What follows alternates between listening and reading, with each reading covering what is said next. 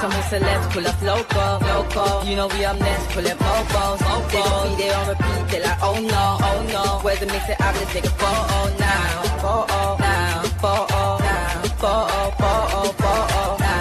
For now, I'm loco. For now, preserve the beat, I'm more loud. I said I'm more loud, I'm more loud.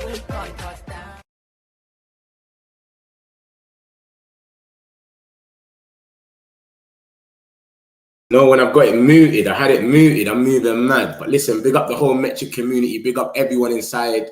Ben Jacobs just come out and spoke. Fabrizio's just spoke. Ornstein's just spoke. You know what I do already. I'm going to play you the video and then we'll get straight into it. So don't watch nothing. Make sure you smash the likes, my peoples. Yeah, we're going to get straight into it. There's bombers galore. We got here we goes. We got people leaving. Bomb squads exploded. It's gone mad. But I'm going to play you the video of Ben Jacobs, Fabrizio, and Ornstein all in one. And then go watch it. Yeah, you can go watch the full video on United Stand. And we got another one from...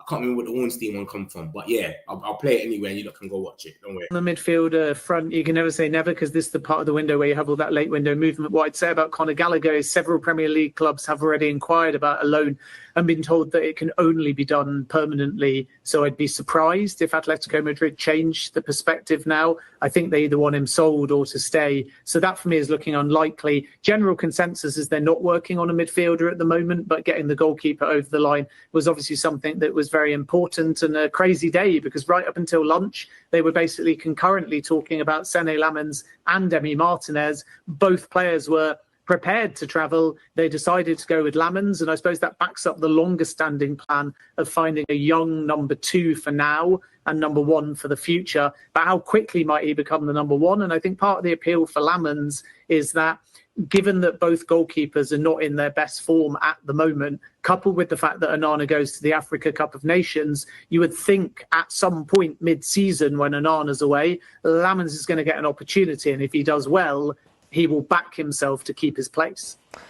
Well, I mean, whilst they were discussing Martinez, Sancho naturally was being negotiated. He's expected to join Aston Villa. In fact, it is a done deal with about 80% of wage coverage pending only the formalities and the official announcement. It was never a swap deal, 2 separate deals, but naturally they were speaking about Emi Martinez at the same time. I think Villa's perspective, same for Harvey Elliott, is they can't sign players permanently at the moment due to their financial situation. And that's partially why Emi Martinez could still leave. So could we see something so box office where Manchester United add 2 goalkeepers? All indications are no at this stage. That was what we were told anyway at the beginning of the morning, that it was a choice between Lammens and Martinez. But Martinez, I still think, whether now or by the end of the Turkish window or the Saudi window, will go. We know that Galatasaray are interested.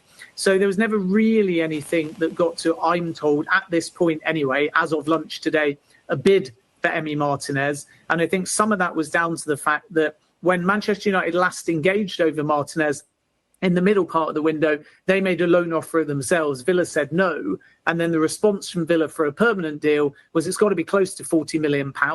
So I think part of the consideration in going for Lammens' price, one's available for just over 20 million, the other double that number. One is younger, one is older. So even though Manchester United fans are probably thinking a bit more short term than the recruitment team, if you have Martinez, number 1, instant upgrade, everybody's happy with that. I think Manchester United again realised that their finances are tight. Like we said in previous shows, if they go for Baleba, that's 2026 budget. So now they have to think about that.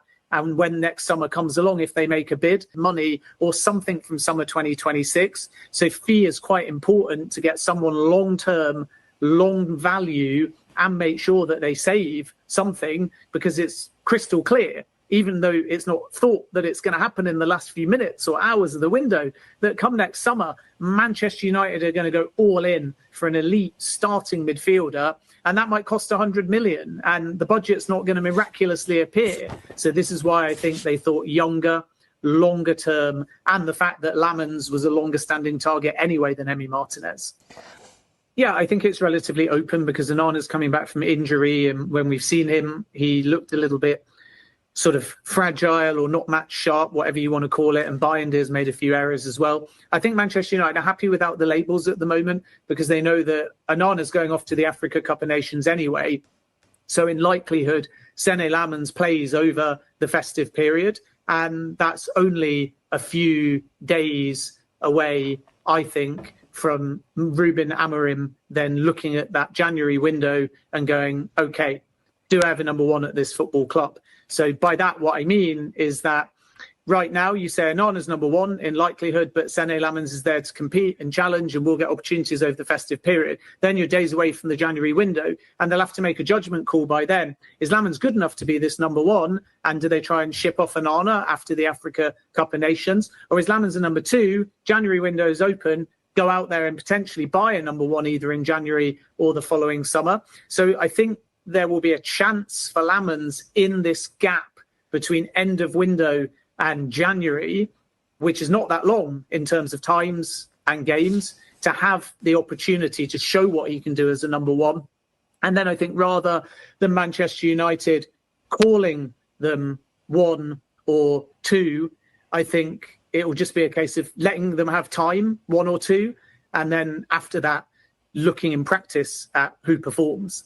They are happy with the window. I think they've spent a large amount of budget, more than they originally planned. I think they're very happy with the dynamic between Chris Vivell, Jason Wilcox and the ownership. So you've got a functional model in their deals, but naturally they were speaking about Emi Martinez at the same time. I think Villa's perspective, same for Harvey Elliott, is they can't sign players permanently at the moment due to their financial situation. And that's partially why Emi Martinez could still leave. So could we see something so box office where Manchester United add two goalkeepers? All indications are no at this stage. That was what we were told anyway at the beginning of the morning, that it was a choice between Lammens and Martinez. But Martinez, I still think, whether now or by the end of the Turkish window or the Saudi window, will go. We know that Galatasaray are interested.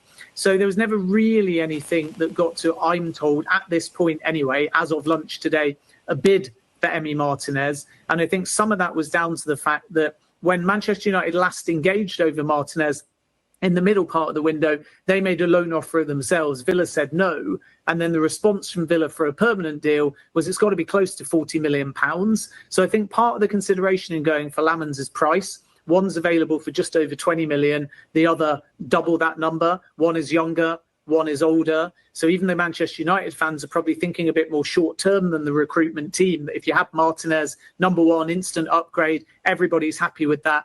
I think Manchester United again realised that their finances are tight. Like we said in previous shows, if they go for Baleba, that's 2026 budget. So now they have to think about that. And when next summer comes along, if they make a bid, money or something from summer 2026. So fee is quite important to get someone long-term, long value, and make sure that they save something, because it's crystal clear, even though it's not thought that it's going to happen in the last few minutes or hours of the window, that come next summer, Manchester United are going to go all in for an elite starting midfielder. And that might cost 100 million, and the budget's not going to miraculously appear. So this is why I think they thought younger, longer term, and the fact that Lammens was a longer standing target anyway than Emi Martinez.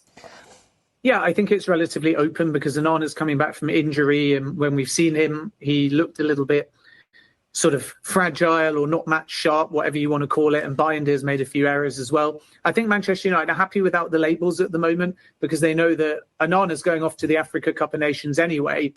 So in likelihood, Sene Lammens plays over the festive period, and that's only a few days away, I think, from Ruben Amorim then looking at that January window and going, okay, do I have a number one at this football club? So by that, what I mean is that right now you say Onana's number one in likelihood, but Sene Lammens is there to compete and challenge and will get opportunities over the festive period. Then you're days away from the January window, and they'll have to make a judgment call by then. Is Lammens good enough to be this number one? And do they try and ship off Onana after the Africa Cup of Nations? Or is Lammens a number two? January window is open. Go out there and potentially buy a number one either in January or the following summer. So I think there will be a chance for Lammens in this gap between end of window and January, which is not that long in terms of times and games, to have the opportunity to show what he can do as a number one.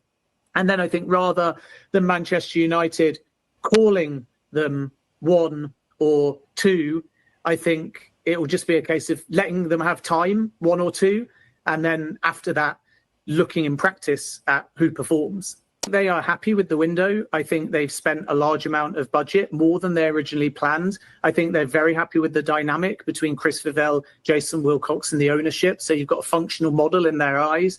Ruben Amorim wanted 210s. He's got his 210s. I think they're delighted with the proven Premier League experience of Cunha and Mbermo. Then I think landing Šeško, even though he wasn't necessarily their top choice right at the beginning of the window, they would have liked Liam Delap, for example, but they're very pleased to have beaten Newcastle to that particular deal. Let's see how effective he is and how quickly and whether his performances match that fee. But I think he's got huge potential. And they were all in on Benjamin Šeško a year ago too. So even though they had other targets at the beginning of the window, long-standing interest, I think they'll be delighted to have got in a young goalkeeper as well, and enough outgoings also. And Anthony is permanent, which is naturally something that's welcomed by all sides. Rashford's wage is off the books. Garnacho to Chelsea, 40 million, not a bad fee, but they obviously wanted 50 million. So all in, I think they'll be quite pleased. Where I think they'll have a few doubts are over Kobbie Mainoo and what they're going to do about that situation when the window closes, and clear disappointment that they didn't get Baleba, but I think Brighton's not for sale position was genuine. I think so. So midfield is going to be the number one priority. We know they want an elite midfielder. We know they would have done it now if they could. Baleba wasn't possible. Manchester United don't want to damage the club-to-club relationship. But my feeling is that Manchester United, again, have taken some of their 2026 budget and spent it in this window. And that's partially because they know that they are going to be in a position where other exits happen. So you've got Rashford wage off the books, possibly a permanent exit. You've got some amortization dropping off on the 3-year cycle and big amortization as well. And that was the same also heading into this financial year. A lot of big amortization in the cycle that we're in and the cycle we're going into drops off. And that's important because it gives them a little bit more flexibility as well. You then have, I think, a likelihood that Bruno Fernandes doesn't go to Saudi in any late drama now, but is open to Saudi. And that's why we keep hearing all of the links constantly. My sense is that he'll do 1 year, play the World Cup, and then there will be a very serious conversation from all parties as to whether or not he ends up going. And should he go, they can get a big fee there. And I'd be very surprised if Casemiro did more than one season at Manchester United come next summer, even though Ruben Amorim favours him, that exit is possible too. So that frees up a little bit of budget as well. So all in, I think Manchester United realise that they can get sales and they can do that perhaps more easily and feasibly in a year's time than now.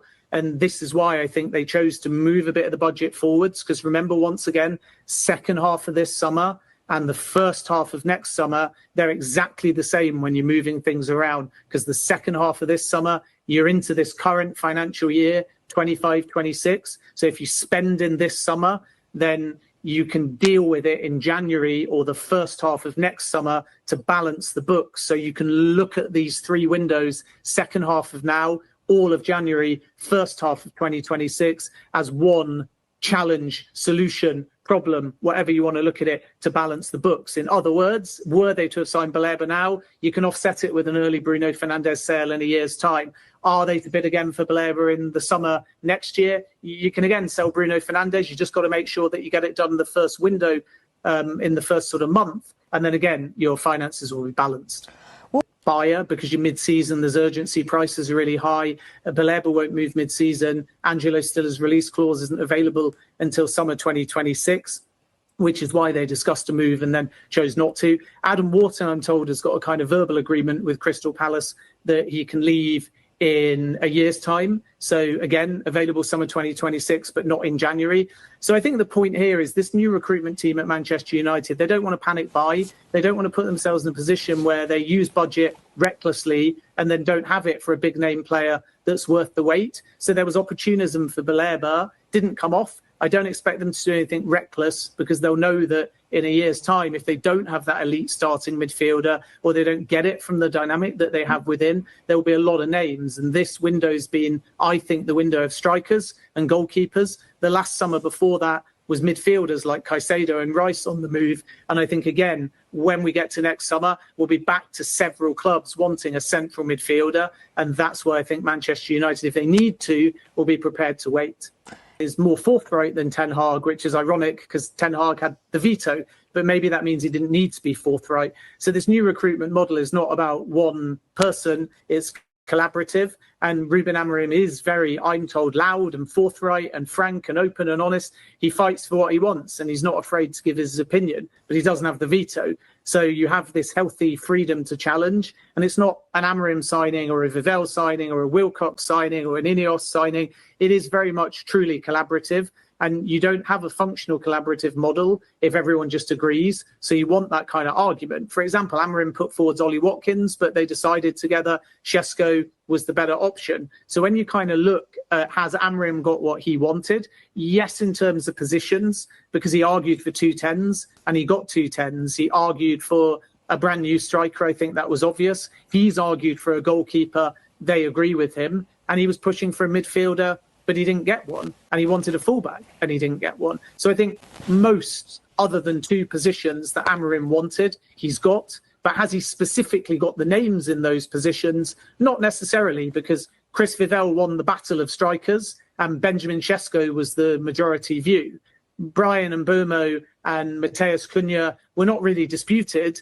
I think Amorim wanted them, but so did the entire recruitment team, and they had early buy-in from both those players, so they were always going to get done, and they were probably quite smooth internally in terms of the debate as to how to move, when to move, what to pay. Everybody was 6 as one challenge, solution, problem, whatever you want to look at it, to balance the books. In other words, were they to have signed Baleba now, you can offset it with an early Bruno Fernandes sale in a year's time. Are they to bid again for Baleba in the summer next year? You can again sell Bruno Fernandes. You just got to make sure that you get it done in the first window, in the first sort of month. And then again, your finances will be balanced.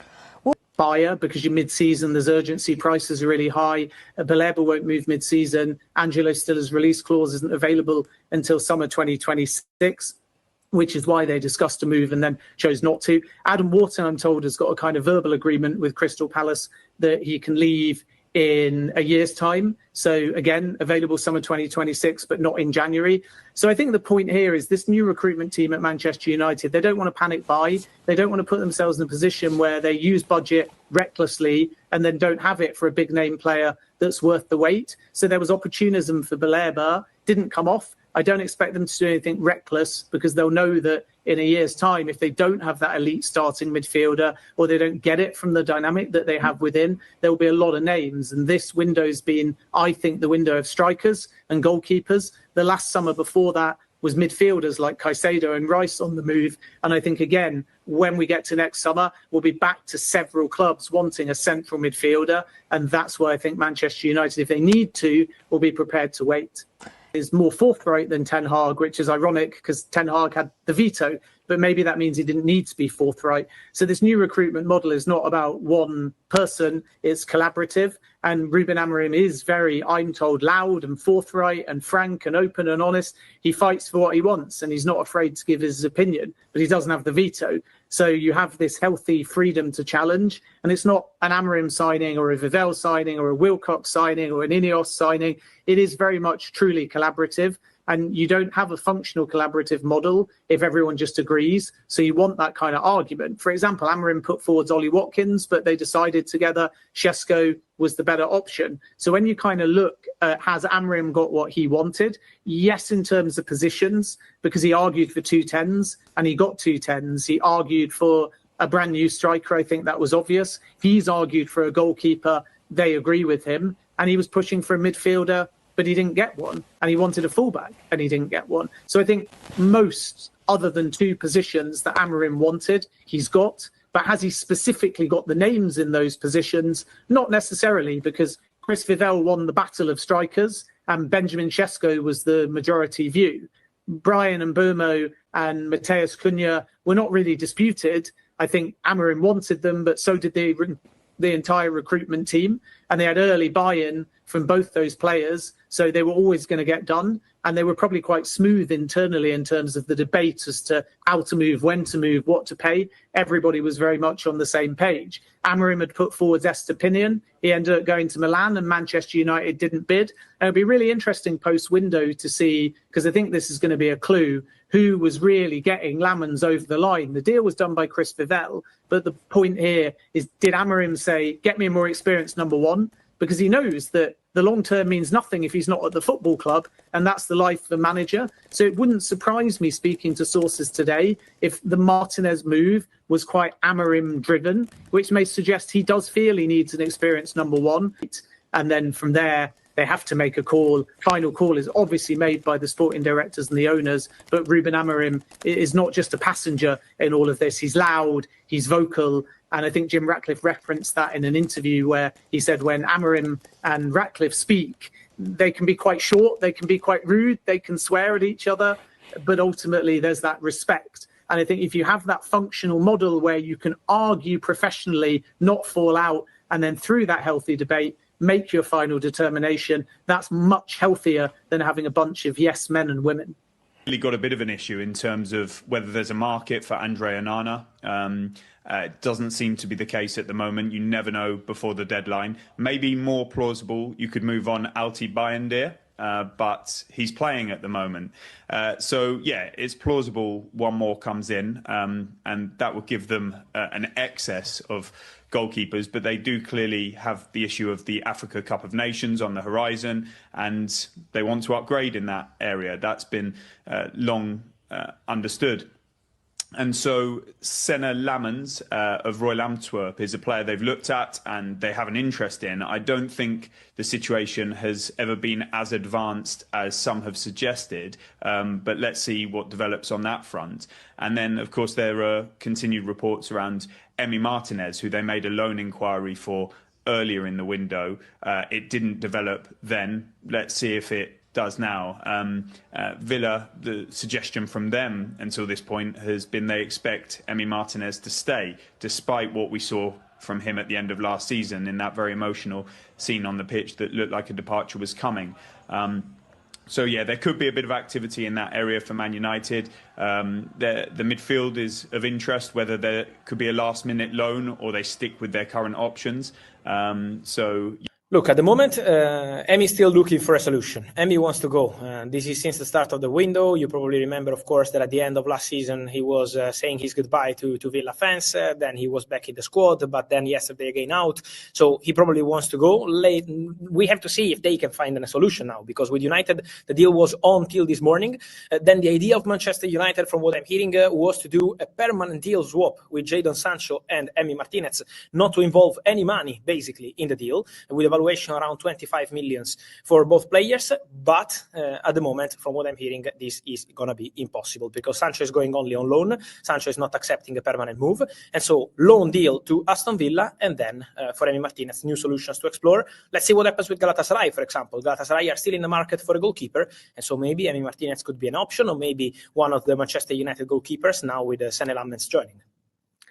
Let's talk about Anthony to Real Betis as a done deal, 25 million euros instead of 25 million pounds, so a slight reduction. Deal was off to begin with because Betis argued that they couldn't afford it over all cost. They wanted Manchester United to contribute towards an exit package, and yet there was a standoff, and Manchester United sources had said offer accepted, but then Betis issued a public statement 48 hours ago saying that the move was off and they'd withdrawn their offer.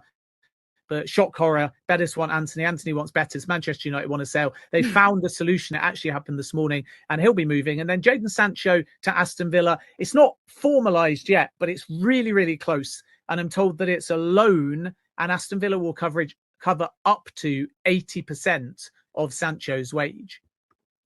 Yeah. So that's more of the videos, man. I told you that I'll just play it to you, lot, man. I don't really want to do the talking. Like and subscribe, my peoples, man. You don't see what Ben Jacobs and that said. I'm going to show you a lot more of the articles, a bit broken down a bit more. And what's the other geezer? Ornstein, Fabrizio, the lot. So make sure you lot are smashing the like button, subscribing. We do this every day. This is nothing new. Bro, any update on midfielders? Ben Jacobs just spoke about, he said elite midfielders. It depends what you're talking about. If you're talking about elite midfielders, that's seeing like a next season thing. And we don't want to panic buy. I'm going to share my screen and show you lot a bit more of what's been going on. And obviously, I'm going to break down a lot of the quotes that got said and show you lot more so you can read it more in depth. But hit the like button, my people. Subscribe if you're new. We do this every day. Any Man United news, we get on with it. Do you know what I mean? So, yeah, that's what's going on. Obviously, that was loads of videos put into play of all today's stuff. This is all of them today after Lamens has been done, Anthony's, blah, blah, blah. So, cool. Give me 1 minute. I'm going to share my screen and we'll get straight into it. But it's gone bananas today, as you can see. We've got like 3 here we goes. Anthony, Sancho. Who else has gone today? We've got Lamens in. It's gone mental. Let me share my screen quickly and show you what's going on. And these are the quotes that's all come out from all the reliable journalists about midfielders, etc. Yeah, in the last however long. Why is that moving so slow? Cool. Let me get rid of this. So we've got this stuff. Lamens, right now, 18 minutes ago, he's at Carrington. He's at the training ground in Carrington, undergoing his medical. So that should get done before the 7 o'clock limit. We won't need a deal sheet for that. Big up the boy Lamens, man. We got the here we go from today, in case you lot missed it. Literally, we got the here we go. United's idea was to do a permanent swap deal for Sancho. I don't know if you lot heard it when Fabrizio said it. Emi Martinez, but Sancho refused. Of course he did. Sancho refused, guys. This is not nothing new. This is not mad. This is just normal. This is Sancho behavior. So he wants to leave on a free next season and then go out there and get a big bonus wherever he signs for. But remember, we can trigger his extension for 1 more year. That's the situation with Sancho. But cool, let's get onto it. You reckon we sign a midfielder before 7? I don't think so. Like I said to you, Ben Jacobs saying that we don't want to panic buy it, but let me show you more. I'll show you so you can see yourself. He's obviously come out and said this new recruitment model is not about one person. It's collaborative. Ruben Amorim is very loud and frank and open and honest. He fights for what he wants. You could just tell that he plays a big role. Aside from midfielder, Ruben Amorim also wanted a fullback this summer. He wanted Estupiñán. We've been linked with Estupiñán for the longest.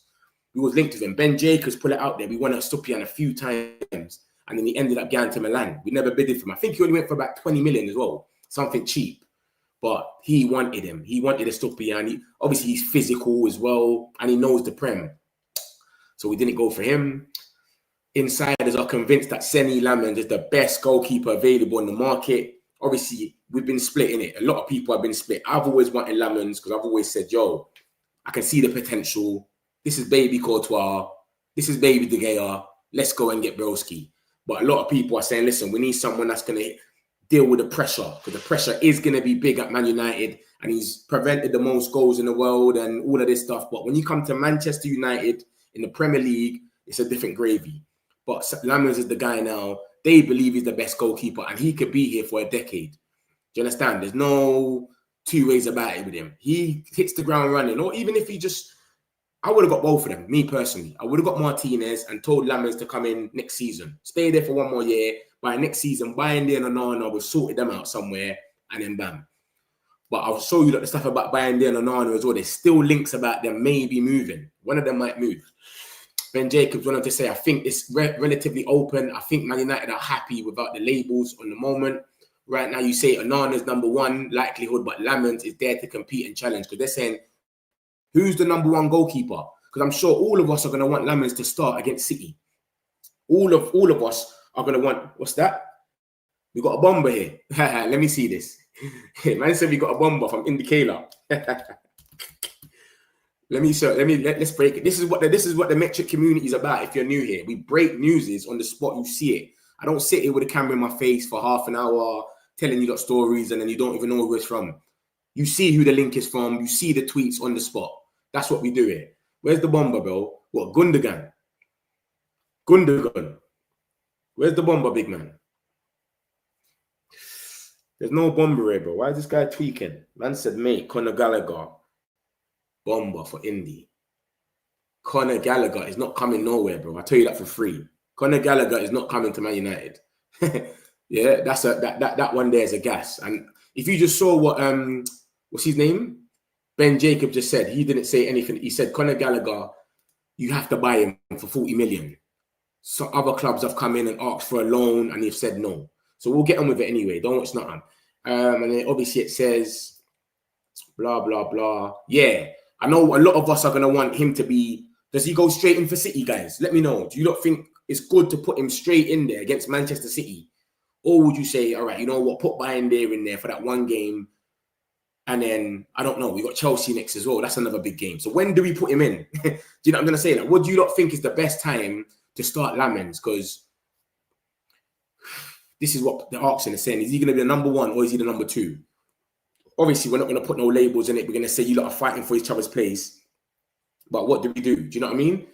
United doesn't want to panic buy and use the budget recklessly and then not have it for a big name player. So that's the believer stuff, guys.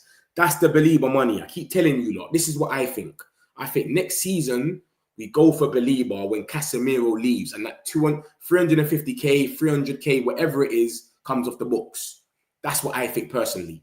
So I don't know. But I think they don't want to panic buy. They don't want to go out there and buy a midfielder right now that they don't even really want. So they're just saying, you know what, we're going to save our money and then go and buy a midfielder next season. That's what it seems like.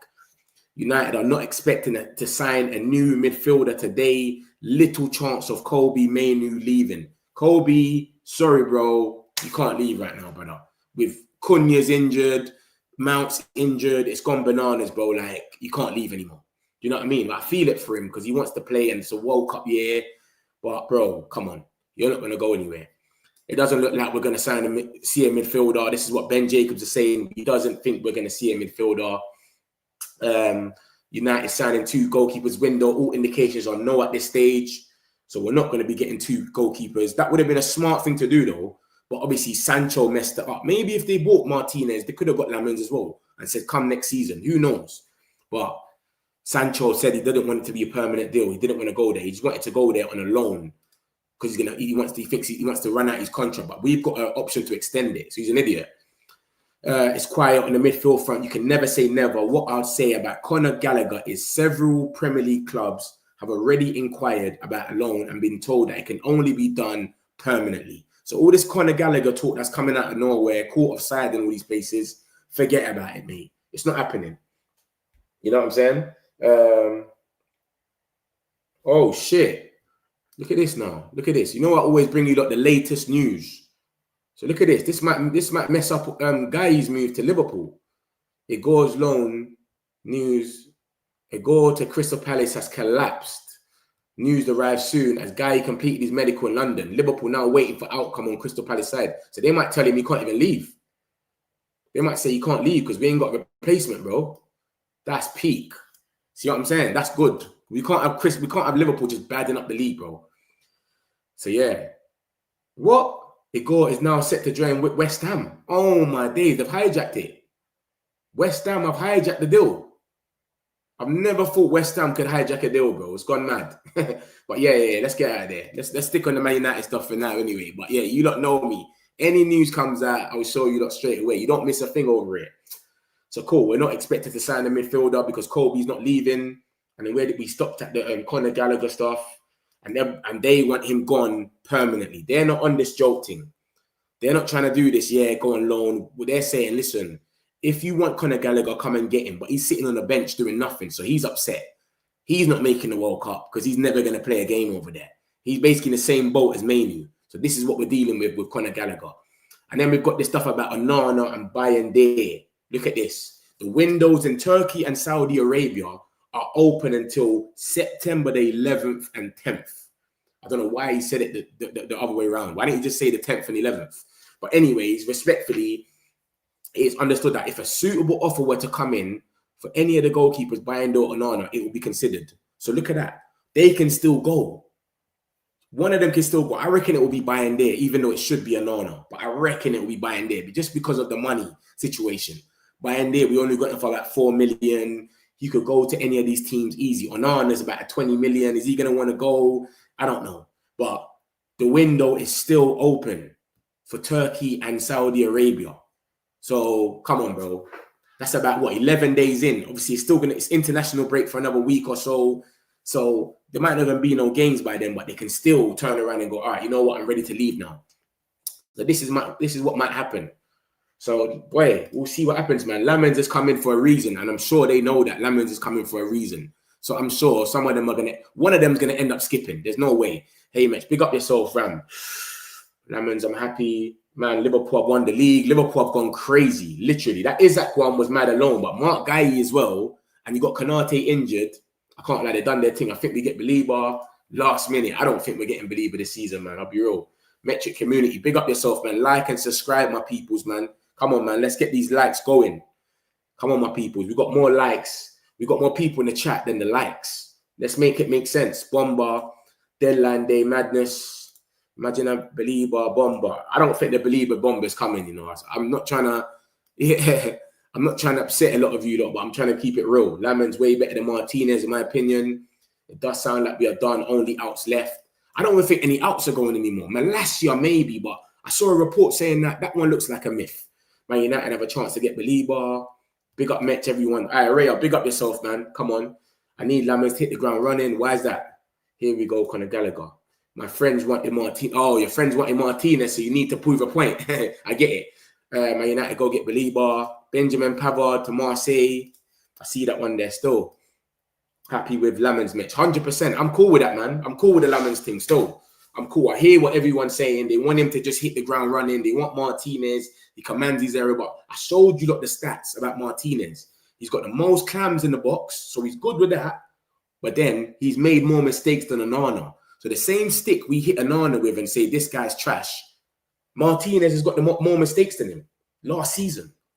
Martinez made more mistakes than Onana last season, but because he plays for Aston Villa, a lot of us wouldn't even know because they don't talk about it. Aston Villa got pumped yesterday, 3-0. I haven't seen it nowhere. You wouldn't even know if you didn't watch the game. I haven't seen it nowhere, bro. Nowhere. Believer next season, he said. Elite midfielder next season. Yeah, he did say that. What's his name? Ben Jacobs. I wouldn't mind Wharton, though. Let me run through a few more of these and I'll come through with the chats. Don't worry. Keep them coming. You know how we're rocking on the Metric community. I'm coming back for these comments. Don't worry. So this is them, man. The Turkish league is still open. So if it closes today, don't think, yeah, it's done. These guys can still go. If the Saudi comes or a Turkish team comes, they can still snatch them up. Remember, Galatasaray haven't got a goalkeeper. They missed out on Edison. They tried to outbid us with Lemons. They missed out on Lemons. They haven't got a goalkeeper, bro. They need a goalkeeper. Buying there, it's smart for you to go to your home country with the World Cup coming up. Think about it. You go Galatasaray, you're getting watched every single game. The Turkish coach will see you more. When you're at United, you're sitting on the bench, bro. Nothing ain't going on for you, brother. You might not make the World Cup. So I think it's smart for buying there probably to go back over there. But we'll see. We'll see what happens. And then look at this. Galatasaray have shown interest in Onana over the weekend, but his preference is to fight for his place. This geezer and arrogance is crazy. Look at his arrogance, bro. His preference is to fight for his place. But Galatasaray have been preying, and this is what I said to you, look. Galatasaray is preying. They're preying both of them. They ain't got no goalkeeper. They missed out on 2 goalkeepers. Lamens and Edison. Edison's gone for Fenerbahce. Lamens has come to us. So Galatasaray want him. United are not expected any further incomings after Lamens. On deadline day, the club are happy with their options of Ugarte, Casemiro, Bruno, Mount, and Mainu, who will be staying. This is what Sky Sports is saying. Then we got the boy Fabrizio, and he comes out 2 hours ago. He says, understand, Man United have informed Kobe Mainu there's 0 chances you're leaving today, big man. I know you want to go and play and all of this stuff, and we feel for you, and I want to see you play, but bro, you can't leave. Mainu's Mount's injured, Cunha's injured. We don't want you to go on loan. I know you don't want to leave on a permanent, but it's not going to happen. So it's mad. This is what I'm saying, that it's a gift and a curse, this thing here, because it's like the guys that want to play, like Kobe, it's mad. You don't get to get his move. Bruno, a lot of people want him to be gone. He don't want to leave because of the World Cup. Casemiro, he don't want to leave because of the World Cup, so he wants to stay in Europe for now, for 1 more year. And then we got the bomb squad, though. The bomb squad get to go. So it's like we got things that we like and things that you don't like. You know what I mean? Because I want Kobe to play, man. Go and get some football. And this is Sean Connolly. Sean Connolly's kind of good for United News. He says reports about a possible deal to take Conor Gallagher to Man United are inaccurate. the player is not looking to force a move, and Atletico Madrid would only consider a permanent deal for 40 million euros, which is about, what, 30 something. Do you understand? So, yeah, bro, they bought him for no reason. I don't know what swap deal there was on. They wanted to get rid of João Felix that bad. They done a swap deal, and they don't even care about him no more. This geezer went there, and yeah, for no reason, literally. Like, what was the point of him going there? Everyone's on this midfield talk. Look at this. Everyone's on this midfield talk, bro. The video just start, only just tuned in. Can you start from the beginning? Nah, it's a long video. I can't lie. Maybe at the end, I'll pull it on. I'll pull it on just before I leave. We want Believer to Man United, please. 10-10 window if we had an elite midfielder. Yeah, man. Got rid of majority of the bomb squad. Are we getting a midfielder? I don't know. I'm not sure. Believer not playing well this season. It's only 3 games, though. That's because he wants to come to Man United. Ben Jacobs, Amrin, defense squad. So funny. I don't know what that is saying. He's chasing. He's not. I don't know. I'm so happy. So no midfielder. Everyone's onto a midfielder. That's what we can all see. Gary Neville can see that we need a midfielder. Ornstein came out and spoke about midfielder. Everyone can see we need a midfielder. So I don't know why they've turned around and not gone for a midfielder. I couldn't tell you, bro. I couldn't tell you why they haven't gone for a midfielder. But they just keep saying they don't want to panic buy it. But we could have got someone on loan, no? Quickly. We should have got Costa on loan. What, over Lamens? Yeah, you don't rate Lamens, Carlos? You don't rate him, no? No midfielder. It's gone mad. I'm a Believer 2026 and Stiller smashed it already. The likes. Like and subscribe, my peoples, man. Come on, man. Make sure. Stiller got a cheap buyout clause as well. Metric community, like and subscribe. Big up yourself, gamer, man. Come on, man. Like and subscribe. We're always here for you lot, man. It's deadline day today. We're going bananas with all the news. You don't know what's going on. A cheap rookie keeping option so poor. So who did you want then, Dave? You wanted who? Martinez then. He's done 1 season in first team. Yeah, there's a lot of people not rating Lemons, boy. Midfielder next season. That's what Ben Jacobs said. I've heard a few strange takes on this window today. Some so strange I left the channel never to come back. These guys rated our window 4 out of 5. That's trolling, man. That's rage baiting, trolling. You know, like you want to say something to just stand out. That's trolling. I rate this window 9.9 on the outs. Bomb squad is gone. 7 on the players in the midfield. It will be a 10. And the ins and outs, it's an 8 window. So you're saying maybe it's 11. Oh, no. I think that was an 8 out of 10. If we sold midfield, if we got a midfielder, it would be a 10, maybe 11. Yeah, because we've got rid of all the bomb squad, more or less. Malacia don't even count, blood. Because you see Malacia, no one was really in for him like that. I know else was in for him. That's about it. But, bro, he's so cheap. His wages are so cheap now. I don't think he's gone. Like, he doesn't even count. I don't even think they care about him if he sits out. Like, he doesn't count. You know what I mean? His wages are so minor. It doesn't bother no one. Sancho, Anthony, all these guys. Garnacho, pure profit. We got everything we wanted, man. Nothing on midfielders. Awful window, risky keeper. No midfielder that we need. Awful window is a bit mad, though. To start it like that is crazy. Awful window is crazy. We need too many 10s. Who cares about sell-on value? United are shit at selling anyway. Gone the cheap option instead of Emmy proven. Emmy proven. Let me show you a lot about Emmy, because you know me. I keep receipts for everything, bro. Let me show you a lot about Emmy, this proven guy that you're not talking about, because every single person in this chat says Onana is whack. I'm sure we're all in sync that Onana is trash and he needs to go, right? Look at this. Last season. Look at the date on this. 25th of this year, yeah? Of June. Andre Onana had fewer errors leading to shots 4 than Emi Martinez 6. So what are we doing here? In the Premier League last season, he also prevented more goals and had more clean sheets in fewer games. So we're sitting here saying Martinez is proven and all of this stuff. This geezer makes more mistakes than Onana, but because he doesn't play for Man United, we don't wake up and see it everywhere for a week. That is the difference. So this is what I'm trying to say, bro. People are saying Emi Martinez is proven. Yes, he is better than Onana, 100% than Onana. Definitely on the eye as well. He's better than Onana, but bro, we are onto Onana because of his mistakes. No one sits there and says Onana is trash because of his passing. We're talking about clamming crosses and his mistakes. All the errors that he does. Emi Martinez makes more mistakes than him. Onana is preventing more goals than Emi Martinez. So what's really going on with Emi Martinez then? I don't know. And he's had more clean sheets than him in less games. What's really going on then? I don't know. But this is, obviously, I always show you both stats in it. Emi Martinez got the most claims. So when he comes out and grabs the ball from corners, Emi Martinez tops that chart. So I'm not biased. I ain't got agenda against no one. So I'm letting you know both sides. But you sitting there and saying that he's proven and all of that, bro, we might have had the same thing that we were just going through with Onana. That was last season. That came out in June. Come on, man. What are we doing here? So that's what's going on. Galatasaray are in advanced talks to sign Gundogan. Gundogan from Man City. So no midfield. I'm guessing, no midfield. We're going to go for an elite one next year. I think when Casemiro goes. Yeah, I don't know about this guy, bro. You're coming there putting fake bombers in the thing. Ross Harwood, he chats shit. He talks rubbish, this geezer, bro. He talks rubbish. I know this geezer, Ross Harwood, bro. He chats shit. But he's looking to try and stay and fight for his place. However, Lamin's seen them one. This geezer talks rubbish. Charlie, I'm telling you now, I know this geezer. He said Højlund to AC Milan was done. He's one of them guys that jumped the gun. He says it quick. He said Højlund to AC Milan is a done deal. Bro, Højlund went to Napoli, bro. Do you know what I mean? So, yeah, I don't really... I take him for a pinch of salt, man. He must have deleted it. I don't think... I don't know. Metric Community, Chris Wheeler. Let me show you some breaking news as well. Look, because that's what we do in the Metric Community. We breaking news. Look at this. Lamens has now successfully completed his medical. It's done.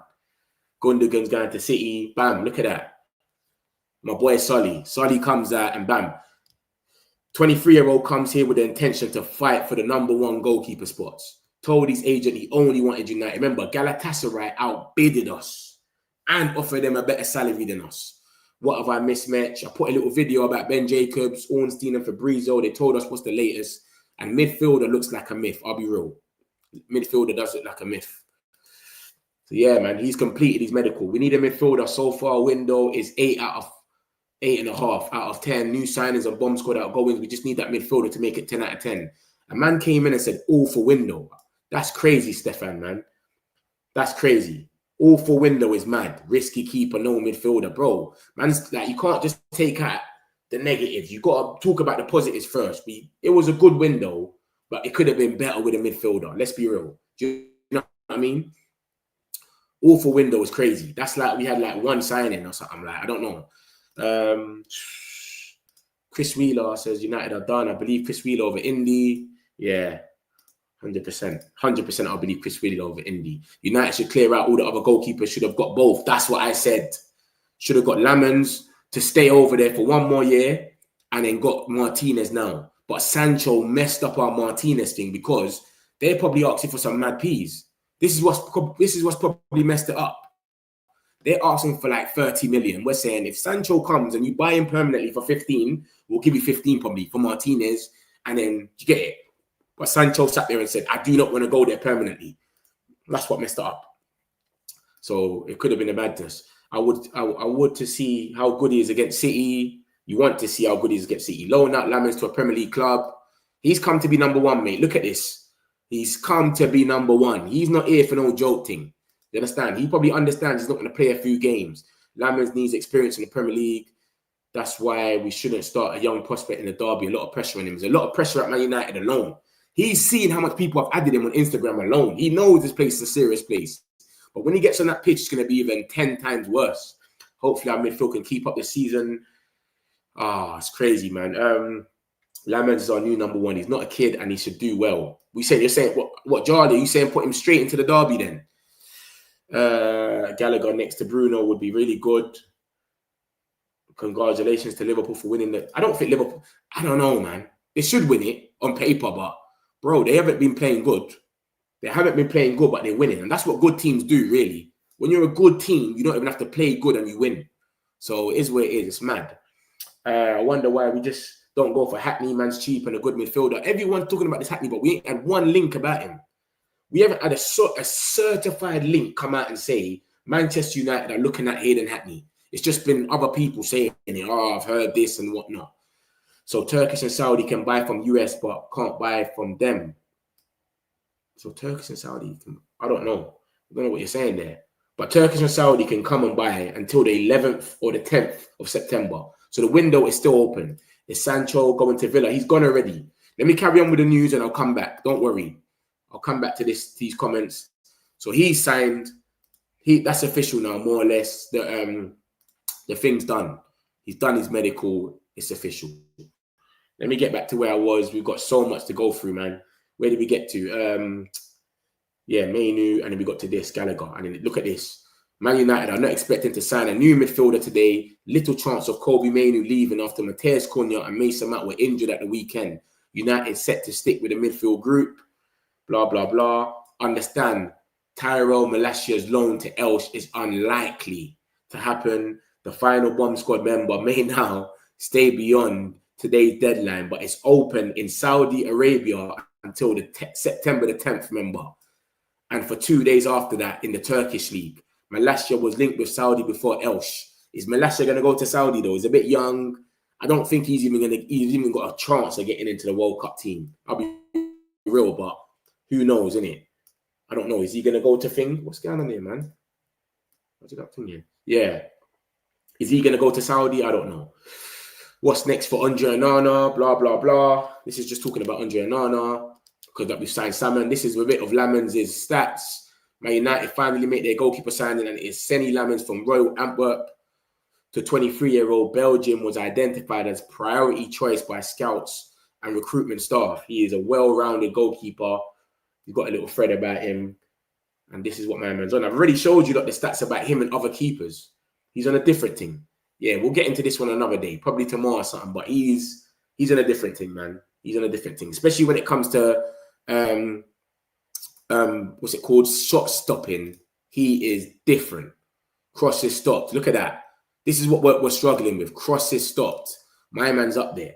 People are talking about the Premier League, blah, blah, blah. I don't think there's any difference between the goal and the pitch, mate. It's all the same. Your box and the 2 goals next to you, if you're preventing the goals in the Belgium league and all of that, you should be preventing goals in the Premier League. Shouldn't make no difference. And remember, the Premier League is better than the Belgium league. So really, you shouldn't face as many shots as the Belgium league. If anything, he shouldn't be facing the amount of shots he's facing in the Belgium league because it's so poor over there that they're probably having 100 shots a game. United busy working on deadline day deals. Lamens from Antwerp, 18.2 million plus 3.5 in add-ons. So that's 21 million, 0.7. Sancho to Aston Villa, a season loan. Anthony to Real Betis for 21.7 million plus 50% sell-on. Rasmus Højlund to Napoli on loan with 38 million obligation. And then obviously we had Garnacho go as well a bit earlier, so they ain't even put him on there. But remember, Højlund ain't even been confirmed yet from Napoli. It hasn't been confirmed fully yet where they give him the shirt and that.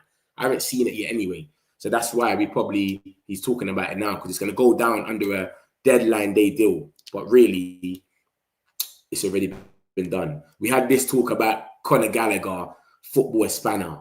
I think that people are only giving it a bit of credit because it's in Spain, La Liga, and that's where my man's playing. Man United have inquired with Conor Gallagher's management about a season-long loan. The player wants the deal. Atletico Madrid want to include an obligation to buy at 45 million. Man United prefer a straight loan with no obligation. So maybe that's the last midfielder that we looked at. Then we had the boy Sean Connolly certified. And he said, Man United prioritised Senny Lamens as their goalkeeper option months ago and have never deviated their intentions. Antwerp may have made negotiations more difficult than anticipated, but the player wanted to play at Old Trafford. He fits the criteria for the new recruitment model. And as we said months through, he would be a Man United player before the summer deadline. And he's been saying this for the longest, I'll be real. Onana's facing an uncertain future at Man United if he stays. I think him and Bayern, one of them just got a cut, man. Bayern seems like the better choice, but it's up to them who's going to be. One of them's got to take the axe and just cut. It don't make no sense. This is the same geezer. I don't know why I've got it twice. And then obviously we got... this is just it being solidified. Galatasaray, I've showed you already. Look, Fabrizio said it as well. Andre Onana or Altay Bayern may be an option for Galatasaray now that Man United has signed Senny Lamens. Because, bro, they need someone. Galatasaray still need a keeper. They wanted Edison from Man City. He's gone to Fenerbahce. They wanted Lamens. They outbidded us. He's come to us. So they still need a keeper, bro. I think Bayern it's better for him to go there. He will definitely make the Turkish team for the World Cup, if they're even in the World Cup. But I'm guessing they are. Man United will not pursue their interest in Emi Martinez. It's a myth. It's not happening. So the whole Martinez thing is done. Forget about it. Some people are saying we might go in for him again. Like, it's done. But it's a bit embarrassing for Emi Martinez, though. Don't you not think? He's gone out there, put all these things. I only want to play for Manchester United. Fab's tweeting it left, right, and centre. And then now we ain't even took him in. See what's crazy about that? Mad, isn't it? That's crazy. So it's a bit embarrassing for him now. Imagine if Liverpool's team doesn't click yet. Works is overhyped, pay more for him. Ben Jacobs said United have held midfield position next window since Casemiro's leaving. Yeah, that's what I'm saying. That's when we're going to go for elite midfielder. Elite. Who we say is elite. So a Belieber, Stiller, or one of these guys. Scamcho going to Villa. I said that. Yeah, didn't I say that one there? Sancho's gone to Villa already. Now that our window is basically done, what would be our best starting 11? Nothing really changes, isn't it? Nothing really changes, man. I reckon it's just the same, really. Ahmad, right wing back. De Ligt, Euro. I think Mazraoui should be in there. I don't really rate the Luke Shaw thing, you know. Luke Shaw's a hit and miss. I'll say Mazraoui, left wing back Dorgu. Dallow's inconsistent for me. Bring him on sometimes, maybe after 70 minutes. The two in the middle, that's a weird one. You don't know who to put there. Bruno's created the most chance in the league, so we need him. I see why he plays him. Obviously, I want him to give Mainu a chance, but bro, he's gonna keep going with the chance creation thing. That's what he's gonna be going with. I'm just trying to be realistic of what we're actually gonna play. You understand? You need energy in the middle. Who you gonna get in there? He's been playing Casemiro recently, and Casemiro's been doing well, to be honest. So it's a mad one. I like Mainu. I wouldn't mind Mainu playing, but then again, have we got energy then? It's a weird one, man. Then you've got Mbumo and Cunha, and then let's start Sesko as a 9. Please, at the Etihad. Please, bro. Let's start Sesko. Obviously, Mount's injured now. He might be back by then. You never know. But if not, bro, let's start Sesko, man. Post-match when he was brought up. Yeah, I saw that still. I saw that. Onana can't fight for anything. He needs to be shipped out. Bruno going to Saudi for minimum 100. Yeah. We'll see what happens, man. Next summer might be different. Like and subscribe, my peoples, man. Man United, big up yourself, man. Hit the like button, my peoples. Subscribe if you're new. We do this every day. Where is Onana going? Give me some good news, Mitch. We just had these reports about they could go to Galatasaray. They could. Fabrizio Romano, bro. Onana and Altay Bandit may be options for Galatasaray. Only because the two keepers that they wanted on the last day are both gone to different clubs. So they could turn around and go, you know what? Let's just go and snatch one of them for now. We need someone. What's your analysis of Lamens? There seems to be different opinions about him and Martinez. I like Lamens, and I don't mind giving him a chance. That's my thing. He prevented the most goals last season. I know he's up and coming and whatnot, but I don't mind giving him a chance. A lot of people are on some, he might get bullied as well and blah, blah, blah, bro. I'm not hearing it. I reckon Lamens is a signing that someone like Brighton would make. Brighton will sign Lamens and then sell him for 80 million to someone like us. We will buy Lamens in about 2 years from Brighton for 80 million. So I'm not on all that. I look at it and say they're trying to do something smart for once. Go for it. It is what it is. He clams crosses. He prevents goals. I know people are talking about the league, but I think the league argument, it's the Belgium league. I think that goes more in his favor. Because the Belgium league, if it's so shit, then the Prem, you're not going to have so much shots you're going to face then. If he's prevented the most goals in the world, because the Belgium league is meant to be worse, maybe because they've got bad defenders there, that's why there's so much shots, and he's preventing the most goals. Do you get what I'm trying to say to you? So I think that argument's a bit flawed, to be honest with you. I can just now believe that we've removed Sancho. I would have liked cash, but I'm taking what I got. Yeah, 100%. The way the wage has been split today is mental. Anthony, Sancho, it's crazy. Højlund, Garnacho. I don't see us getting a midfielder right now. Nah, if you not saw the video of Ben Jacobs, he said midfield is looking real thing. I found to be really strange. Myself just showing what is out there. Match allow fans come on live with you giving your opinions. Were you happy with Lamens, mate? Yeah, I'm cool with the Lamens still, man. I'm cool with that. I'm happy with that still. Metch, I reckon we have a good fighting chance this season. Most teams are playing shit. I'd say Chelsea, maybe Tottenham are going to be serious contenders. It may be a risk, but Lamens will have 2 weeks of the international break to put him in the team immediately. But that's what I'm saying. When it's international break, he might be training, he might not. Some people might not be training because they're going to international break. So we might not even have the whole squad there. I think Lamens will be good. He has very good stats and he easily passed the eye test. Yeah, but it's Man United. Well, you know, when it gets to Man United, it's different. Lamin's stats are very good, really. Yeah, his stats are mad. His stats are different. Look at that. Let me make it a bit closer so you look and see.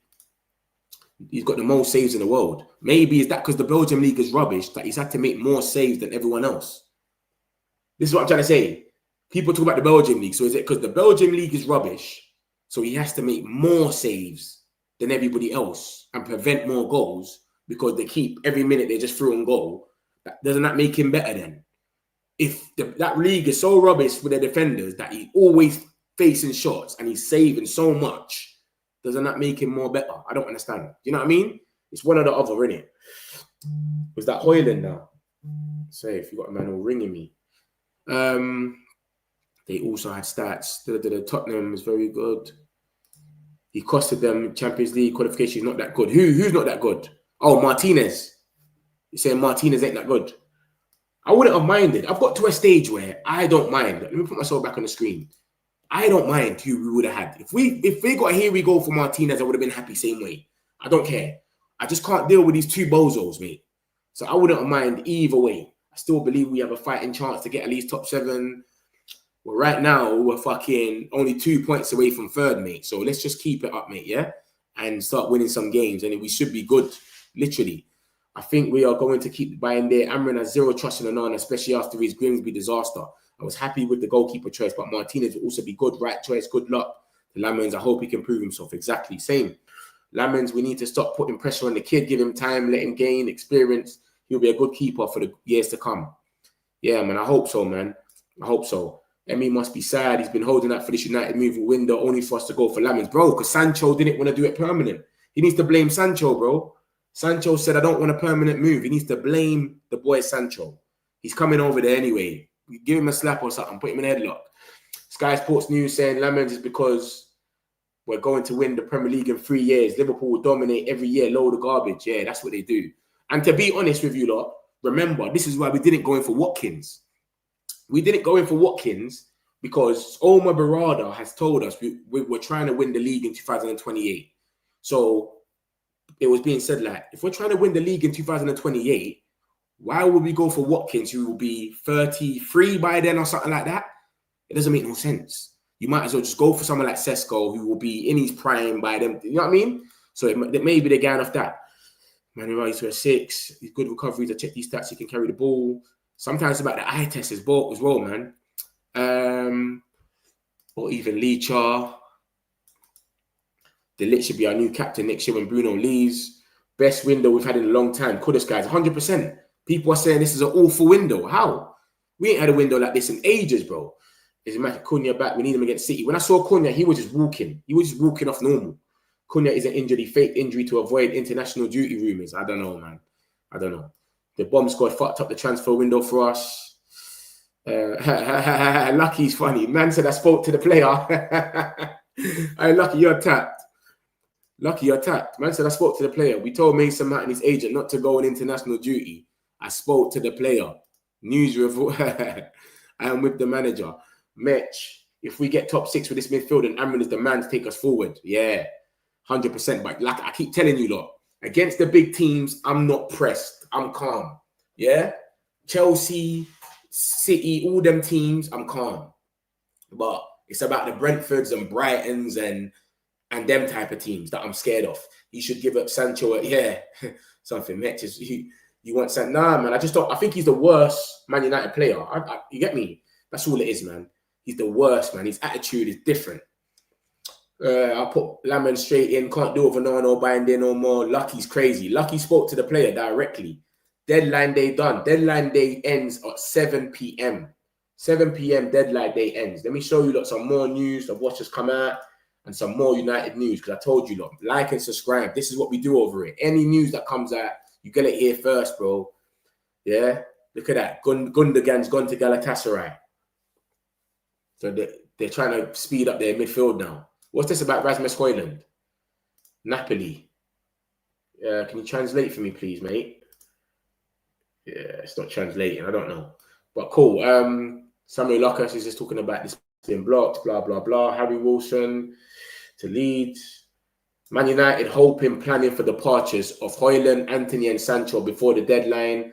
With Lamens the incoming, midfield situation has played out largely as expected, with club lacking the headroom to make major purchase there. Though Paulina would have been a smart move. Paulina went to Tottenham, man. Is where it is. It's done now. And then you got we've obviously got this, that he's completed his medical. Sully, who's very reliable for Man United News, has come out and said that Lamens is that character and he's completed his medical. He's come to be number one. He's not come here to be on some jolt thing. He's been watching the games. He's been watching Grimsby. He's been watching Burnley. He's seeing what's going on. Yeah? Lamens has come. He's completed his medical. Will shortly sign his official contract at Carrington. 23-year-old comes here with intention to fight for number one goalkeeper position. Told his agent he only wanted United. Galatasaray outbidded us and gave him bigger wages. They gave him more wages and he still said, I'm okay, mate. I'd rather go to Manchester United. Yeah? And you got to see what you already know what our thing is anyway. We only go for players that want to play for United anyway. So it's evident. It's all because of that fraud, putting hate. We made good signings. That dumbass, like, oh, Billion, he's a United fan. He's Nottingham Forest. Onana did make some great saves too, but he was making crazy mistakes. I remember him in the Europa League final against Man United. Shaky. He makes mistakes. He's got mistakes in him. Look at City now. 2 losses are much below us in the table right now. Exactly. But they're not getting spoken about. But Amorim, he's the likeliest manager to get sacked. And he's like 2 points ahead of City or something like that. I don't even know. Sanchez went to Seville today. Shame Sancho didn't go with him. They could have bitched about us together. It's true. What's this about now? Sully's come out again and said something. I'm on Sully now. He's come out and said something else now. What's he saying? And if you don't know Sully, Sully is certified when it comes to United. Yeah, he drops bombs and just leaves. He's just like Ornstein. 10 seconds ago. Understand Senny Lamens has now signed his Man United contract. It's done. As soon as United made formal contact with his agent, Mark Volders, Lamens told Volders that Man United was his priority. The process became straightforward after that. Welcome to Manchester United, Senny Lamens. Sully is certified. Yeah? When he talks, you listen. I keep telling you, lot. He came out yesterday and said this, August 31, Amas is set to seal a loan deal. Bam. Everyone else has come out and said it today. Oh, he's loan deal. Like, when he speaks, you got to listen, bro. Yeah, so that's what's going on. That's what's going on. Big up the boy Sully, man. Big up the boy Sully. But this is what I'm saying. This is why Samuel Luckhurst has just said what he said, yeah? Because obviously not everyone has signed their contracts yet. Look, Senny Lamens has joined Man United after medical completed and contracts all signed. Bam. But yeah, what he's saying this for is, let me show you what my man said. This is because, remember, we ain't seen Sancho, Anthony and Højlund actually sign their contracts yet. So he's saying, remember, you know, with deadline day, everything's got to be signed before the deadline. They've got they've got loads of time to get it done. So it's going to get done. But sometimes things will fall through or they need to put in a deal sheet, etc. So that's where we're at with this. That's why he's just letting us know that anything can happen type of thing. So yeah, let me show you some more news of what's come out today, because loads has come out today, you know. This day started very young. Very young this day started. So boom, yeah, this is where we ended, and then we saw this about Conor Gallagher, blah, blah, blah. He's facing an uncertain future. This is all Ben Jacobs and that. This is Senny Lamens when he was boarding his flight. Do you get it? He was boarding his flight to Manchester, so we knew something was getting brewed anyway, because he's boarding his flight to Manchester. Man United are aware that Royal Antwerp are under financial pressure to sell Lamens. That's why we got them for exactly what we wanted for. 17 million, 21 million with all in all with thing. Man United are almost certain to end the window with no midfield acquisition. Kobe Mainoo's wish to leave on loan will not be granted. That's a myth. He ain't leaving. I would keep doors open in the final hours because there might be an opportunity for midfielder. Fabrizio was just saying that, mate. 6 hours ago, he said this. He was just trying to keep hope. You know, when you don't know something, you could just say, I don't know. I don't think so. I don't know. He doesn't know. So he's just saying, we'll keep the door open. And what you're saying is what we could all say. There could be a midfielder in the last couple of hours, can they? It's 5:10 right now, bro. And then we have Jadon Sancho. Aston Villa will pay a loan fee of Jadon Sancho and cover 80% of his wages. So we've got Rashford's wages all getting covered by Barcelona, and then we've got 80% of Sancho's wages getting covered by Aston Villa. That is a good deal, man. That's a good deal. We're paying an edict thing for it. Then we had this about Sport Witness. Lamon's goalkeeper flying to end England after agreeing personal terms, blah, blah, blah. That's done now. And this is when Fabrizio said that thing that I just told you, like that at the moment it's quiet about a midfielder. If United do some surprise, we'll be here to tell you. I would keep doors open in the final hours. Bro, you're just telling us what we already know. Like, that's nothing. So that's mostly what's came out. Let me show you a lot more about Thing. He signed his contract. It's done. We got the here we go for Sancho, but I ain't seen anything else. I ain't seen nothing about Sancho signing his contract yet, though. But we got the here we go for all of these players. Oh yeah, Garnacho's come out. Hey, I was actually shocked with this, you know. I'll be real with you. Garnacho, the way he left and the way he started trolling, putting on the Aston Villa shirt and all that, I didn't even think he would come out and do something like this. I'll be real. He's come out and wrote us a little message on his Instagram. Dear Manchester, after unforgettable 5 years, this special chapter in my life has now come to a close.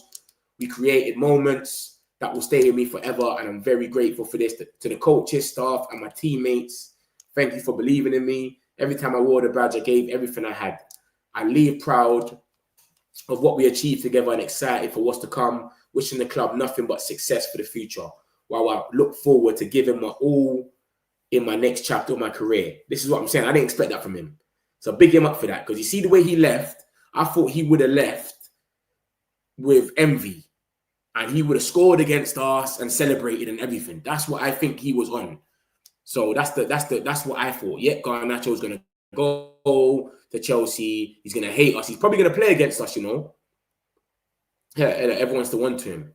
Too little, too late. F him. Nah, people are not rating him in it. No mention of the fans. What surprise? Nah. He didn't write this. Oh God, they guy mad. They're onto him. Yeah. The fans are not taking that one. They disrespected the club by wearing another club's colours. Drag the fans who are loyal. Has a negative attitude. Yeah, no one ain't having it. But yeah, I think it's nice that he's done it though. It's nice. He didn't have to do it, innit? Loads of people have left. They ain't said anything. Hoyland ain't said anything. Obviously, Hoyland ain't confirmed yet. He might not be able to say anything. But a lot of people don't say nothing. But yeah, that's Garnacho. I was shocked with this. I'll be real. Because Garnacho's a man that I would think he just wants to score against us. I swear to you. I just think he wants to celebrate against us, sit on the Old Trafford thing. You know what I'm saying? Sancho's wages are being paid 80%. Yeah. 1 year loan, and they're paying everything. The whole loan, they're paying it. No, sorry, 80% of the loan, and they're giving us a fee for Sancho. They're giving us a little fee as well. This little bitch will score again. This is what I said. I said the same thing. He'll probably score against us. And I thought he would celebrate. Maybe he wouldn't. Maybe he might not celebrate, but I thought he would actually celebrate if he scored against us. Garnacho, DVD. Hey, Metch, I've been watching Believer since we were linked with him. I feel like by next summer, his value will be less than 100 million. Yeah, that's what a lot of people are saying, because he started off not too well, innit? People are saying that he's on Man United's on his mind and all of that. He hasn't started off the best. Everyone's been saying he hasn't started off the best. Literally. I've watched him a little bit. I watched him a bit against Man City. Gave the ball away like twice. I was like, raw, what's going on here? But I didn't watch him properly. But boy, they will feel like idiots, then, innit, Brighton? Because if he's less than 100 million next season, they will feel like idiots, mate. Because they could have got their 110 million, whatever it would have been this season. So who knows, bro? Sancho said freedom to Rashford when he was alone at Villa. Yeah, freedom to him now. Only brother I rate is Hoyland. Sadly, it didn't work out. Yeah, man. I like Hoyland, man. He's a Man United fan. He was living his dream, but it just didn't work out, boy. He got set up to fail, man. It was a mad position for him. Is Believer really performing that badly? Why is everyone saying he's stinking? Yeah, he's been moving mad. He got hooked at halftime on, was it their first game or the second game? He got hooked at halftime, and then I think they were losing or something. I can't remember, but I know he got hooked. And then yesterday, I watched it against City or whenever it was, and he lost the ball a few times. I didn't see the Believer that we knew. It affected Believer. He wanted to leave. People are saying that United's on his mind still. Do you know midfielder arrives to Manchester United club because midfield not enough, and club midfielders, players, stamina. Is that stamina? Physically, system down up. What are you saying, bro? I feel like I've been hacked. System down up. I don't know what you're saying, Sanyo, man. Do you know what midfielder arrives to Man United? No midfielder is coming right now.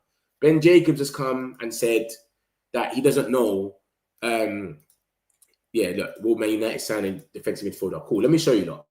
Ben Jacobs has come out basically and said he doesn't think that we're going to sign a midfielder because he thinks that we're just going to go for an elite one and we don't want to panic buy. So instead of us panic buying and going crazy and buying someone right now and then we don't even want them like that, he doesn't think we're going to do that. He thinks that we're just going to think we're going to wait till next season and go for someone like Belieber, because that's when Brighton have said he's for sale. United doesn't want to panic buy and use the budget recklessly and then not have it for a big name player next season. So someone like Belieber, we want to save that money for Belieber for next season instead of panic buying. Let's just go and buy someone, anyone. Let's go and get Agumi. What everyone keeps talking about that we ain't been linked with by no one solidified. So let's go and get Agumi. Imagine we go get Agumi, then we ain't got money for next season. Do you know what I mean? That goes into our money for next season.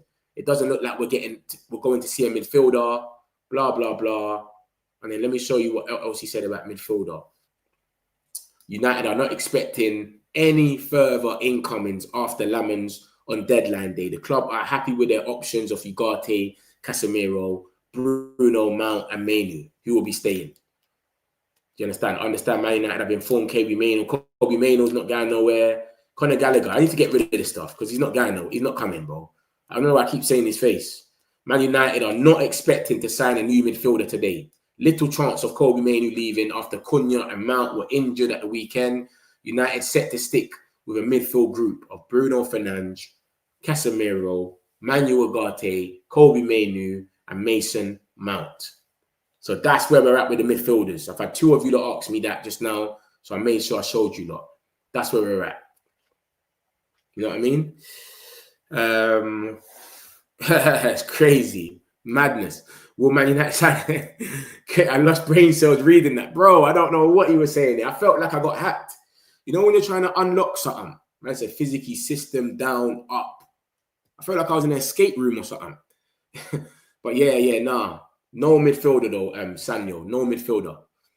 We should have just bid that 100 million when we had the chance now, but they didn't know he was going to be trash. They was going to say no regardless. They didn't know he was going to be trash. Do you know what I'm trying to say? Or he would start the season like this. But remember, it's just the beginning of the season, isn't it? Believers obviously going to step it up. Believers are baller, man. Let's be real. But if it was to carry on and go all the way to the end, then obviously we can go in there with an argument and say, raw. Do you know what I'm saying? But look at that. Ben Jacobs has been saying this. We're not going to bid for them because it's not going to make sense. We don't want to ruin our relationship with Brighton. If there's one team in the Premier League that no team wants to ruin the relationship with, it is Brighton. Because they got gems coming out of everywhere. They're just cooking them up in the lab. Everyone knows that Brighton have got gems coming out of everywhere. So you don't want to mess up the link with Brighton, mate. So if we go there and bid, look, I'll read it out to you. If Brighton had given the green light regardless of the price, within reason, of course, Manchester United would have made a bid. And actually, that would have been a big bid and very possibly a package in and around 100 million. There was no price set by Brighton for Belieber. If you want to protect the club-to-club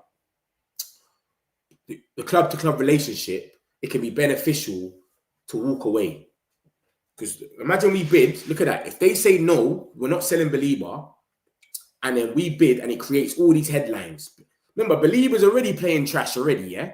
So imagine now if we was to bid and he carried on playing trash, it would be crazy. They'll say, it's all you lot's fault. It's you lot's fault. Why are Believers playing like this? Blah, blah, blah. So then you're in a position where next time you want to deal with them, your relationship is damaged. This is why United backed off. So Belieber, we're going for him next season. They've told us next season he's available, he's for sale. We would have cooked up someone else in the lab by then. Don't worry. But right this second, we want him to stay. Adam Wharton is a dream target as well. This is all from Ben Jacobs, mate. This is what he's been saying. Do you understand? So that's what's going on with Belieber. And that's why we're not getting Belieber this season. And that's why we're not signing the midfielder, because they're saying we'll just wait till next season. If we got a midfielder, it'll be like a loan like Sabitzer. Yeah, exactly. Would buying a stopgap less than 35 million really be spending reckless though? I think it's just like they're looking at their budget. This is what Ben Jacobs said. I don't know if you saw the video. He's saying we don't want to go into our budget for next season yet. And we've already kind of done that. We didn't want to spend this much. We wanted to spend 30 million on the lap. Are you not forgetting this? We wanted to buy Cunha for 60 million, 30 million on the lap. So that's 90 million. Maybe getting Bumo, done. We ended up spending extra money on getting Sesko. We paid, what, 40 million extra or whatever. So we've already gone into our budget for next season. Obviously, next season, we're not going to need as much players. We'll probably need Belieber when Casemiro goes, get a centre-back if Maguire goes or whatever, a wing-back, blah, blah, blah. So we're not going to need as much places to fill. And then it could be swapsies anyway. Say like Ugarte was to go, then we could swap him with someone. Do you know what I'm saying? So that's what I think it is, man. But I know what you're saying, though. It isn't recklessly, but that's what he was saying anyway in the video. This is smart by United. If we went now and bidded, it could decline. Next window, everyone needs a midfielder. United will do anything means possible to get that signing. This is why we're doing it smart. Next season, the only people that can see going in for Belieber are Liverpool and probably Tottenham. Man City, I've got Rodri, Nico Gonzalez. Arsenal, I've got Norgard and Zubimendi. Chelsea, I've got Lavia and Caicedo. Who else is there? You know what I'm saying? Then it leaves us, Liverpool. Liverpool got Gravenberch and that Endo guy. But remember, Liverpool went in for Zubimendi and it didn't go well. So maybe they're still looking. Who knows? And then you got Tottenham. They got Paulina now. And what's that little youth called? Archie Gray. But come on. They might say, yo, let's go and get Belieber. So the only person is really Liverpool. Because they went in for a DM while Gravenberch were there. And then he said no to Zubimendi. And then they just never bought a DM again. So they could turn around next season. If they win the league or something as well, go out there and get a Belieber. That's the only person that could go in there. Yeah, Rasmus Højlund and Napoli official statement coming soon. Remember, that's what I was telling you. All the guys, we need to get them confirmed. We don't want to hear no bullshit. Nothing ain't confirmed. United will struggle during the next few months. If we don't buy a midfielder, we should do a loan until January transfer window. Why would we do a loan for 6 months, though? What's the point of that? Mohammed, what's the point of getting a loan now for 6 months? You might as well get it for a whole year, right? If we're doing a loan. Midfield can understand why most United fan base are for getting a midfielder in, but reality, which midfielders are available? I can hear it. And you got to remember as well, what you're saying is right, Milton, because to go and get a midfielder, you've got to get a midfielder that is unhappy, like Kobe right now. He's a baller, but he's on the bench. Who is really living that life? People are linking us to Gallagher because that's what's going on. He's not really a baller, but that's why we're getting linked with him. Who is really sitting there unhappy that we can go and get just for a loan? Not obligation, because obligation is the same as buying someone. So not obligation, but unhappy sitting on the bench, not playing. That's why Kobe wants to leave. Do you know what I'm trying to say? So that it's a bit hard still. That you're right. Who do you actually go and get? Because Paulina was sitting there unhappy at Bayern. He's gone Tottenham. You know what I'm trying to say? This is what's happening. Kolo Muani, he's unhappy at PSG. He was at Juventus. He can't go back there. He don't play at PSG. He's not in the plans. He's gone to Tottenham now. So when you look at the straight loans, Sancho, straight loan, unhappy, never going to play, under 21s. A lot of these players are unhappy. So we can't really go out there and get a mad baller that's just sitting on the bench. United know what they're doing. Imagine this window don't work out. Keeping the budget for next season will help us more. Big up Met, you stole our player. Not happy, bro. Galatasaray, man. We got 2 players for you, man. I showed you the article, man. Harvey, man. I've got 2 players waiting for you, brother. Yeah, you're actually linked with them as well, Harvey. Don't watch nothing, man. You know you're my guy, man. I've always got something for you, man. The boy Fabrizio's let us know as well. So don't watch nothing, Harvey. I got you, man. Look at that. No, I'm buying there. Maybe an option for Galatasaray. Big up yourself, Harvey, man. Big up Galatasaray. I hope you go and make your signing today with buying there or Nana. Hopefully one of them's on the way. They're on the plane now so that they can do it in time. So yeah, my guy. Happy we got Garnacho. What's that, Chelsea fan? What's the update on George? Mate, I don't know about Chelsea, brother. I know George has gone to Brentford, though. But I'm not Chelsea off. I'm United at. You understand? I'm happy you got Garnacho, man. Just watch out for his little brother when he starts leaking team news and Garnacho don't play because you lot got about 10 wingers and then it goes all mad. Just remember that. Man's giving you the heads up because Garnacho is upset when he doesn't play already and you lot have got about 10 wingers. So I don't know how he's going to get a game over there. There are options. Hackney, Agumi, Gallagher, Stiller. We have options. Maybe they just aren't worth it. Just imagine we get Belieber and Water next window. That would be the greatest transfer duo. I've said all summer, if we are top 8 by Christmas, we will kick on once the system becomes second nature to this team in the new year. Hundo. We're close right now anyway. We're definitely close right now. We're close. We're definitely close right now. We're 8th or 9th. One of them. You know what I'm saying? So let's just keep going, man. City, I don't rate City, man. I think we should beat City. Come on, man. We should beat them. And if they think they can play that football that they're playing, that passing out the back with Donnarumma, mate, you lot are going to see. Because a lot of people are tending to think that Donnarumma's this guy. He's good at saves, but bro, I'm telling you, look, with his feet, he is stinky, mate. Look at this. We're 9th at the moment, man. We're 9th at the moment. 0 goal difference. So, yeah, man, look at that. Oh, shit, look at the team of the week on the right side. Look on the right-hand side, the team of the week. We got Mbumo in there. Oh, shit, have I not shown the screen? Yeah, I've shared the screen. We've got Mbumo in there, Fernandes and Dallo. Safe. We've got the guys in there, man. Let me move myself from the screen so that you lot can see properly. Bam. Cool. So look at that. West Ham got their first win. I wanted West Ham to get relegated, man. They got their first win. Look at Aston Villa, bro. No noise about them. We're not seeing nothing in the news about Unai Emery's under pressure. All we hear about is Ruben Amorim. That's it. Look at Man City. 2 losses in his first 3 games. Who do we hear about? Ruben Amorim. Newcastle.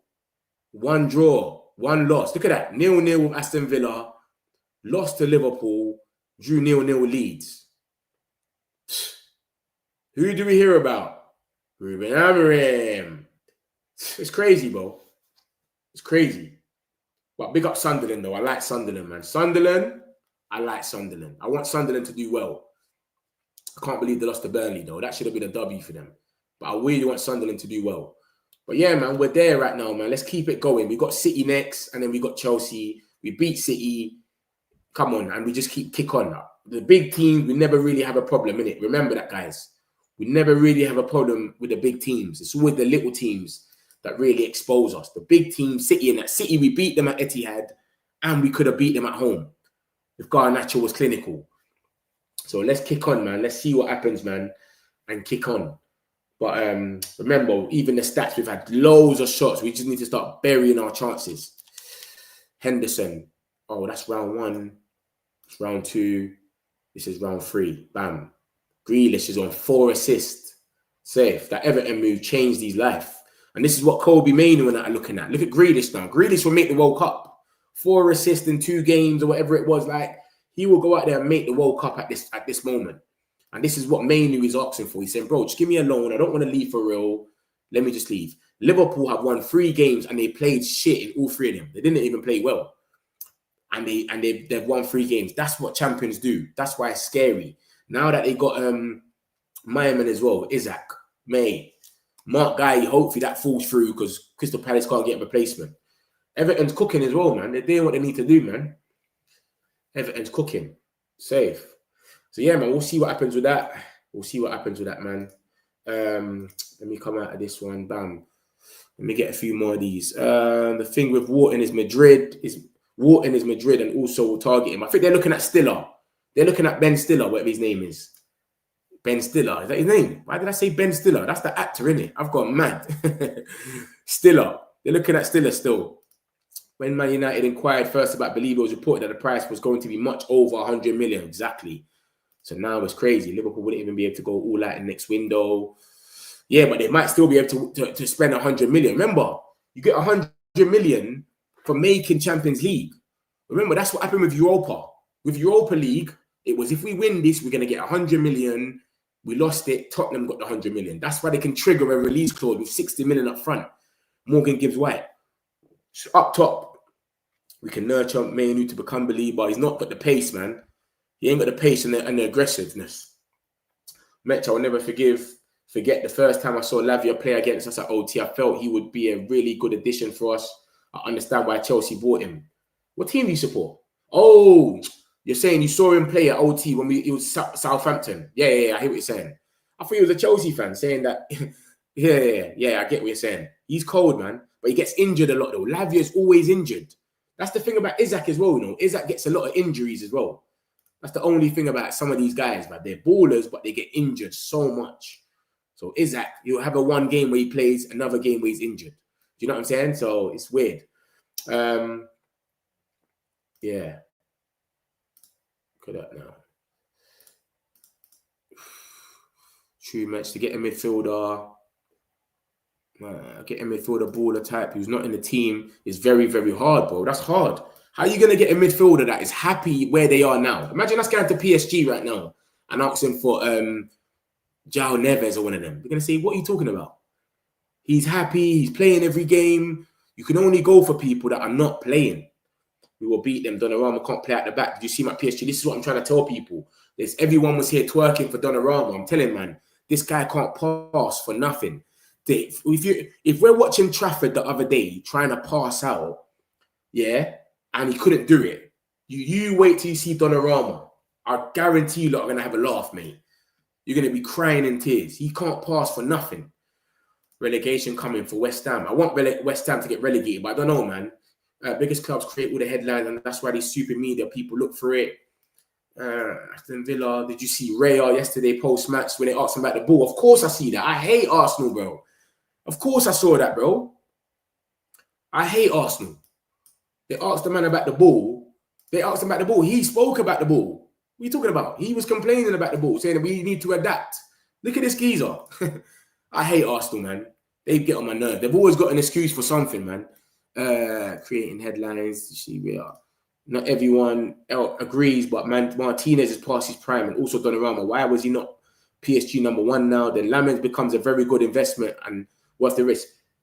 Donnarumma isn't PSG's #1 because they said they want a keeper that can play better with his feet. That's why they went and got Chevalier. Chevalier's a better keeper overall anyway. He can save you, can get you out of trouble anyway, and he's better with his feet. That's what I'm trying to say to you. Donnarumma cannot play out with his feet, bro. So you've gone to the wrong team, Man City, that never do goal kicks. They want to pass it out. Forget about it, bro. I'm telling you. With the new balls, we have to adapt. That's what Raya said yesterday. David Raya on getting used to the new Puma balls in the Premier League after conceding a free kick. Then Arteta said this in January. It's just different. Very different to the Premier League ball. And look at what they put in on Anfield. Let me get a bit closer. Look. Mocked him.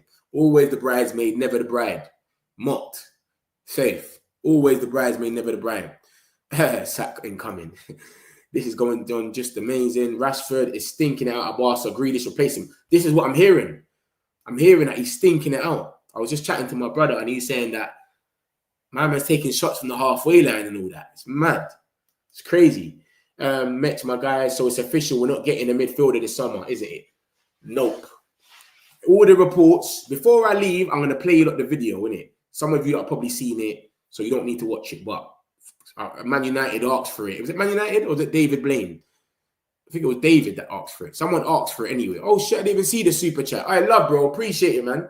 Come on, broski. 79p, man. I need that. Come on, bro. No, I love. I didn't even see that, though. But, yeah. Someone asked me for the video. Did someone ask me for the video? Someone asked me for the video, so I'm going to play it in the end anyway, so don't worry. You'll get to see. If you haven't seen it, you'll see what Ben Jacobs is saying, Fabrizio, Ornstein, what they've all said in the last couple of hours about this situation. If we're getting a midfielder or not, blah, blah, blah. So don't worry, you'll see. Yeah, this is it. Look, did the video just start? Or they just tuned in? Can you start from the beginning, Metch? And I told them I'm going to play it in the end.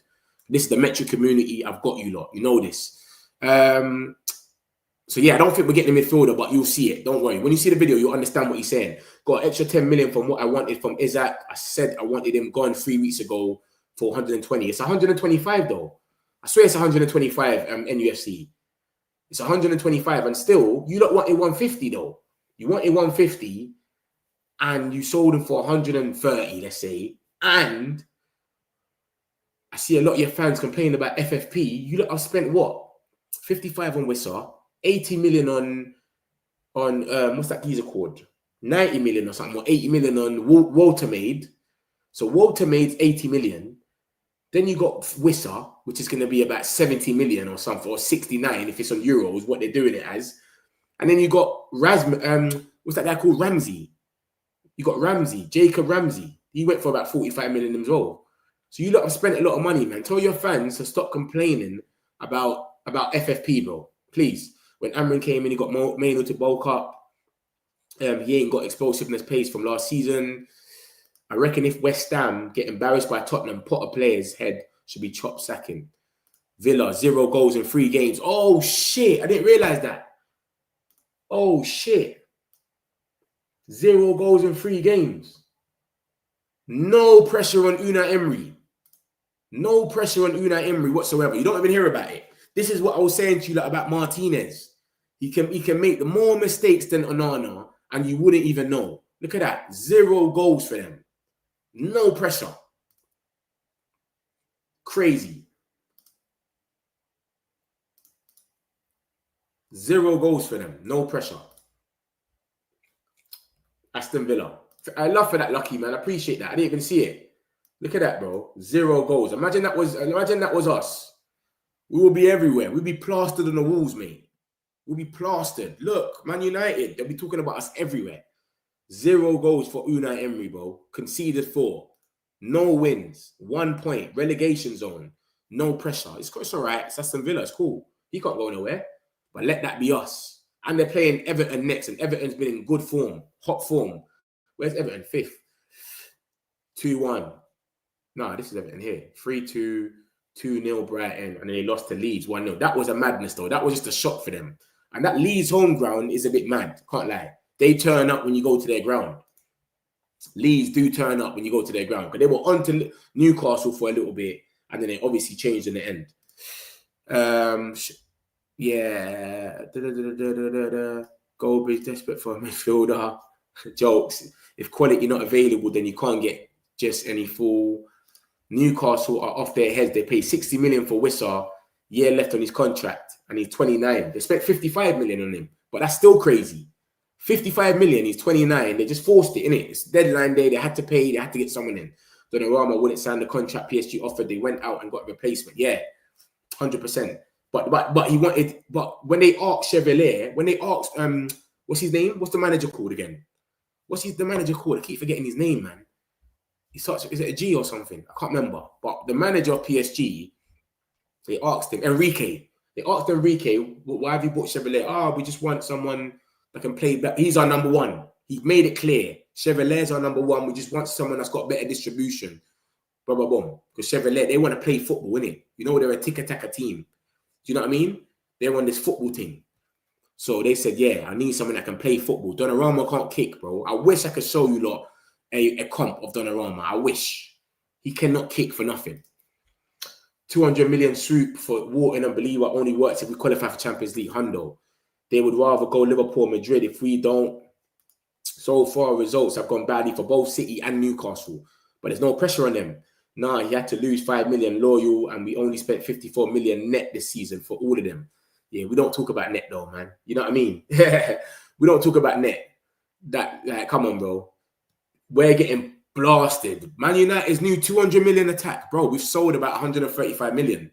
All of our thing comes up to 135 million apparently. Got on Nachos 40 million on Hoyland. That's 80. Not Hoyland, Anthony. Sorry, is it Hoyland? Yeah, Hoyland 40, that's 80. Then you got Anthony, and then you got the rest. Apparently, it adds up to like 135 or something like that, 120. I don't know. But, bro, man can't be talking net spend, man. Chelsea will win every day. We can never get onto Chelsea about spending $1 billion if we're talking about net spend. Because they sell the best. Chelsea are the best sellers ever. They sell so good. I actually feel bad for Villa, man. Full off. They were a good team to watch. Yeah, when I'm watching them, they're a bit slow as well, man. And they've got Sancho now. Sancho is not going to give them that pressing explosiveness they need, bro. It's crazy. So, yeah, it is what it is, man.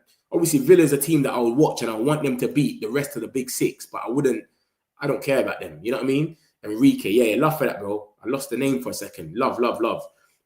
United need a midfielder, huge hole. 100%, Jay, I'm with you. 100%. We need a midfielder. We all know it. Everybody knows that we need a midfielder. Gary Neville's coming out and saying we need a midfielder. Rio Ferdinand, Ornstein is talking about a midfielder.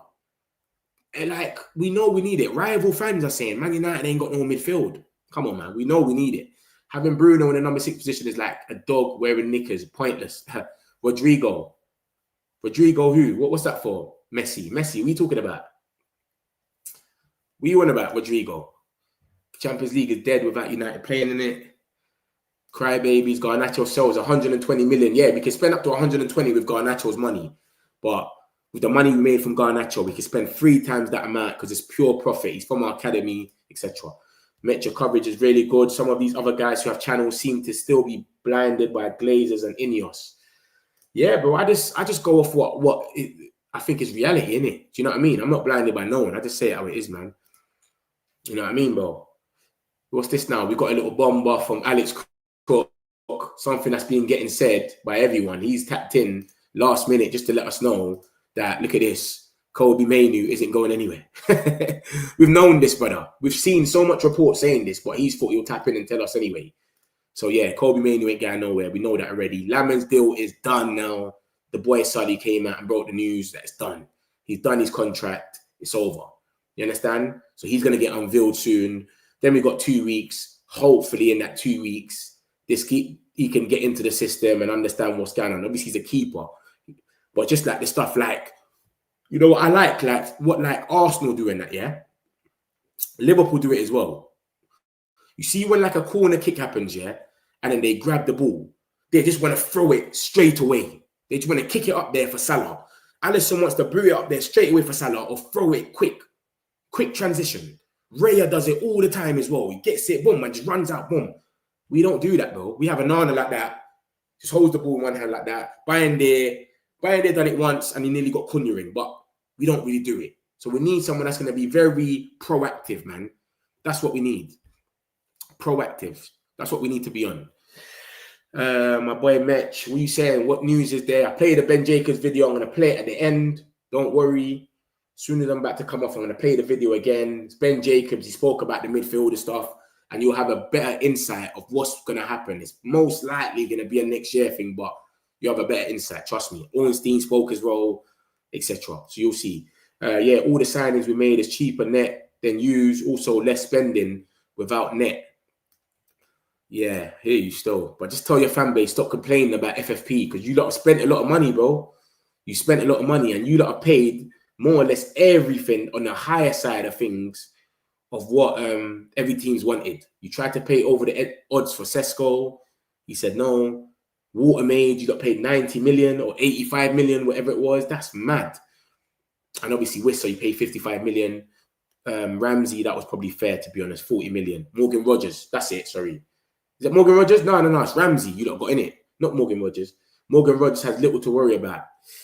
Yeah. Sancho's not taking his spot for nothing. Don't worry about that. 100%. I think he knows that as well. Window closing in an hour and 20 minutes. An hour and 16 minutes now. 7 o'clock, the window shut. So unless we get a bomber in the next 15, 20 minutes, forget about it, bro. We're not getting a midfielder. But I'll show you lot anyway what Ben Jacobs said about this. Villa unload their top players, Martinez and the striker. Sonny Lammers, yeah, I showed this already. I showed this still. Love for that though, Vroko. Sully already broke the news that he's more or less done. 100%. Time play, Bruno Fernandes in the 10 and Maino plays.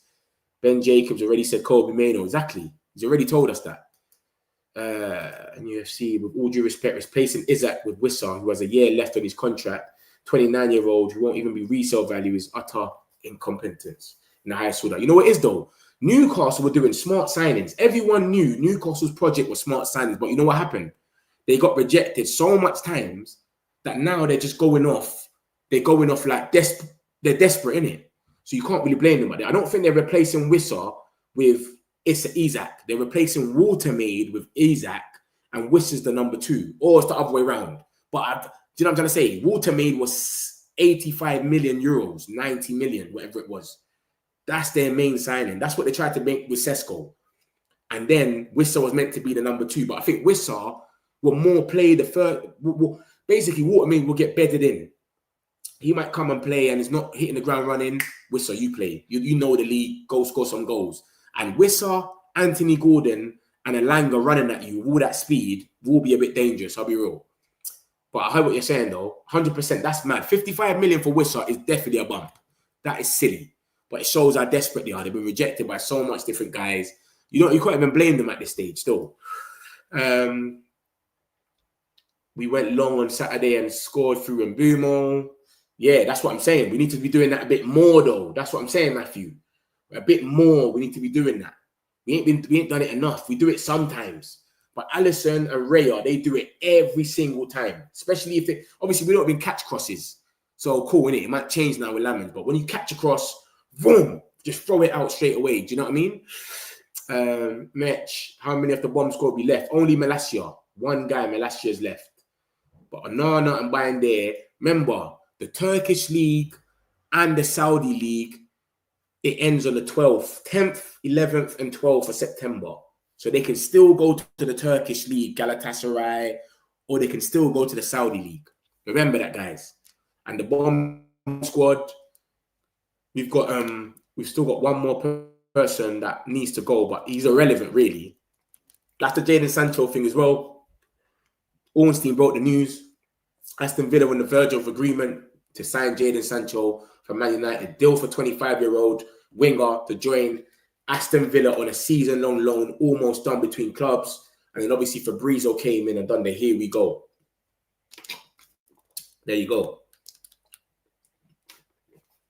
But remember, Sancho said he doesn't want to go there permanently. If Sancho wanted to go there permanently, we might have got Martinez because it would have been a swapsy. They would have probably paid 15 million for Sancho. We would have probably paid 25 for Martinez. So we would have paid 10 million on top and got Martinez. They get Sancho. But he said, I do not want to go there permanently. So that messed it up. So we said, yeah, right, cool. We'll give, and they're paying 80% of his wages.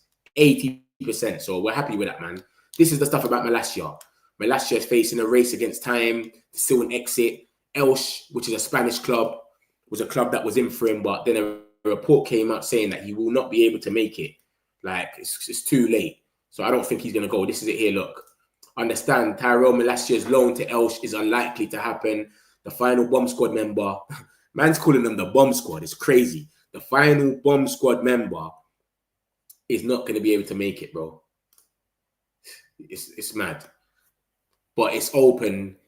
It's open in Saudi Arabia until the September the 10th and 2 days after that, the Turkish league. So he can still go to a Turkish club and he can still go to Saudi after deadline day. After 7 o'clock, we still got 12 days for the Saudi league window and the Turkish league window to finish. So they can still go there. And that's the same thing with the goalkeepers, Bayern Day and Onana. They can still go. You understand? So Galatasaray, Fabrizio's come out and said that that Galatasaray spoke to Onana and Rob Dawson, who is reliable as well. And he said the same thing. He wants to fight for his place, though. He's looking at Lamens and saying, nah, man, this is some young youth. Of course I can get my spot. Bro, hopefully Lamens just kicks him off the Porsche, mate, straight away. Wissa takes pressure off Watermard. Yeah, that's what I'm saying. Wissa will take the pressure off him. He won't need to go in there and just go straight away and hit the ground running. You might be able to just get bedded in. That's how you're meant to do it at big clubs still. So I like, not big clubs, but clubs that are ran properly. And Newcastle, they're just desperate. But we all know their project was definitely exciting. So they were trying to do exciting things, and they were doing smart signings for smart prices. Bruno Guimaraes, 40 million and all these guys. But then when you're getting rejected so much, you get desperate, bro. That's all it is. You know what I mean? That's all that's happened. Mitch, if Lamens doesn't get selected for international friendlies, do you think he will stay at Carrington and train? Yeah, I think so. I don't think he's been selected. I think he hasn't been selected. Thoughts on Ten Hag sacking? Bro, they sacked him in 2 games or 3 games. It's crazy. It's madness. Wissa scored more than Isak without pens last season. Yeah, he did, to be honest. But I think Watermard is the Isak replacement. Yeah, he's 90 million. Of course he is. 100%. But that's a good backup, though. Either way, I don't know Watermard like that, innit? He might not hit the ground running. We might have to wait a little bit. But Wissa is good to have anyway. So that's good for you lot. But you just overpaid. Do you understand? And I just don't like when Newcastle fans say FFP. And I know you lot have all seen that talk sport. It's FFP. They've ganged up on us and that guy's crying on the phone and that. People really think Liverpool will dominate. They've cleared majority of their starters. It will take a while for their team to click. Salah is a fraud. They need a replacement for him. Now, Salah's a baller, man. You know Salah, man. He can win the league. He won the league for them himself last season with all these goals. Even if they play a formation with 2 strikers up top, I don't think it will work. I don't think they will. I think Ekitike will come off the bench. I pray Guy don't go to Liverpool. I think that one's collapsed. I can't see Crystal Palace getting another thing in that time. I can't see it happening. I can't see Palace getting a replacement that quick. It's not going to happen, mate. Where is it? Where is it? Yeah, these guys, look at them. They proper love each other, bro. Both of them should go to Turkey and Saudi, man. Together. Literally. But yeah, I can't see that. I can't see that, man. I hope Isaac passes his medical. That would be awkward. Oh, he fails his medical, you're saying. Not passes. Have you ever seen the video of Sancho getting stabbed as a kid? Yeah. And Foden, innit? Foden's gone to give him the high five and he just literally moved. He didn't even think. Oh, Aston Villa looking for a permanent deal. Yeah, that's what I'm saying. Aston Villa was going to give him. I don't know. I don't know if Aston Villa actually were looking for a permanent, but Fabrizio said that Aston Villa, the only reason the Sancho deal, we wanted a permanent deal. Us. Why does that come? But it didn't happen because Sancho did not want to commit on a permanent deal. He just wanted to go there on loan, get some playing time, etc. So that's what's messed it all up. Do you understand? And it would have been a swap deal. So it would have been kind of like a swap type of thing. Like we pay for him, he pays for us. They pay for Sancho, we pay for Martinez. But look at this, look. Is this the one now? This is earlier in the day. Let me show you when it actually got done. Because Fabrizio said it. Discussions continue between Man United, Arsenal, and Jadon Sancho. Here we go. Then where does he say it? He said it, man. Oh, man. Yeah, there we go. Look, let me pause this so it don't stop lagging, yeah? Look at this. Fabrizio Romano and what happened with Jadon Sancho and the Emi Martinez deal. The valuation of around 25 million for both players. But at the moment, from what I'm hearing, this is going to be impossible because Jadon Sancho is going only on loan and Sancho is not accepting a permanent move. So Sancho killed it. So look, 25 million for both players. We could have done a straight swap. We will bid 25, you bid 25, no problem. No one loses no money. That's what could have happened for Martinez and Sancho.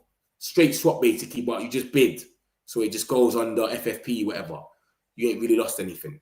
But he said he don't want a permanent move. He wants to leave on a free and go and get his bag. But remember, we've got an option to extend. We can extend his contract. We could just extend it. So he's an idiot. But he's messed it up. That's what happened with Martinez. So from that, we said, yeah, we're out of here, bro. We're out of here. If Liverpool can leave their defence exposed, it will be good to ensure fighting. So this is why I'm saying I don't want Mark Guy to go over there. If Mark Guy goes there, he's going to strengthen their defence. I remember my man got injured, didn't it, yesterday? Konate. Anthony. Look at Anthony on the plane. I told you, look, man, if you're new here, we drop everything here. Bombers. You see it for your own eyes on the spot. Look at this. 25 seconds ago, Anthony's on the plane. You're getting it here first, bro. Come on, my peoples, man. You don't even need to go on Twitter. You don't even need to open your phone. Bam. It's here in your face. Anthony and his crew, his family or whatever, and his agents. Look at this now with Mark Guy. Mark Guy's medical completed in London with player waiting in Palace green light to sign at Liverpool. After Igor deal collapsed as replacement, Palace set to make decision with Glasner. Are they going to accept it and let him go? Or are they going to say, bruv, we ain't got a replacement, come back? If I was them, I'll say come back because how are you going to leave yourself short?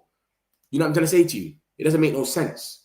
Why would you leave yourself short? Liverpool waiting for Crystal Palace to decide on whether to sanction Mark Guy's move after missing out on a goal. Clarity soon as Palace continue to discuss. And obviously he's gone to West Ham now. So I don't know what's going to happen with this one. Hopefully he doesn't go there. Konate's injured. They might, you get me? They look a bit spooky. Boom. Look at that. Mark Guy underwent medical ahead of proposed transfer from Crystal Palace, but move in jeopardy. Crystal Palace issues finding replacement. So if Crystal Palace can get a replacement in 1 hour and get him to do a medical, he'll be all right. But if not, I think they need to turn around and say, no, it's a myth. All right, look, NUFC, look, you got a player that's got loaned out, yeah? One of the young boys. Cool. United know what they're doing by not getting Belieber. If we bidded them, yeah, we could have ruined the relationship, 100%. That's what got said already. I showed you like that already. This is the Belieber thing. we would have ruined the relationship. He's been saying this for time. We could have bidded it with him. Remember, Belieber's not been playing well this season. They might be blaming us for that already, the Brighton fans. The Brighton fans might turn around and go, it's United's fault. So imagine if we bid now 120 million and then he starts having stinkers. They're going to say it's our fault and never deal with us again. It's crazy, bro. Paqueta gone too. Paqueta ain't gone. Paqueta's kissing the badge and all that, saying I'm not going nowhere. Let's deal for us. Less likely to deal for us. I let both of them go. I'd rather a youth keeper as a backup over them two, bro. 100%. All day. Nana and Bayern, they're trash. What happened with Ten Hag and Bayern? Bayer Leverkusen, they sacked him. They just sacked him. They just said, yo, it's not working out or something. I don't know what happened, man. They were just having little madnesses behind the scenes. Onana, Bayern, they will go to Turkey. The stats for strikers always includes pens taken. That's why some have high goals scored tally. Yeah, and Wissa scored 19 goals, no penalties. Imagine that. Wissa scored 19 goals last season, no penalties. That's impressive, man. You got to big him up. Look at that. We got a bomber. Who's this? Fabrizio's put a bomber out. Who is it for, though? Let's see. Fabrizio bomber. Ah, it's for fucking Fulham. Kevin. Despite Sporting pushing, Kevin joins Fulham. Who the hell is Kevin, bro? Shaq to the nest. Where did he come from? Man, I don't even say what club he came from. Fulham agreed deal for Kevin. Here we go. What teams he come from, though? Safe. I don't even know who the skeezer is, bruv. Cool. Boom. Cool. I like to think Watermaid. I said the Watermaid. The Watermaid. Sancho never wanted to leave that little twat. Ten Hag's the biggest fraud. He actually set our club back. Yeah, man, the signings were mad. Hoyland, Anthony, all the signings that he was doing, we're trying to kind of get rid of them. Onana. It's crazy, bro. And we spent so much money on them as well, man. It's madness. Midfielder signing the myth. Yeah, the window closes in 1 hour and 2 minutes. We've had no links. If we don't have a link in the next 10 minutes, then it's not going to happen, bro. But then again, you got to remember something. When they have their talks in their room, no one knows anything, bro, until they make a phone call. So something could be happening right now, and then bam, you just hear, Man United have signed, da-da-da-da. Look at what we just saw about this Fulham guy. No one saw nothing going on with there. So you just never know sometimes, man. Something can be going on in the background, and then bam, it just comes through. Yes, Sancho wants his signing on fee, 100%. 100% he wants his signing on fee. Sancho will be the best football agent in the world one day. I'm just happy you have a goalkeeper now. Can't get exploited.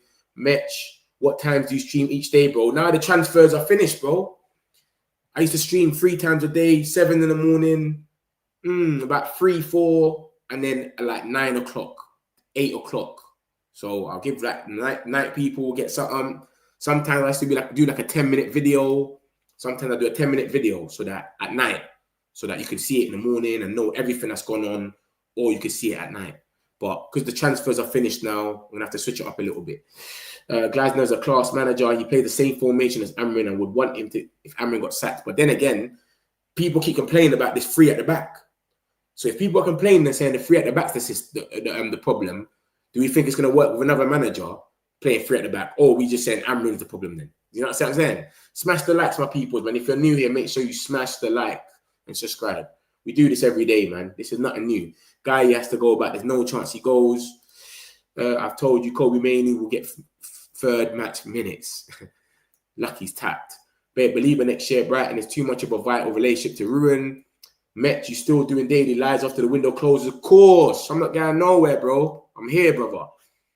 The 600 million Ten Hag has spent on those terrible signings really set us back by so many years. Yeah, those were his first choice targets as well. He needs to be investigated, 100%. This has been a crazy transfer. No, I've never seen nothing like this before. Everyone is going all out. Everyone. Arsenal signed about 6, 7 players. Liverpool signed about 6, 7 players. It's gone mad. Mourinho, Ten Hag, and Ole Gunnar Solskjaer. All in the same week. So people are saying Man United is the problem. We've got Ten Hag, Ole Gunnar Solskjaer, and Mourinho all in 1 week. Nothing to do with United this week. And they've all been sacked. to everyone. Yo, everyone was busy this window. Forget about Erik ten Hag and Oli. There was the worst signings. Save. What's this, a bomber? Chris Wheeler. Okay, it's Chris Wheeler that's come out. Chris Wheeler. Without that MD this season, we're going to beat because of that gap. Ten Hag and Onana, someone really needs to look at it. There is a fraud. Got to think. Ole is to blame. Erik ten Hag is the biggest fraud. He managed in the Dutch league and still picked Anthony over Gakpo. Bro. And somehow in training, he couldn't see that Kudus was levels above. Bro, forget about that. Forget about that. You know what you know what I need to tell you, lot? Are you not forgetting? He nearly sold Amad Diallo.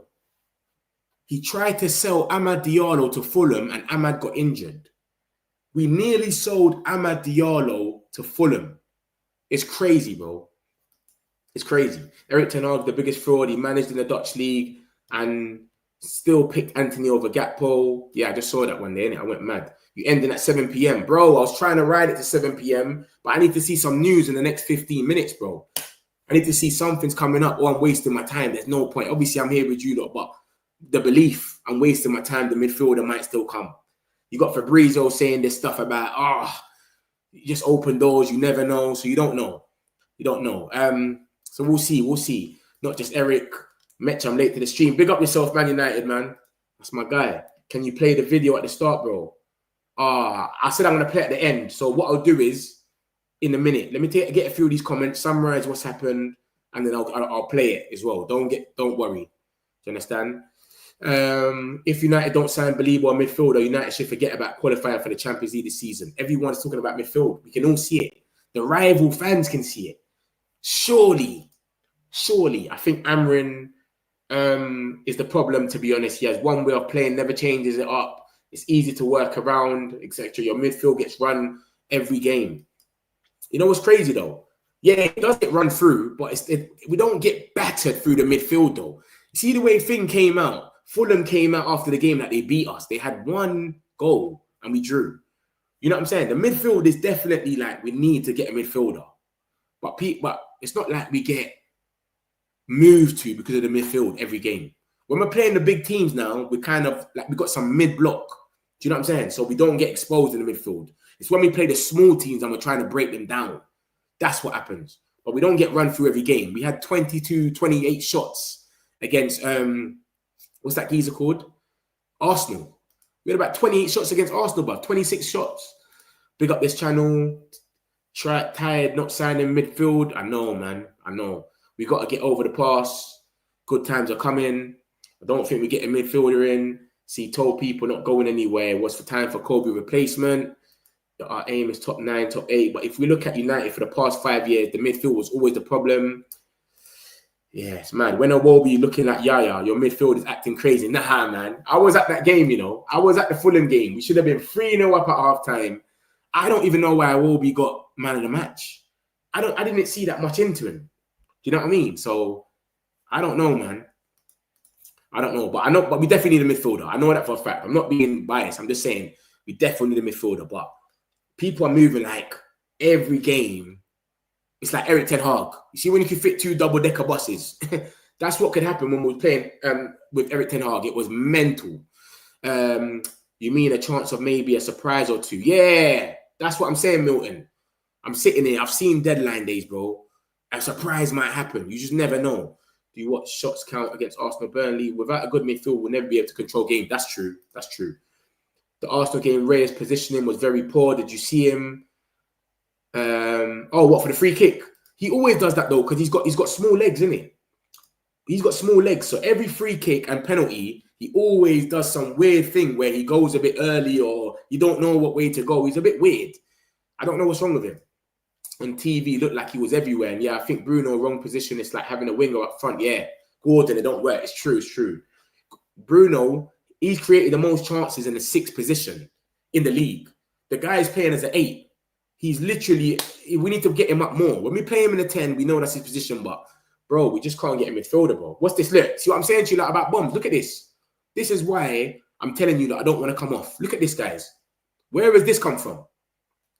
How's Fulham done 2 deals in a space of 2 minutes. Look at this, bro. 2 minutes, bro. Kevin, 11 minutes. Let me say. I said 2 minutes. I went a bit mad. They've signed this Kevin geezer, and then now they've signed my man, who is he's a baller as well, from AC Milan. He's cold. He's a skillful winger. Here we go. Deal agreed on initial loan with buy option. Clause not mandatory. Total package could read 25, 26 million.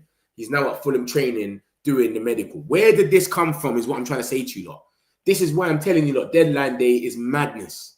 You know what I'm trying to say to you lot? Deadline day is crazy. Anything can happen, peoples. You just got bombs coming out of everywhere, bro. It's madness. Kolo Muani signed his thing. You understand that United did inquire about a loan for Conor Gallagher, but Atletico Madrid only willing to sell in the end. United accept they cannot do everything in one window, and midfield is likely to be priority in Jan or next summer. That's what Chris Wheeler is saying about this. Satisfaction at United over this window, overhauling their attack and signing a goalkeeper while recouping a significant amount of money needed to offload the bomb squad. And although Malacia remains for now, every chance he moves before the window closes elsewhere. So he's talking about Turkish League or Saudi Arabia because he's not going to play. So it's gone mad. Look at that. The feeling, Man United won't do no other business, blah, blah, blah. Yeah, it's gone mad. It's gone mad. That's the feeling. The feeling is that we're done. That's what Chris Wheeler's saying. You know what I'm saying? Chris Wheeler's saying that. Fabrizio's come out again. What's he said now? Boniface has signed with Werder Bremen. Bro, where's that come from? This is what I'm trying to say to you, lot, bro. Where's this come from? I ain't seen nothing about this. Things are just coming out of everywhere, bro. 41 seconds ago. Werder Bremen. Fulham are signing... I can't even pronounce his name. Samu. It's gone mad, bro. It's gone mad. It's gone crazy. It's gone mad. It's gone mad. It's gone mad. Or Sula. Yeah, Sula's going to Frankfurt, ain't he? Sula. That hurts more than Isaac. No way. You lot hate Isaac that much. I see you lot at the Leeds game dissing Isaac. Isaac's done loads for you lot, bro, man. How can you lot be dissing Isaac, man? He's done loads. He won you lot's first trophy in 70 years, bro. United need to play Sesko in the 9 and Bruno on the right, Bruno on the left. Yeah, Mainu in the 8, Casemiro, exactly. If Cunha's injured, of course. Fulham. Yeah, that's Fulham, bro. This is Fulham. This is just what came out just now. Fulham have signed this geezer from AC Milan, and they've signed Kevin. So they're going mad with it. They're going hard still. They're not having it. They're not having it, boy. So there's stuff coming out every second. Look at that, 25 seconds ago. As mentioned on the more, we had a few callbacks to check, but not to be. Yeah, it's going mad out here. Anthony's out there. Anthony's on the plane going back to Spain. He ain't coming back for nothing, bro. He went over there and loved it. Bring in Kone. Don't panic. Who's Kone? Oh, Sekou Kone. He's thing. He's Sekou Kone. He's injured, ain't he? He had a little face injury. He's got to play with a mask apparently. He failed. He's AC Milan medical. Oh, Boniface. This window is insane, bro. Wouldn't be surprised if United put a last minute. No, this is why I'm still here. Because I don't know what's going to happen, bro. I swear to you lot. Isaac is a snake, bro. He's our Van Persie. It's crazy. Guys, I think players need a bit of time to settle. And Boomer's playing much better. Sesko will play better, I'm sure. Hopefully, Cunha, who's walking around the ground, is not too bad exactly. Give these guys some time, man. They should settle in. And playing against the big teams as well, we've been subtle. So we'll see what happens with that, man. I'm going to play the video. If you've seen it already, you don't need to watch it, of course. For Man United and David Blaine. This is what we do here. We're all together. And then after that, whatever comments are there, we'll get into it. Hopefully, after this video has been played, we've got some breaking news, bruv, about Man United. Because I'm not holding on. Until Fabrizio Romano or Ornstein comes out and says, Manchester United are fully done, I'm not hearing it, bro. We're not fully done yet. So I don't know. We'll see. But yeah, let me play this video for some of the guys. This is what Ben front, Jacobs you can said. never say never because this is the part of the window where you have all that late window movement. What I'd say about Conor Gallagher is several Premier League clubs have already inquired about a loan and been told that it can only be done permanently. So I'd be surprised if Atletico Madrid changed the perspective now. I think they either want him sold or to stay. So that for me is looking unlikely. General consensus is they're not working on a midfielder at the moment, but getting the goalkeeper over the line was obviously something that was very important, and a crazy day because right up until lunch, they were basically concurrently talking about Sene Lammens and Emi Martinez. Both players were prepared to travel. They decided to go with Lammens, and I suppose that backs up the longer standing plan of finding a young number 2 for now and number 1 for the future. But how quickly might he become the number 1? And I think part of the appeal for Lammens is that given that both goalkeepers are not in their best form at the moment, coupled with the fact that Onana goes to the Africa Cup of Nations, you would think at some point mid-season when Onana's away, Lammens is going to get an opportunity. And if he does well, he will back himself to keep his place. Well, I mean, whilst they were discussing Martinez, Sancho naturally was being negotiated. He's expected to join Aston Villa. In fact, it is a done deal with about 80% of wage coverage pending only the formalities and the official announcement. It was never a swap deal, 2 separate deals, but naturally they were speaking about Emi Martinez at the same time. I think Villa's perspective, same for Harvey Elliott, is they can't sign players permanently at the moment due to their financial situation. And that's partially why Emi Martinez could still leave. So could we see something so box office where Manchester United add 2 goalkeepers? All indications are no at this stage. That was what we were told anyway at the beginning of the morning, that it was a choice between Lammens and Martinez. But Martinez, I still think, whether now or by the end of the Turkish window or the Saudi window, will go. We know that Galatasaray are interested. So there was never really anything that got to, I'm told, at this point anyway, as of lunch today, a bid for Emi Martinez. And I think some of that was down to the fact that when Manchester United last engaged over Martinez in the middle part of the window, they made a loan offer themselves. Villa said no. And then the response from Villa for a permanent deal was it's got to be close to £40 million. So I think part of the consideration in going for Lammens is price. One's available for just over 20 million. The other, double that number. One is younger, one is older. So even though Manchester United fans are probably thinking a bit more short term than the recruitment team, if you have Martinez, number 1, instant upgrade, everybody's happy with that.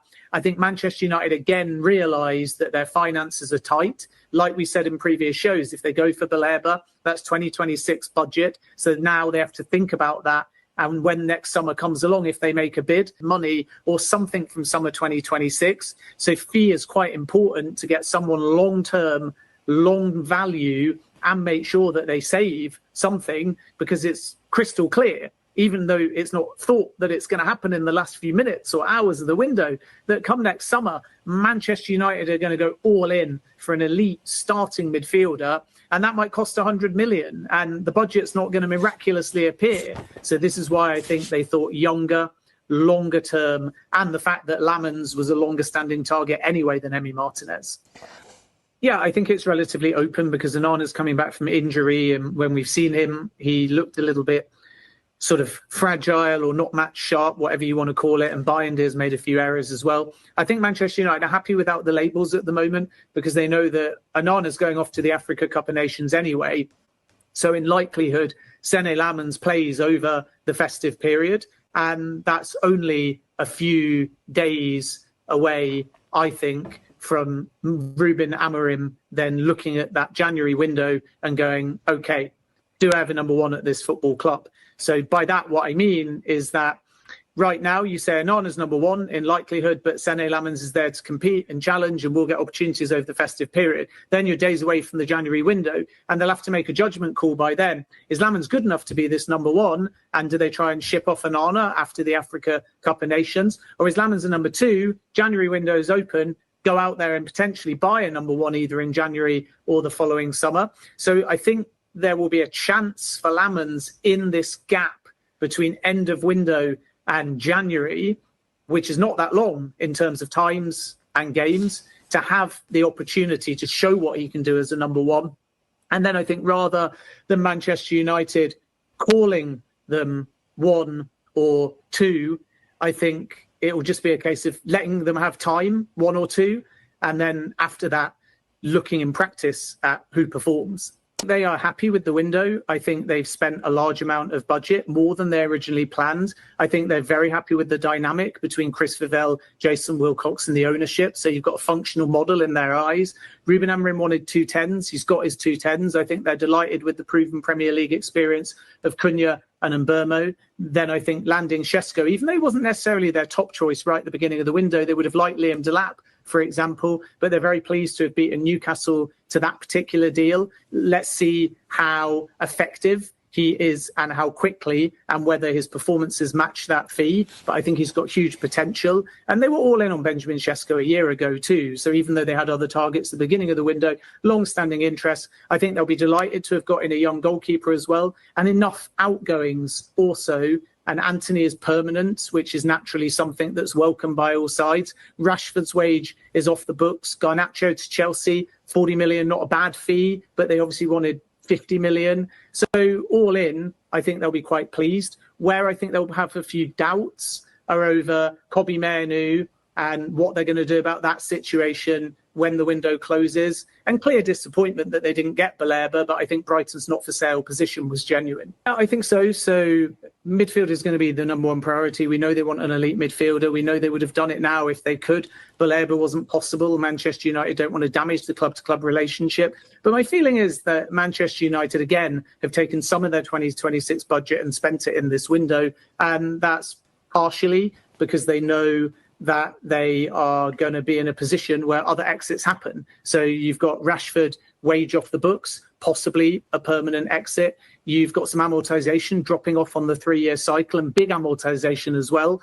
And that was the same also heading into this financial year. A lot of big amortization in the cycle that we're in and the cycle we're going into drops off. And that's important because it gives them a little bit more flexibility as well. You then have, I think, a likelihood that Bruno Fernandes doesn't go to Saudi in any late drama now, but is open to Saudi. And that's why we keep hearing all of the links constantly. My sense is that he'll do 1 year, play the World Cup, and then there will be a very serious conversation from all parties as to whether or not he ends up going. And should he go, they can get a big fee there. And I'd be very surprised if Casemiro did more than one season at Manchester United. Come next summer, even though Ruben Amorim favours him, that exit is possible too. So that frees up a little bit of budget as well. So all in, I think Manchester United realise that they can get sales and they can do that perhaps more easily and feasibly in a year's time than now. And this is why I think they chose to move a bit of the budget forwards. Because remember, once again, second half of this summer and the first half of next summer, they're exactly the same when you're moving things around. Because the second half of this summer, you're into this current financial year, 25-26. So if you spend in this summer, then you can deal with it in January or the first half of next summer to balance the books. So you can look at these 3 windows, second half of now, all of January, first half of 2026, as one challenge, solution, problem, whatever you want to look at it, to balance the books. In other words, were they to have signed Baleba now, you can offset it with an early Bruno Fernandes sale in a year's time. Are they to bid again for Baleba in the summer next year? You can again sell Bruno Fernandes. You just got to make sure that you get it done in the first window, in the first sort of month. And then again, your finances will be balanced. Buyer, because you're mid-season, there's urgency, prices are really high. Baleba won't move mid-season. Angelo Stilla's release clause isn't available until summer 2026, which is why they discussed a move and then chose not to. Adam Wharton, I'm told, has got a kind of verbal agreement with Crystal Palace that he can leave in a year's time. So again, available summer 2026, but not in January. So I think the point here is this new recruitment team at Manchester United, they don't want to panic buy. They don't want to put themselves in a position where they use budget recklessly and then don't have it for a big name player that's worth the wait. So there was opportunism for Baleba, didn't come off. I don't expect them to do anything reckless because they'll know that in a year's time, if they don't have that elite starting midfielder or they don't get it from the dynamic that they have within, there will be a lot of names. And this window's been, I think, the window of strikers and goalkeepers. The last summer before that was midfielders like Caicedo and Rice on the move. And I think, again, when we get to next summer, we'll be back to several clubs wanting a central midfielder.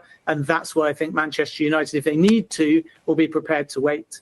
Is more forthright than Ten Hag, which is ironic because Ten Hag had the veto. but maybe that means he didn't need to be forthright. So this new recruitment model is not about one person, it's collaborative. And Ruben Amorim is very, I'm told, loud and forthright and frank and open and honest. He fights for what he wants and he's not afraid to give his opinion, but he doesn't have the veto. So you have this healthy freedom to challenge. And it's not an Amorim signing or a Vivell signing or a Wilcox signing or an Ineos signing. It is very much truly collaborative.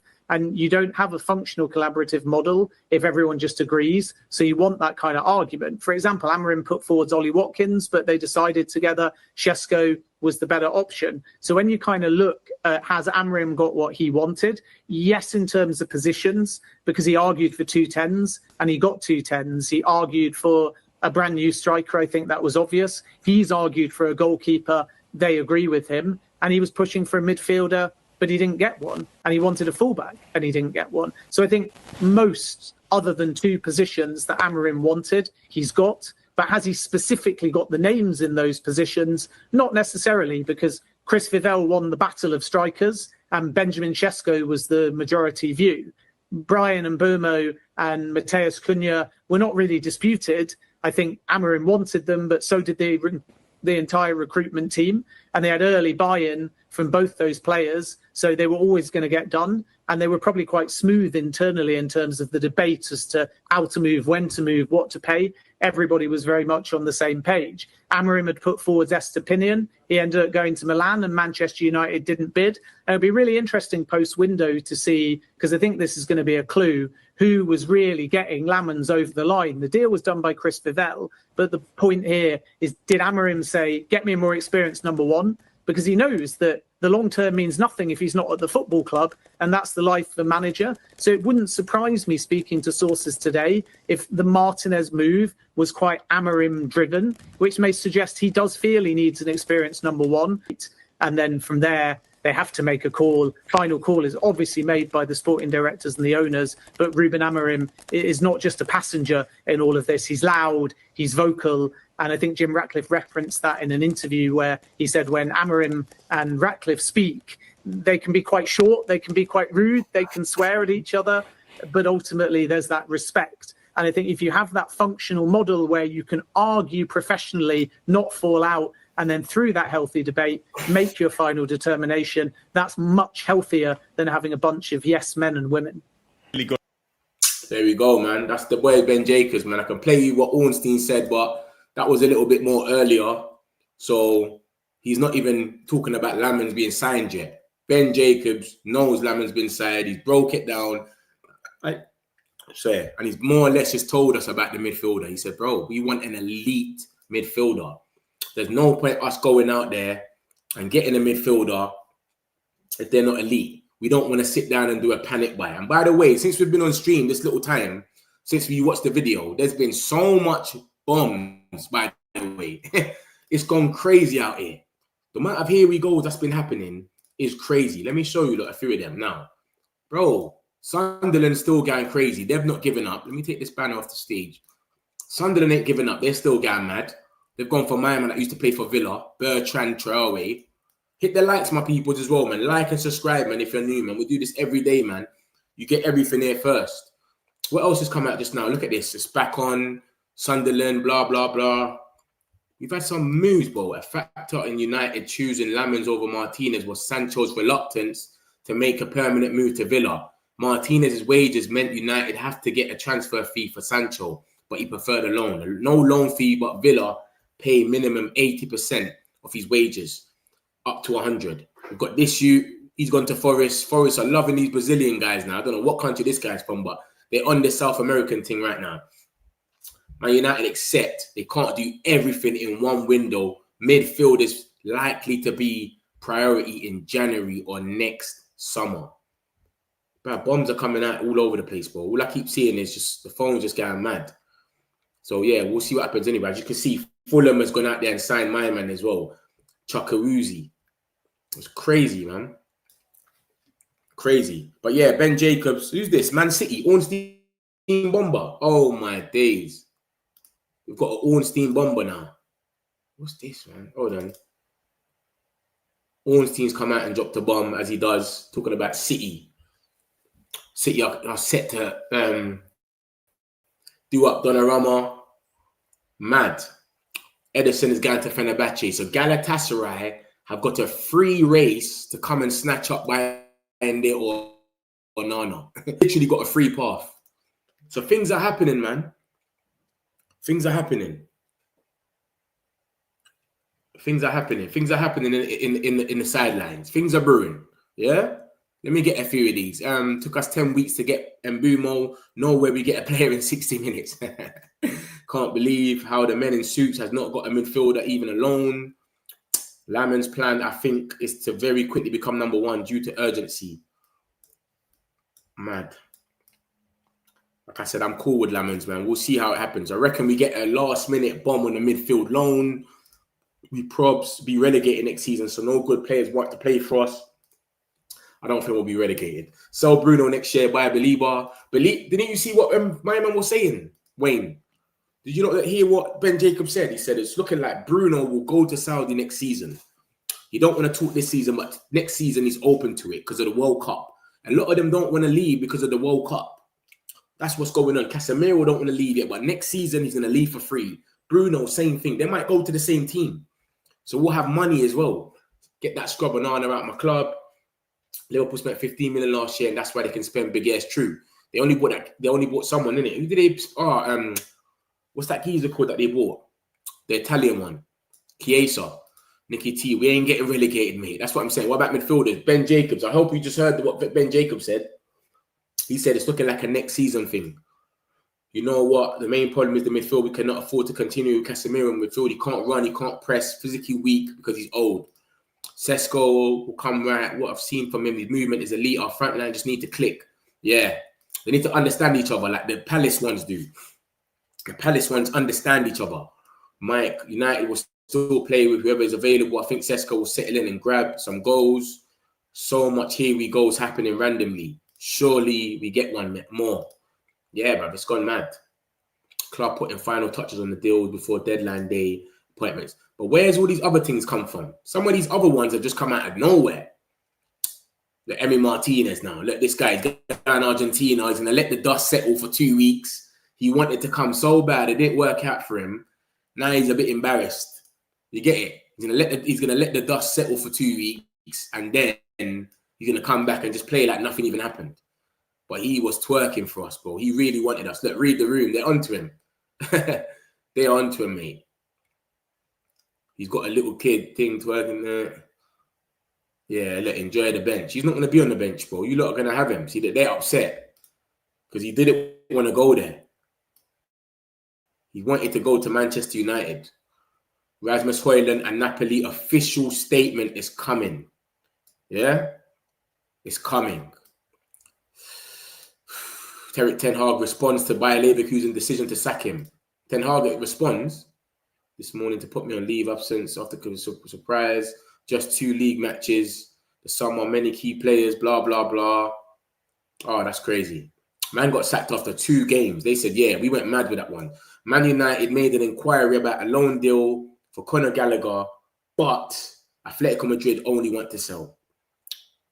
Emi Martinez, this is why he didn't leave. Look at this. This is why he didn't leave. Emi Martinez currently not keen on a move to Galatasaray. The window in Turkey stays open until September 11th. Because those that don't know, when we went for Lamens, Fabrizio came out and said Emi Martinez still could go to Galatasaray. Because Galatasaray have lost out on Lamens, who they outbidded us for, and they've lost out on Ederson from Man City. So they've got options galore. We've got Onana and Bayern for them, and obviously they think they've got both. Like they can have them as an option. And remember, their thing ends on the September the 11th, so they've still got 11 days left, 10 days, whatever. There's a fear that Oliver Glasner could walk if Crystal Palace sell Mark Guy. Oh, allow it, man. He chat shit, man. Dave Opera. They're trying to make comps already of this and Lamens. You know what they do when you're Man United. They try to make the worst comps of you. So take that with a pinch of salt, man. It is what it is, man. You know about the internet these days. Lamens has signed his contract. That's solidified. We've seen that already. It's gone crazy, man. It's gone crazy. Who the hell is this guy? David Ornstein. Aston Villa will not be... Let's see what's coming out now.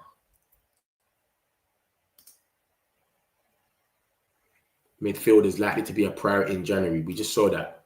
All right, cool, man. It's gone mad, man. Half an hour left, bro. I don't think we're going to get anything. Fabrizio must have made a killing today. The amount of transfers that happened today is crazy. The summer window was honestly one of the history books. It's true. 100%. Where's Metch gone? What do you mean? Am I not here? Can you not see me, no? Or are you talking about when the video was on? When the video was on, I don't want to distract no one, bro. I just go here. You, man, watch it. Do you know what I mean? Or can you not see me now? Metch is looking out for last-minute news, I think. I hope we can get Wharton and Belieber together next season. That'll be an elite midfield with Mainu in there as well. Man United made an inquiry. Yeah, I just saw this. This is what I'm seeing now. He only wants to sell. I didn't even know that we was in for Conor Gallagher. I'll be real. I thought it was false. I thought it was gas. Mike, you are right. Top midfielders, players like Wharton and Belieber are elite, but many don't really want Mainu to leave just to play better. It's true. What's next for Man United after goalkeeper? It don't seem like anything this season, but bro, have you not seen these here we goes that are coming out of nowhere? I've never heard of these guys being linked with them. Fulham, I've just got here we goes, like 2 of them, for 2 players I didn't know nothing about. I can see United getting a loan last minute. I have hope. I think any last minute moves a myth. I can just see us getting a midfielder. It seems like it's going to be a January thing, innit? Fabrizio, Ornstein, Ben Jacobs have become stars. Martinez, for me, would have been the best signing because of English Premier League experience. Lamens, yeah, but he doesn't have experience for the EPO. I hear you, so I hear you. Feel sorry for Nicholas Jackson. 1 minute on the way to buy, next minute back. Yeah, but now he's gone again. He's gone. Didn't he go again? I swear Nicholas Jackson went over there again. Isn't it done for him? Rasmus. That's Rasmus. Is Rasmus been thinged, yeah? We're talking about Rasmus. So has he been thinged yet? That's Napoli. Is he been confirmed now, yeah? Yeah, big up Rasmus, man. I actually like Rasmus, you know. I feel sorry for Rasmus, you know. I actually like Rasmus, bro. I feel sorry for him. Man United fan, tried what he could, just wasn't working. You know what I mean? But even the way he left, like he didn't want to leave. It's crazy. It seems like this is the biggest news, is this, that this can still happen in the 10 days that we still got left. That Bayern and Onana could still go because the Saudi and Turkish market is still a bit available for 11 days. So that's the only thing that can really happen, bro. Man United have agreed a loan deal. This guy's coming. Your name says it all, brother. Bro, your name says it all, brother. You can't come in here to the metric community and do dumb stuff. Man said play donor, and he's saying that the deal has been agreed when we know it hasn't. Come on, big man. You're better than that, bro, man. You're better than that. I'm going to be like, let's check this Chris Wheeler. Oh, Galatasaray, do you fancy Mr. Slow Motion himself? This guy's tweaking, man. Man's coming in talking about the deal's been agreed, just flooding up the chat for no reason. Pull up shot there. You look like you're moving like the Sun. This is what I see. What the Sun writes: Man United pull off shock move. Come on, man. Conor Gallagher joins. He's moving like it's the Sun. This guy's tapped, mate. Time out, man. I like the fact that what Gyökeres will be shocked with an APL definitely. Yeah. Have you not seen? Let me tell you something. You see Gyökeres, yeah? He didn't score against no one in the top 5 or something. All these goals came against lower side teams. He played United, never had a shot. Played Liverpool, never had a shot. Leeds, come on. Leeds is probably one of the worst sides when it comes to centre-backs with strength as well. Do you understand? Because you got to remember Everton. You can go to Everton, you're going to get bossed down by Tarkowski and Branthwaite. They've got some big lads over there. There's bare people in different places. So I don't know, man. Yeah, my man was trolling, over-trolling for no reason. Check this, Chris Wheeler. Yeah, what? Are you talking about what my man was saying, or are you talking about actual Chris Wheeler? What Chris Wheeler said. Because what Chris Wheeler said, he didn't say nothing about that. He said that we did go in for my man. What's his name? Oh, look. My man's confirmed the Rasmus Højlund move. That's their thing. That's their sporting director. He's confirmed it.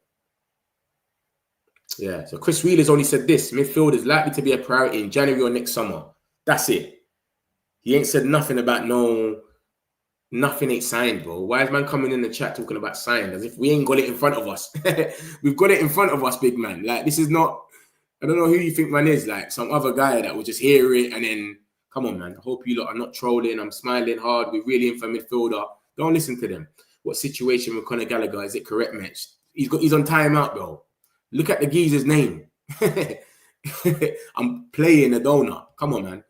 Not falling for that one. Come on, bro. Yes, Jackson is playing for Bayern this season. Yeah, big up Jackson. They tried to mock him. How you go all the way there and then they turn around and tell you, yeah, bam, you've got to turn around. That's crazy. House Source saying Sully, has Malacia gone? Malacia hasn't gone. He's the only one that hasn't gone. Literally the only one that hasn't gone. But he's on the cheapest wage out of the lot anyway, so it's calm. We don't need to worry about him no more.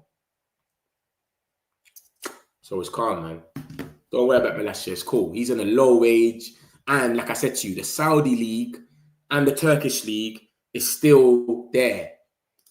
It's still there. It's still open. Look, we got some, Højlund is official now.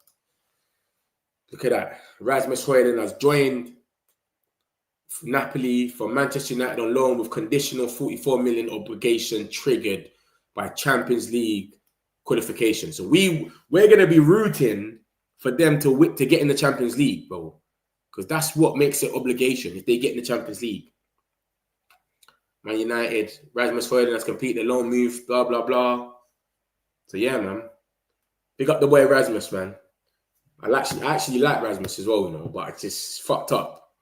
It's fucked up. He could have been that player that comes off with 20 minutes left. I didn't mind him staying and being a 20-minute player. 20 minutes left, he runs on the pitch, gives us some pace. But it's not meant to be, man. Is what it is. I hope the best for him, though. 100%. Fabrizio just tapped in as he does. And he spoke about it. Let's see. Why is it taking so long to come out? Let's press his thing. Okay. So yeah, look, Fabrizio Romano, same thing. Never in doubt. And now official. 6 million loan fee. So altogether, we're basically getting like a 50 million of them. Literally a 50 million quickly. A quick 50 million. Would Athletic let Conor Gallagher join us on loan? Nope. Chris Wheeler's already said he's not joining us on loan. They want their money. Forget about that. Conor Gallagher, Ben Jacobs, nothing. 25 minutes left. It's madness. Man's been on 2 hours and a half. 25 minutes will literally be 3 hours. That's crazy. Mitch, nothing about Conor apart from this one post. Bro, it's not true. Don't worry about it. I would have showed you lot. Broski, you need mods in here. We don't want none of them trolling. Nah, it's calm. Listen, I like when people come in here and gem it sometimes, but not when they're going too mad. Do you get it? Some people come in here sometimes, different fans, and they'll just bust a 1-2 joke, but then sometimes they're cool. You know what I'm saying?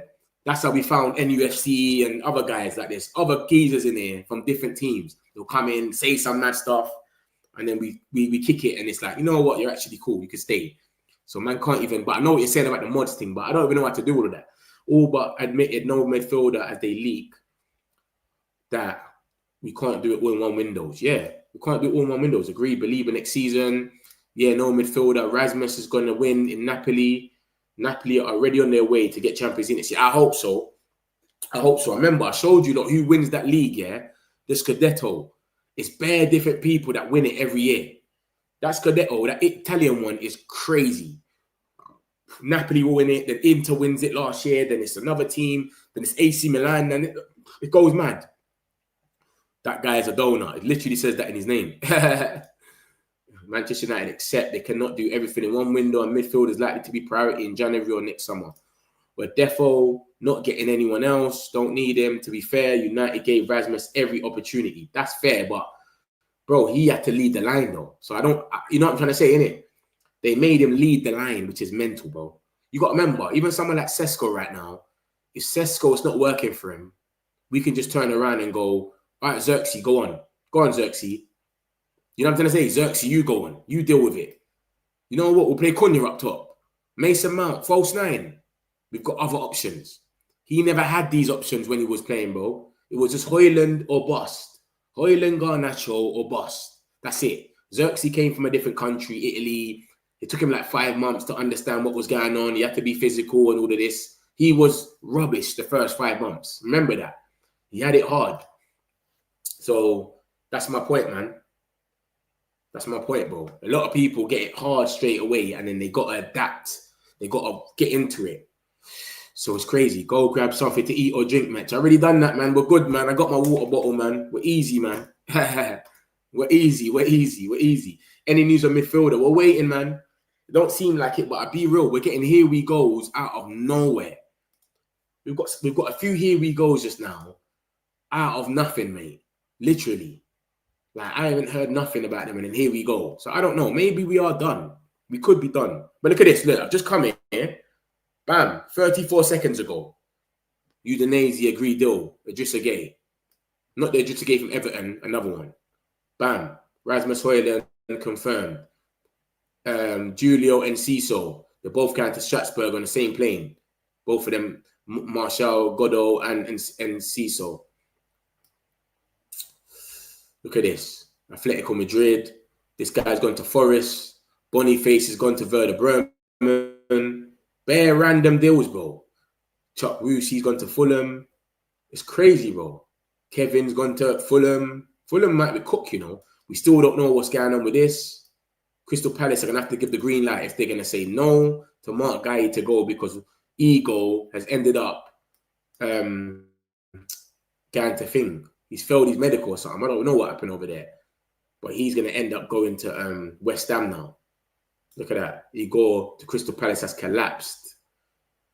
As soon as, well, obviously, Guy's done his medical in London for Liverpool. Look at this. Every time I scroll down, there's more news. Every time. Look at this. Fabrizio again. Let's go back to him. Another here we go. Another geezer. Embolo. You know what I'm trying to say to you? So you never know, Bob. You could just hear it's done. Agreed deal. We signed his contract. He didn't say, did he say here we go for him? I didn't see no here we go for them. He just come and said he signed his contract. Look, more news again. Who's this now? Look. Who is this from? Oh, Laurie Whitwell. Just saying the same thing, basically. Obligation, blah, blah, blah. Bruin, man. Bruin. Live now. Ben Jacobs. Højlund, Sancho, Anthony, Lamens. So that's 3 here we goes. We should get, not here we goes, confirmations we should get today. 3 of them. Need Believer. Believer's not coming, man. Hope we get any midfielder, even on loan, will do. Met, so glad we told Rasmus Højlund, Garnacho, Anthony, we got money. If Rasmus was Haaland's backup, he would have done better. If he was a 20-minute striker, he would have done better. We wouldn't have put pressure on him. It's just like the Watermaid. That Watermaid guys come from Newcastle. If Wissa plays for 70 minutes and then Watermaid comes off the bench, there's not going to be pressure on him. Because Wissa, you scored 19 goals last season. You're meant to get the job done already by the time he's come off the bench. You got what I'm trying to say to you? That's what's going on. We told these average players, unfortunately, don't suit us. Premier League. We aren't getting midfielders. Rasmus will do well out there. The amount of service he'll actually get is true. Belieber, no mid, no party. True. There will always be pressure to lead the line as number 9. From Manchester United as well. You know how heavy this shirt and this badge is? Manchester United is different. The pressure there is crazy. Fabrizio's phone must be blowing up, and how he's keeping this up is crazy. He must have a laptop and like 3 phones. Bro, Napoli has McTominay, De Bruyne. They were giving good service to Højlund. Yeah. Their thing's mad. They got ballers anyway, like around as well. They've got ballers. Højlund will score goals over there, man. Believer bomb, but it's not coming. Liverpool had a crazy transfer window. I need to get all the transfers. Remember when I had that chart there that had the list of all the players? I need to get that back. Because 100%. Liverpool had the maddest one. Oh my God, look at this. Every time, we've always got something new. Look at this. Javi Gallon and Nottingham Forest still collapsing as not ready in time for the documents. So the documents ain't been signed yet. So this is the geezer that he just came out with from Atletico Madrid. Let me show you his face. That's collapsed. Bare Højlund faces, man. Bro, this geezer here, Javi Gallon. These, you see, Nottingham Forest, they love South American players, bruv. Man done a triple deal for 3 players from the same team. Botafogo, different. Maybe United can benefit from Rasmus doing better at Napoli. A chance. Oh, Romano got 10 phones taken into all of them. Yeah, you're right, you know. Because, let me tell you something. When Lukaku comes, Lukaku's going to be the number 1. You see what I'm trying to say to you? So Højlund can come off the bench. So that's what I'm trying to say. Højlund just needed that chance where he can come off the bench and be the young striker. But we made him just the number 1. So Højlund can come off the bench now. If Lukaku plays 70 minutes, bam, do your thing in 20 minutes. Lukaku, you should have sealed the tie already. You see what I'm trying to say? Yeah, he's injured now. I'm saying when he comes back, now he's got to come back straight away. He's got to hit the ground running. But I'm saying when he comes back, he can be second to Lukaku. That's what I'm trying to say. You understand? So we'll see what happens, man. We'll see what happens. Refresh Fabrizio's page. So much going on, bro. I got this vibrating. I don't know if you lot can hear it, man. It keeps vibrating. And I just know there's a notification. And it just says the name. Samuel Lockhurst has just said something just now. And he's talking about what we've done with Anthony. I'll show you that now. Look. No, not this one. Notification. So this thing just keeps going mad. Every time, look, Man United has inserted a 50% sell-on clause into Anthony's 25%. Sorry, into Anthony's 25 million euros move to Betis. Club didn't pay off the player to leave 3 years after he signed for a fee rising to 86.3. We didn't pay him off. We could have paid him off. That's what he wanted, but he just gave up in the end. Anthony has completed his move to Betis. That's done. So that's another one that should be coming out kind of soon. Dope, man. Dope. Why is he using the same picture for every single thing he's doing today? Everything McGrath is doing, the guy is using it. Look. Bam, bam, bam. Bam. Bam. You would think it's the same thing. Look, bam. Bam. Bam. This geezer, bro, he's just using the same picture for all of his stuff today. Luton, Newcastle, Liverpool Medical. Allow it, bro. Portsmouth, Lamons, Swansea, Wickham, Anthony. Come on, big man. Allow it, man. Get a new picture or something, man. Can make you a thumbnail quickly if you want, bro. Look, Anthony's one's done now. Boom, Man United. Anthony has moved to Real Betis in a permanent transfer. We thank Anthony for all his efforts during his time as a Red and wish him the best of luck in the future. Do you think Anthony's going to do us a little letter or Instagram? What do you not reckon? Do you think Anthony's going to come out here and do us a little letter and say, oh, thank you to the fans and whatnot? Or is he just going to keep it moving? I don't think he's doing a letter. The season 25-26, the end for United. What team do you support, Koang? What team do you support? Let me know. Don't run away as well. Tell me what team you support, please. Yeah, my man's injured. Santos nearly done. I'm going to catch Sancho in Birmingham now. Yeah, he's over there, innit? He's over there. Why is the Saudi transfer quiet? Wonder what they're cooking. You got to remember, the Saudi transfer doesn't end until the 12th of September. And so doesn't the Turkish one. So they still got time. They're looking at everyone's scraps now. They're sitting down and waiting. Let's see. Who doesn't get their move? And then we'll go and pick up the scraps. Do you get it? So someone like Malacia, oh, they're rubbing their hands. We can get Malacia now. Because he ain't left. Turkish teams as well. That's how they're moving. He had run out of ideas. Yeah, but the post, didn't it? You're talking about my man. He's just using the same post. McGrath. Saudi and Turkey windows stay open to the 10th. 10th is Saudi, and the Turkish one is till the 12th or 13th. Do players ever join from the Saudi league? Haven't seen that before. Nah, not from. I've seen one. John Duran. He went to Fenerbahce, and Fenerbahce paid his whole salary, which was like 300k. Crazy. 300k. So remember, because when you move to Saudi, you only go there for the money. So when you've gone there, they've changed his life. He's on 310k, and then Fenerbahce is going, we want you on loan, and they're paying his whole salary on a straight loan. They can't even buy him at the end of it. It's just a straight loan, done.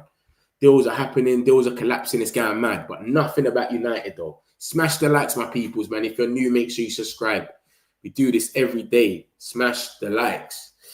Mets, do you think after getting Lamens, we will offload one keeper? Like I said, the thing with the keeper is the Turkish league and the Saudi. That's the only people that can help us. Literally. Chris Wheeler. Man United confirm Anthony's move. Blah, blah, blah. Blah, blah, blah. Yeah, Anthony's video. Oh, it's probably going to lag, man. If it's lagging, let me know. I'm going to try to play it for you, though, but if it lags, let me know. I reckon it's going to lag.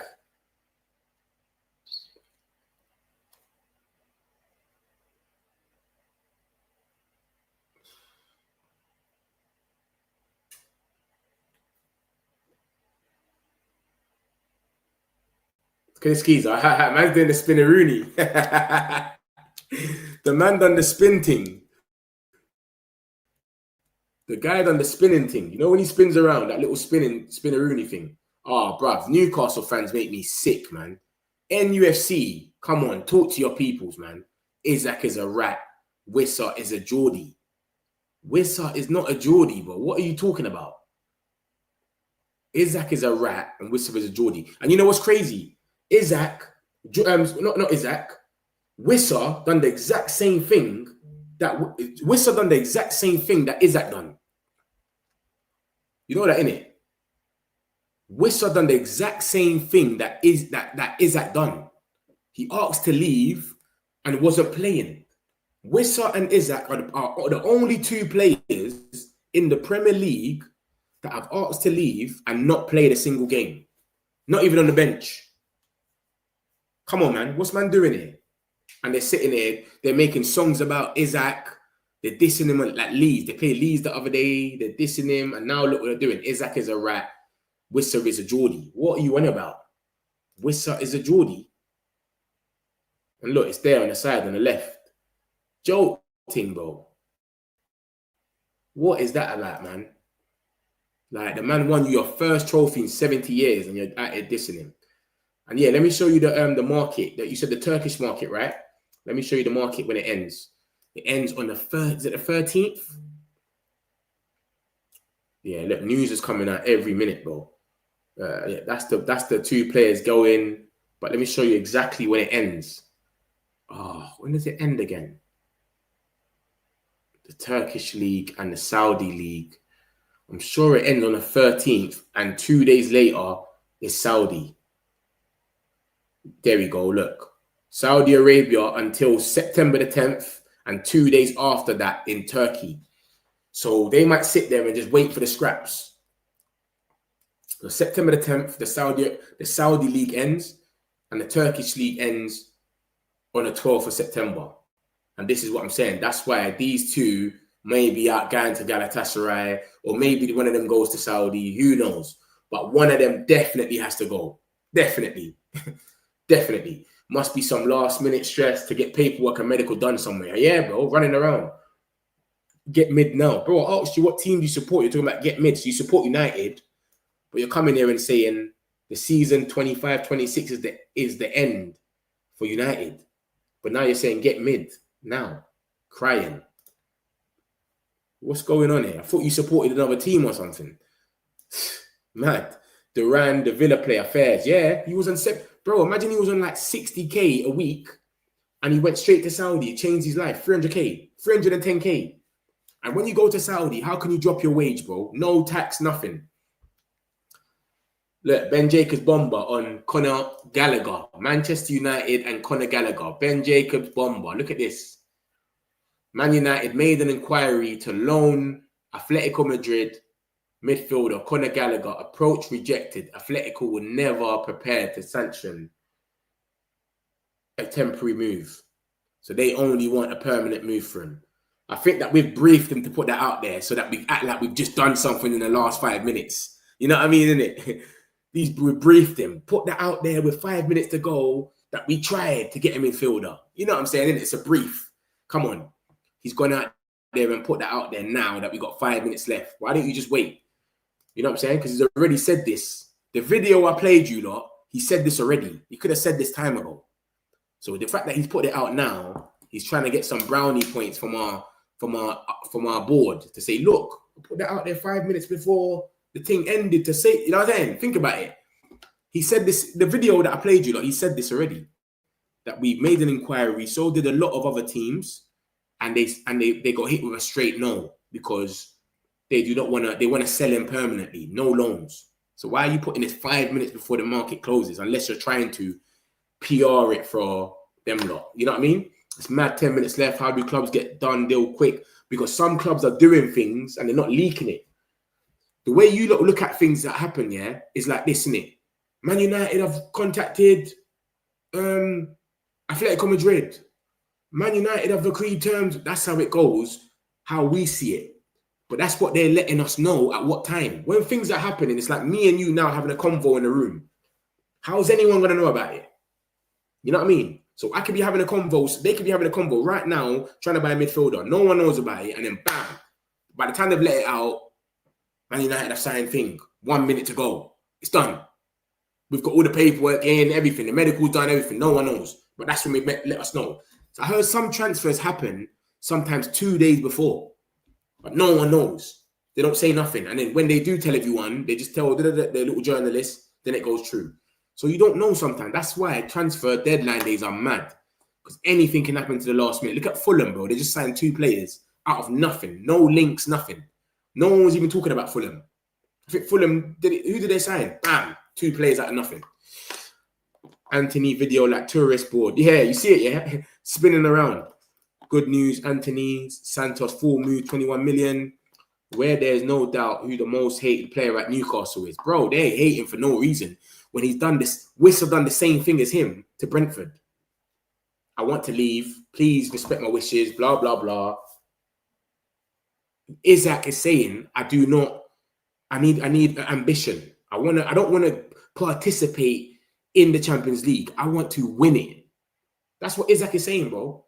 And the window started. They're getting rejected left, right, and centre by everyone. Apparently, they made him a little compact that he can leave. And then bam. So I don't know, man. Are we done with our goalkeeper? Done with our goalkeeper. What do you mean? Is it done with our goalkeeper? Oh, as in like confirmed. Sene Lamens. No, I don't think it's confirmed, but he's been signed. All the paperwork is done, everything. Media duties, everything. So we'll see what happens, man. But he's definitely signed. So that Mike Conor Gallagher, Atletico never prepared to sanction. Nico Jackson deal documents have just been signed, all sealed.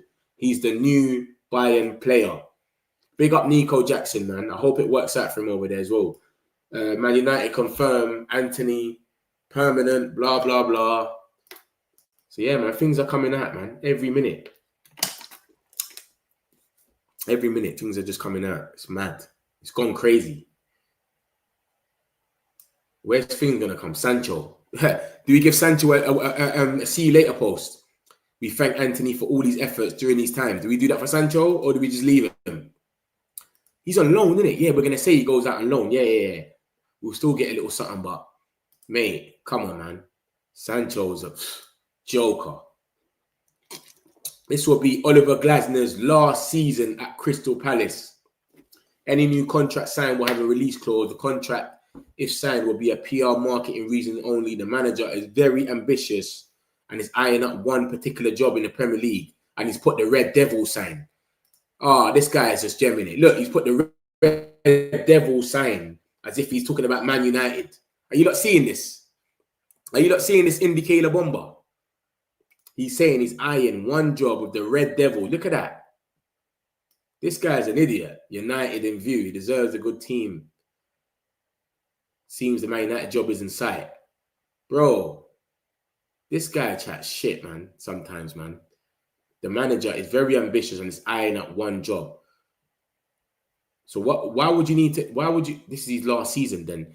So if Amrin, it don't go well for him, I'm sure he'll get sacked mid-season. So he wouldn't have a season with them, would he? He'll just go straight away. But yeah, apparently this is his last season, Oliver Glasner. He'll have a new release clause. Blah, blah, blah. The contract, if signed, will be for PR marketing reasons only. The manager is very ambitious and is eyeing one particular job, Premier League, and he's put the Red Devils, literally. So you know what he's trying to put? He's trying to say Man United are going to sack Amrin and he's going to get the job. This is what's going on. I told you a lot about the metric community, man. We get everything here first.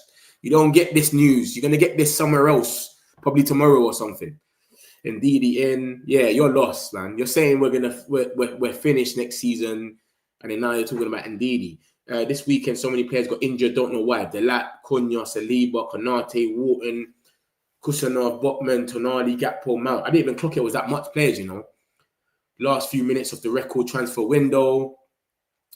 Refresh the Fabrizio. Blah, this is crazy. I don't need to refresh. I just go to notifications, and there's going to be bare people saying these things anyway. So, bam, look. This guy's still using this thing. Oh, my gosh.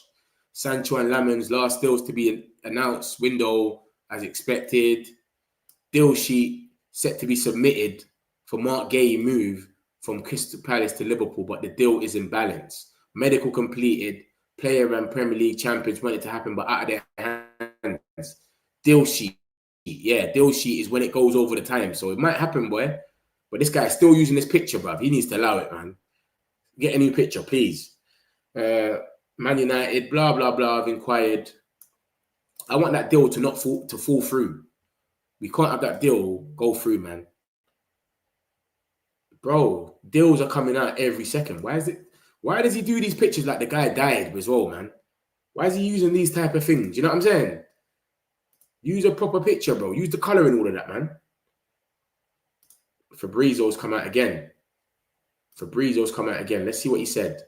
Is it Fabrizio that's come out then? Yeah. No, it's Ben Jacobs. Marco Asensio's move from Fenerbahce now confirmed. Hey, Fenerbahce are cooking, you know. I just clocked. They got John Duran, Asensio, and they got who else they got there? John Duran, Asensio, and they got Edison. They're kind of trying to cook. What's he saying here? He's not even translating, bruv. Where is our midfielder, man?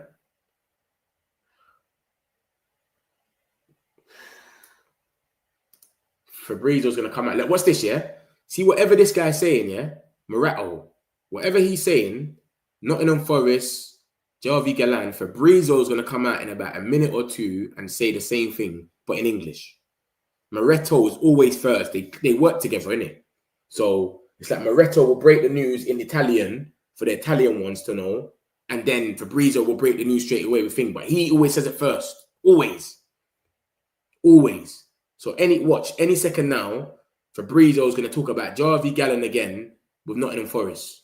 But it's going to be something like, probably like, yeah, here we go, or it's fully done, whatever. But they work together. That's how I knew Matteo Moretto 30. Because most of the stuff he used to say used to be straight away. You know what I mean? Literally. Harry Amaz has completed his deal.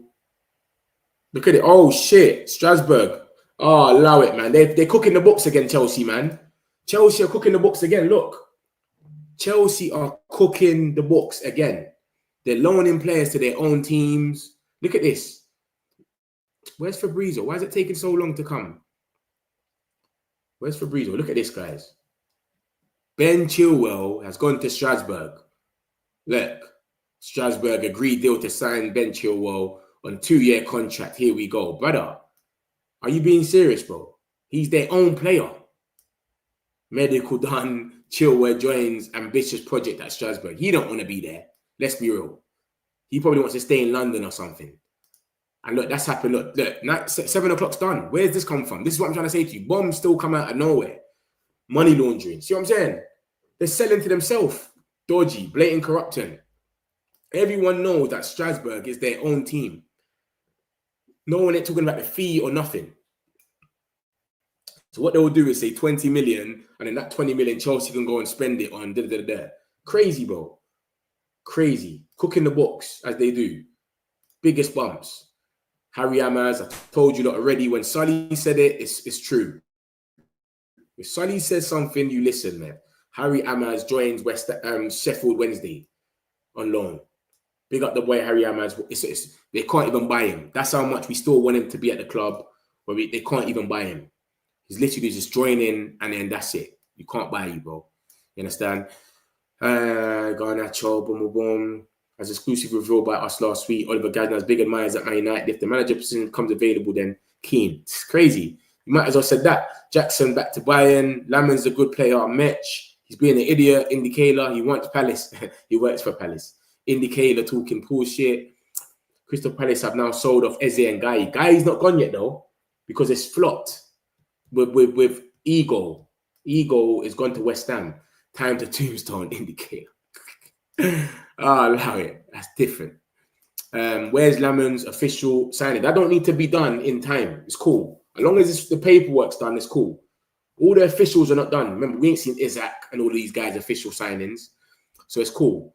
Wissa and all of that. As long as the paperwork's in and Premier League's approved it, you can officially do it just before they get on the pitch. Do you understand? Remember, Eze's one came on just when he was walking on. Lots of hamstring injuries, it seems. Man United need a holding midfielder ASAP. Garnacho and Anthony left the club. Closed. Done. Guy, you're not going anywhere. Very important for Crystal Palace. Essential, should have went to Villa. But you not get what I'm saying, though. When I said to you that two people are talking in the room and they let you know it's done when they let you know. How the hell has Chilwell just gone there and no one even spoke about it? No one ever said anything. Look, he's saying exclusive. Not one person said this. But now it's done. Medical's done everything. See what I'm saying? When certain people want it to come out, it comes out. What we're used to is Man United have contacted this club. They've agreed personal terms. They're still talking. They're keen. They're close. They're closing in. They're advanced. That's what we're used to. But sometimes, if they don't want it to come out, they can just do a deal like that. It's done. You know what I mean? So this is what happens, guys. We got rid of the bomb squad. Yeah, Malacia don't even really count. He don't really play a part. Yes, bomb squad, all gone. Only Malacia. Malacia, half of the people even forgot we even plays for us still. Malacia never caused us any problems. He can stay unless he goes to Saudi or Turkey. That's what I mean. We won't even know he's there. Metch, big up doing the stream and giving us all the news for this long. Come on, man. Love, man. Appreciate you, Man United, man. I wouldn't have done it without you lot. You understand? I only started this whole thing in about June, mid-June. Every day, man's been out here trying to do it. I took a week off. That was it, but I was Billy. So come on, man. We're always here, man. This channel's only going to get bigger. We're going to be doing mad stuff, getting people on the show and all that. Strasbourg, internal move. That's what I'm saying. That's their own team.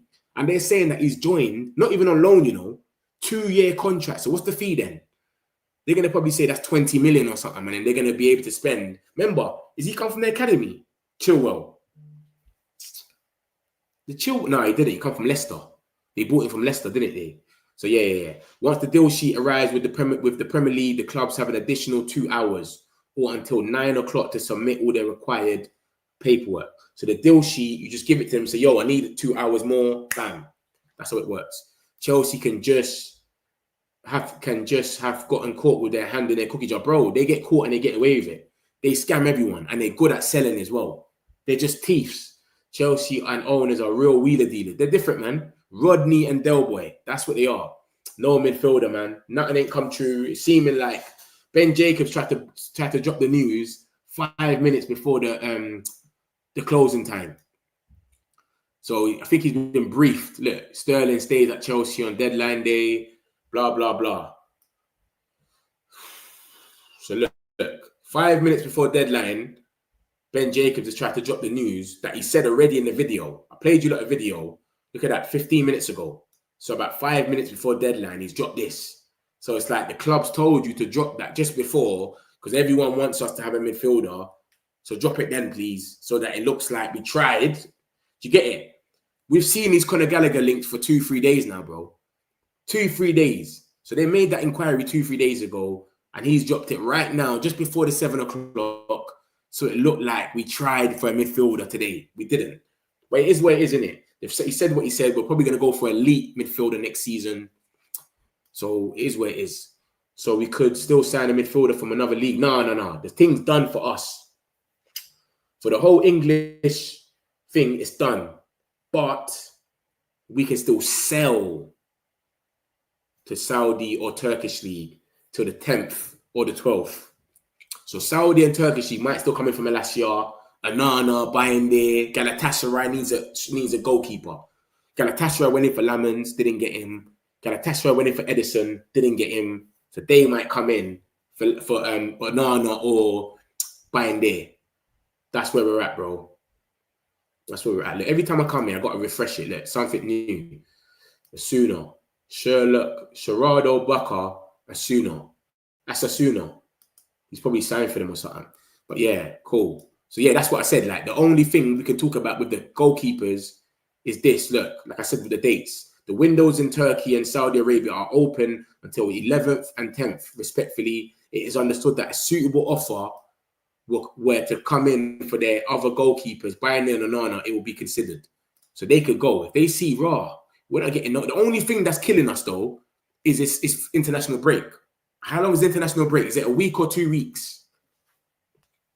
How long is it? Newcastle have lost the deal sheet. Oh, see, Newcastle couldn't even get Wissa through in time. That they had to put a deal sheet in. See what I'm saying to you, lot? This thing's gone mad, bro. Look at this. Look at this. Look, I'm too quick. I'm so quick. It's not even registered it yet. Look at this. Look. Newt Ben Chilwell agreed. Blah blah blah. Sister club. Newcastle have lodged a deal sheet with Premier League to give them extra time to push through Johan Wissa's transfer. Madness. Let me see how long. Is international break 1 week or 2? Is it 2 weeks? Yes, 2 weeks. So by the time we get to the 11th of September, it's still international break. They're not going nowhere, man. They're not going nowhere. Yeah, they're not going nowhere. Serbia's playing England on the Tuesday. Friday, then Ipswich is playing shit. That's championship. We're back. Not this Saturday. The next Saturday, we're back. So that's the 13th. So the transfer window is already closed by then. So this is what I'm saying. I don't think they're going anywhere still. I'll be real. I don't think they're going anywhere. Let me show you why. Because, bro, I thought the international break being on, sorry, I thought because of this, I thought, yeah, September the 11th or 10th, they might not be getting any game time by then, and then they might be sitting there thinking, this is long, I need to get out of here. But when you think about it, they ain't going to be a game by then. The first game back is, for us anyways, on the 14th against City, 4:30. Sunday, the 14th of September. The window's already closed. So they might not even feel the pain yet. You know what I'm trying to say? I thought it was a thing where they'll be sitting there stressed. Oh, I'm not playing. But, bro, we'll see anyway. After Lamans comes in, they're going to know that, yo, one of us ain't going to play as much. So the pressure's going to be on anyway. So we'll see what happens. I hope Newcastle don't get Wissa, though. And Man United clubs have 2 hours till 9 p.m. to submit all the paperwork. Yeah. Arsenal. You talking about Arsenal or what? I don't know. Clubs. Mets, congratulations on the 2.85 subscribers. Respect. Come on, bro, man. I appreciate it, man. This is the beginning, man. This is nothing. Chelsea have been unable to secure a move for Sterling, before the 7 p.m. No one wants him, bro. He's on 300k. They got to keep paying him his money. Update on Chelsea. Chelsea fans are in there. It's mad. You lot just done some bookiness with Chilwell, man, and sold him to Strasbourg. That's the only thing about Chelsea, Adebayo, man. You lot just sold. You lot can't get rid of Sterling, so he might be playing on the wing, and you sold Chilwell to your own club. Madness. Smash the likes, people. Come on, Man United. Love, man. He's been here for 3 hours. Come on, man. This is the last day of the transfer window. I had to put the work in for you lot, man. It is where it is. And I was here earlier as well for a few hours. It's calm. It is where it is. We do this. Yes, respect. Man United, love for that, though. Smash the likes. Love for that, man. Like and subscribe, my peoples, man. Respect to Metch. Top coverage. Come on, Matt Milton. Love. Appreciate you, man. Big up, Metch. Is La Liga window not extended to midnight? I don't know. I don't know about La Liga, Simon, still. Not sure about that. Not sure who should go from goalkeepers. Oh, who should go out of these two? Bruh, they're both as trash as the other one. Bayern there is probably better than Onana now. But he will just do the same thing. Look at Burnley. They just make mistakes on mistakes. Bayern, they made a mistake against Burnley and Arsenal. Onana made 2 against Grimsby. They're tied on 2-2. I can't make a choice right now. They're both tied on 2-2. I thought Onana was better at kicking, but Bayern's kicking against Arsenal was brilliant. So I'm like, I don't know, bro. They're both as trash and as good as each other. It's mental. 2 weeks, our game is on Sunday, the 14th of September. Yeah, that's what I'm saying. If you look at these dates, the windows in Turkey and Saudi Arabia are open until 11th and 10th. it's just going to be good vibes. Once you've gone to your country, if any of them is going to their country for the international break, and then you come back, it's good vibes. It's not going to be nothing that's going to be uncomfortable for them. I thought it was going to be by then, by days, he's not even on the bench. He's feeling the pain. He's saying, yo, I got to get out. Bro, they're not going to feel nothing. It's just going to be good vibes. The Premier League says teams have up until 1 BST to submit full paperwork. Deal sheet must be in by 9 p.m. Lammen starts against City. We don't know that yet, Man United. We definitely ain't got the lineup yet. But I would want, I don't know. I don't know if that's too much of a big game for Lamens to start against City. I don't know. He has come in to be number one, though. He has said he wants to be number one, apparently. But I don't know if that's a big deal. Look at this. Liverpool submitted deal sheet for Mark Gay. We've seen that already. Up to Crystal Palace now. Here in Will Asula's deadline move to Frankfurt is off. NUFC, there you go, boy. NUFC, you love my man. Asula, your pattern now. Look, he's not going nowhere. Deal sheet in for Mark Gay. Proposal move. And like I said to you as well, you lot are going to have 3 strikers now. You've gone from 1 striker, Osula, to 3. Watermaid, whatever his name is, Osula, and Whistle. Bare deal sheet talks, mate. This guy's done his deal to Wrexham. Mark Guy's deal sheet lodged. I just want them to turn around and go, nah, man. Crystal Palace, don't have it, bruv. Don't have it, man. Let them man, they struggle a little bit. What's Sully talking about? Sully's come out now. What's Sully saying? Sully, what's he said? Jadon Sancho has successfully completed his Aston Villa medical tests. So there was no balloons. He never done no balloons last night, or he went vaping, or had a spliff. So we're good with that. Signed all the necessary paperwork required. 25-year-old English winger joins on a season-long loan. Rejected multiple proposals, which included a Prem move and a fee for Manchester United. A permanent, sorry, not Prem, Perm. Permanent move and a fee for Man United. Remember, Roma, Napoli, Chelsea. Who else came in for this geezer? Fenerbahce, Juventus.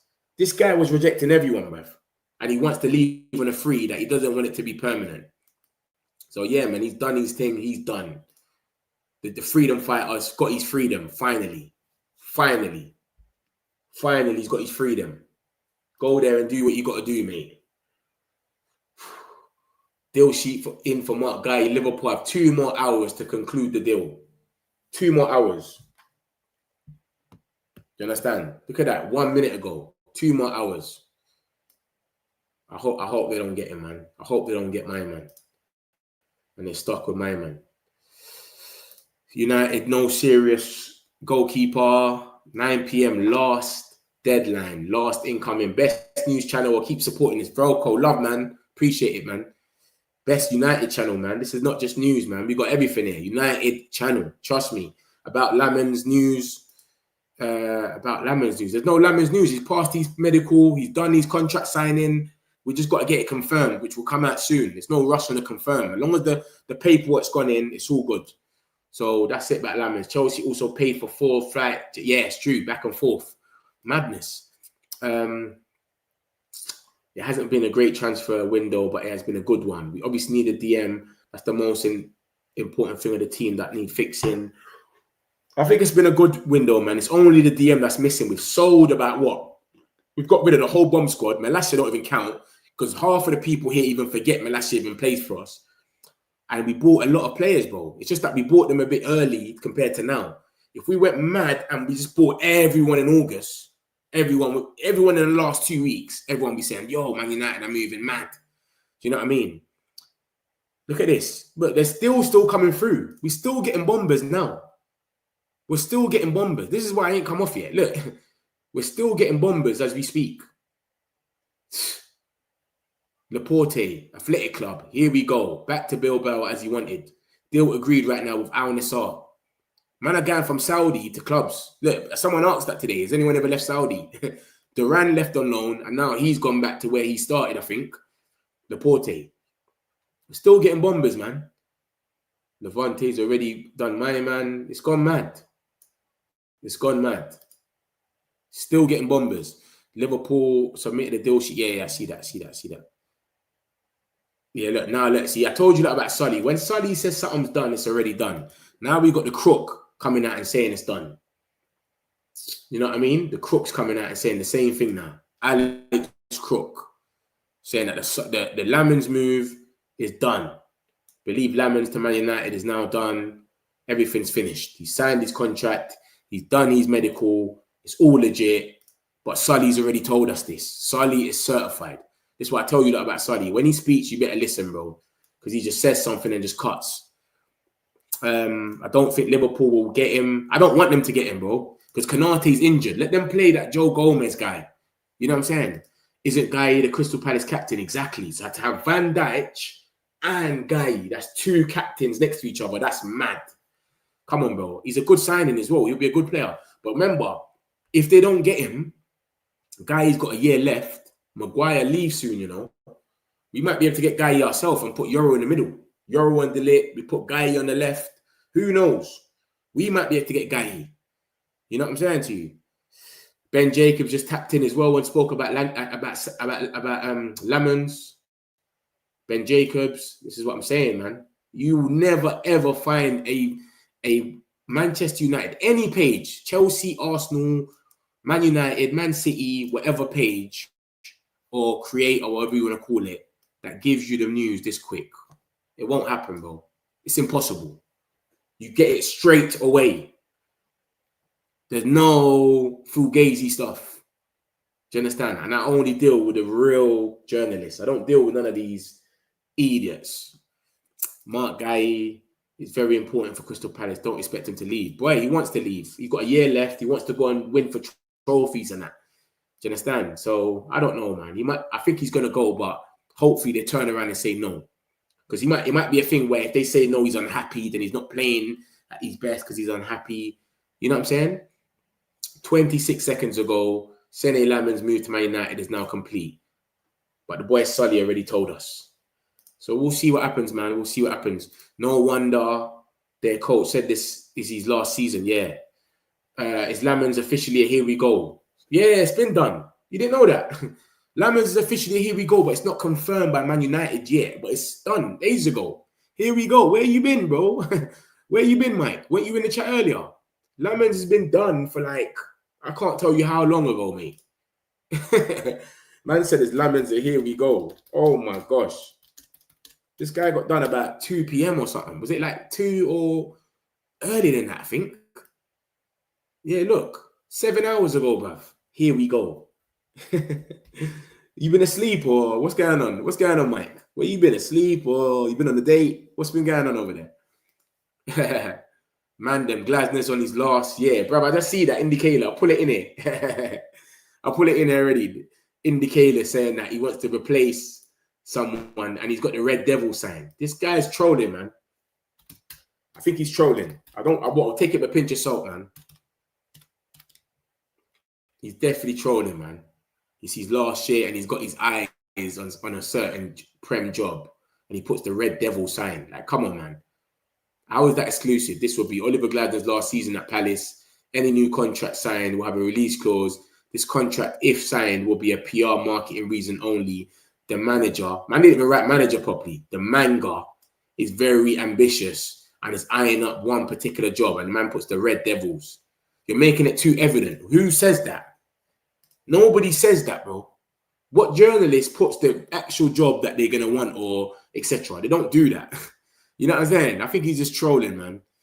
He's definitely trolling. Man United going to sign a goalkeeper. No, I don't think so, you know. I don't think so still. I don't think we're going to sign a goalkeeper. Don't think so. I'm saying is the documents officially signed. Yeah. Everything's signed, but it's not confirmed like Man United have put it up yet. Yeah. It's already signed, bro. That's why they keep saying it's done. That's why Ben Jacobs has come out and said it's fully done. That's what they mean. But Crystal Palace have signed this geezer, Jaden Kavanagh from Toulouse. Yeah, look, that's what they're saying. It's now complete. That means everything's done. It's signed, the paperwork, the media stuff, you know, like the videos and all of that. It's all done. And Sully's the one that broke the news already, telling us it's done. Look, Lamens has now successfully completed his Manchester United medical test. Shortly, his official contract to Carrington will be done. And then he came here. Let me pause this.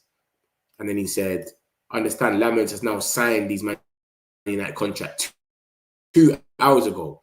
But he always does this. He says it before everyone, and it always comes out to be true. So it's already been signed still. That's the situation with Lamens, man. True. You wonder about teams like Crystal Palace and Brentford when they sell off their main players. Yeah, it's crazy, bro. And my man had them bopping Villa. If you saw the way they played against Villa, they bopped them off the park, bro. They should have won by more goals. Iriola is the best man for the job if Amrin leaves. Iriola's cold. Iriola's cold. So is Glasner, though. Glasner's good as well, and Glasner's won a trophy as well, so he's got pedigree. You know what I mean? He's won a trophy now, so he's got pedigree as well. Do you understand? And he won the Community Shield. Yeah, you know what I'm trying to say. What about holding midfielder? I don't think we got any links for a holding midfielder next season, man, or January. Can you predict for the next 5 games of Amrin? I know we got Man City and Chelsea. I'm not scared. We might lose one of them narrowly, but I reckon we'll win one. I don't really rate City, man. They're not the same team. I reckon we beat City. Chelsea, I don't know. Chelsea are a bit weird. They could win. They could turn up to be dead. They played rubbish against Fulham. So you just never know, bro. Oh, no, I won't sign this guy now, yeah? He's been on trial over a month now. United gave serious conditions signing him. So we was going to sign this geezer for free, but we didn't. But yeah, that's the only 2 that I know that we're playing next. I don't know about who else. Oh, my God. Chelsea fans are going to be pissed with this. Look at this. Disarcy stays. Disaster. Disarcy was meant to leave. I can't remember where he's going to go, but he stays. Igor to West Ham is still ongoing. Disarcy stays at Chelsea. Safe. Oh, yeah, he's meant to go West Ham, innit? Disaster. Allow it. To continue to the transfer window. Oh, look at that. He already wrote and said thank you. No way did Mark Guy say thank you already. And the thing ain't even done yet. There's no way this is true. This has got to be fake, innit? This has got to be fake. Making a fake account is just weird behavior. That's what I thought. There's no way he would do that. Imagine that. He said thank you, blah blah blah, and then the deal flopped. Imagine that. That would be mental. The man made a fake account. It had to be. I was gonna say what? Imagine doing that, writing that out. I'm sorry, guys. I had to go. Thank you for everything. Always supporting me, and then bam, it falls through, and then you have to be back on the bench. Sorry, starting, but you're in front of them again. Crazy. Rate the summer window out of 10. I'll give that one there, bro. With this and the outgoings as well, the bomb squad will go in. I'll give it about an 8, 8.5. That midfielder would have been 10, 8.5. It's a good window, man. It's a good window, bro. Man went out there and got 3 attackers, changed our whole attack. Diego Leon, I don't really count him because he's not really playing or nothing. He's just like a young kid. But Lamens as well, a different keeper. It's an 8.5, man. We got a midfielder would definitely been a 10. 1,000,000%. And look, it says, look, midfielder is likely to be priority in January or summer. Next summer, it seems like it's Belieber and we're ready for him. But if it's going so wrong where we're getting cut open every game, then it's going to be a midfielder, probably in January. Shows Belieber how much we want him, in my opinion. I'm a Belieber for 22 and 26. French Maguire stays. Nah, bro, that's taking a piss at Maguire. Calling him the French Maguire is disrespectful to Maguire, bro. Disaster is a disaster. He is different. Bumbleclot is like, Guy gone or no? Guy is not gone yet. Guy is not gone yet, man. He's not done yet. They put in a deal sheet and it's not solidified yet, but it's definitely not done yet. We'll see what happens. Goldbridge is mad. Annoying, he says, window is a 4 out of 10. Like, honestly, boy, I don't know, man. Some people just say whatever, innit? A lot of people, I see it on TikTok and that, people come out and say mad stuff for no reason. I thought a Premier League squad has to be 25 or 27 players only. I don't even know. So skip the season and back following next summer. We say you're not rating this one, no? Dim Black, you think this one's going to be a bad season? Goldbridge, man, keep bringing up this guy, man. He loves rage bait. You know what it is? I reckon some people, their whole thing is just be negative, innit? That's what some people's style is. The earlier you're negative, the more you're just gonna, you're gonna have rival fans trying to watch you more. If you've got rival fans watching you more, then you're gonna have loads of people, because it's the rival fans that you want more to come to you. It's just like me. When Arsenal lose, I've got like 3 people I go to watch. Oh, get her out. It's easy. Every time Arsenal lose, I go straight there. I'm a fan when Arsenal lose. When Arsenal's winning, I don't care. I don't want to go there. But when Arsenal loses, I've got 3 people I go and watch straight away because they're so negative. Oh, get her out. We're shit. That's how it is. Some people have to be like that to get far, innit? They have to be different to an extent where they're so negative. Annoying, been linked with Lamens for like 6 weeks now. If we just bought him, we'll arguably be on 7 points out of 9 and still in the cup. Yeah, but you never know, man. He might still play by and there for the cup anyway. Or Onana. Sekou Kone needs to come through. Yeah, what's happened with him, man? I know his face. He had a little something wrong with his face when he had that game with what's that place called? They played someone, Port Vale or someone, and his face, he hurt himself. He hurt himself so bad that to call off the whole game. I don't know if he's come back since though. Liverpool's window is a 10 out of 10. Yeah, 100%. That window is mental. 8 out of 10 window for me personally. Kobe Mainoo will play the 3rd game, not going anywhere. Lucky's funny, man. True, Miller House. If only we had Lamens for the start of the season and ready to play. Facts. Negativity sells. Facts. Like Lee Gunner, laugh out loud. Would have been a 10 with a midfielder for me. Laugh out loud. We're very worried about that midfield. I'm worried about the midfield when we play the little teams. The Brightons, the Bournemouths. That's what I'm worried about. I'm not worried about the midfield when we play big teams, because we've got a mid-block where we're close together. You can't really get into us. Arsenal got in through us about twice, and it didn't do nothing after that. Literally. Smash the likes, my peoples, man. You know what always here for me, man. 3 hours and a half I've been on this stream, giving you lot the news while deadline day's going off. Smash the likes. If you're new, make sure you subscribe, man. We've gone through so much news, so much bombers together. It's crazy. Look, things are still coming out now. Frankfurt move is off. Blah, blah, blah. It's crazy, bro. Deal sheets are getting filed. Guy doesn't know if he should go or not. There's bombers coming out after 7 o'clock. We don't know what's going on, bro. It's just gone mad. Chilwell, we got Chelsea selling to themselves. Again, 2-year contracts selling to themselves. They're not even saying the price. 2-year contract. Come on, bro, man. Cooking up the books, bro. Smash the likes. That Mark Guy thing is fake, though. That would have been hella funny, though. But I think he shouldn't leave. I think he shouldn't leave. Nottingham Forest reach agreement, blah, blah, blah. 30-year-old doing medical. Look at that. Total spend up £215 million. Impressive transfer window from United. And if you talk about all our sales as well, we ain't spent the worst. And we got some sales. Cunha and boom, boom, boom. It's crazy, man. Crazy. Sancho's paid off his thing. Yeah, exactly. That's what I remember Anthony for. You see, Anthony, his first 3 games, I went to 2 of them. Arsenal, his debut, he scored. Then he scored against City. We lost 6-3, but he scored a banger. Last goal of the game. And then he scored against Everton, and we beat them 2-1. Ronaldo scored as well. So at least he got 3 goals in 3 games. And, yeah, man, financially a disaster, but that doesn't fall on him. Always played for the badge and never caused drama. It's true. Always played for the badge. You could tell he was proper, like, passionate to win. But he just didn't have the quality. He's gone to La Liga now. And, yeah, that's where he's at, innit? We know that's his quality. But big up Anthony, man. I hope the best for him, man. A lot of them, man, actually like Anthony, Højlund. I actually like these guys, man. They're actually cool guys. Onana needs to play somewhere.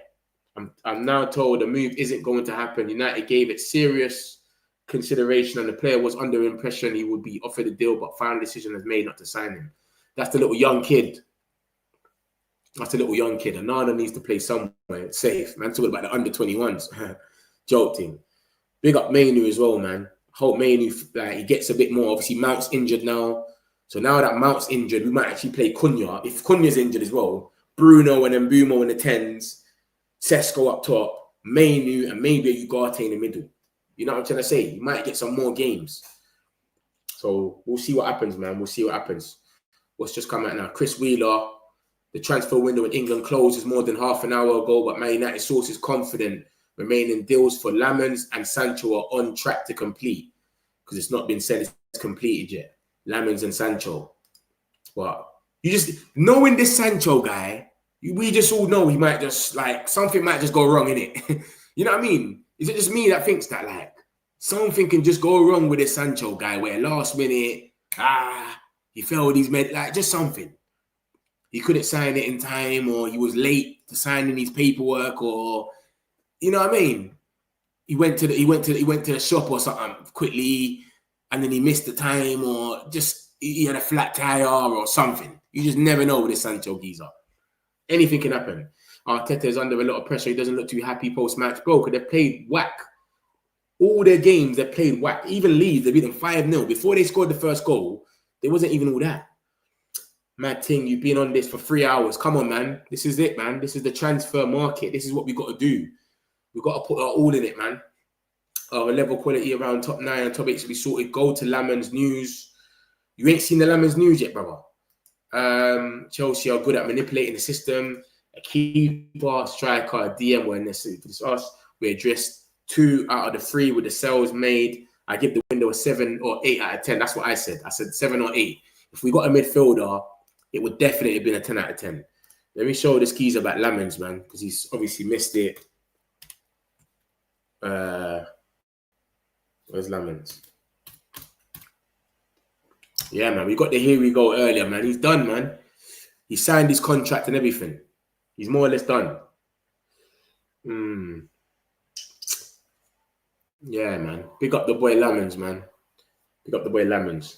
Saved the most shots in the world last season. Look, Man United's new shot stopper, Lamens, made 20 more saves than any other goalkeeper in Europe's top 10 leagues last season. People say it's the Belgium league. Bro, if it's the Belgium league, he should be...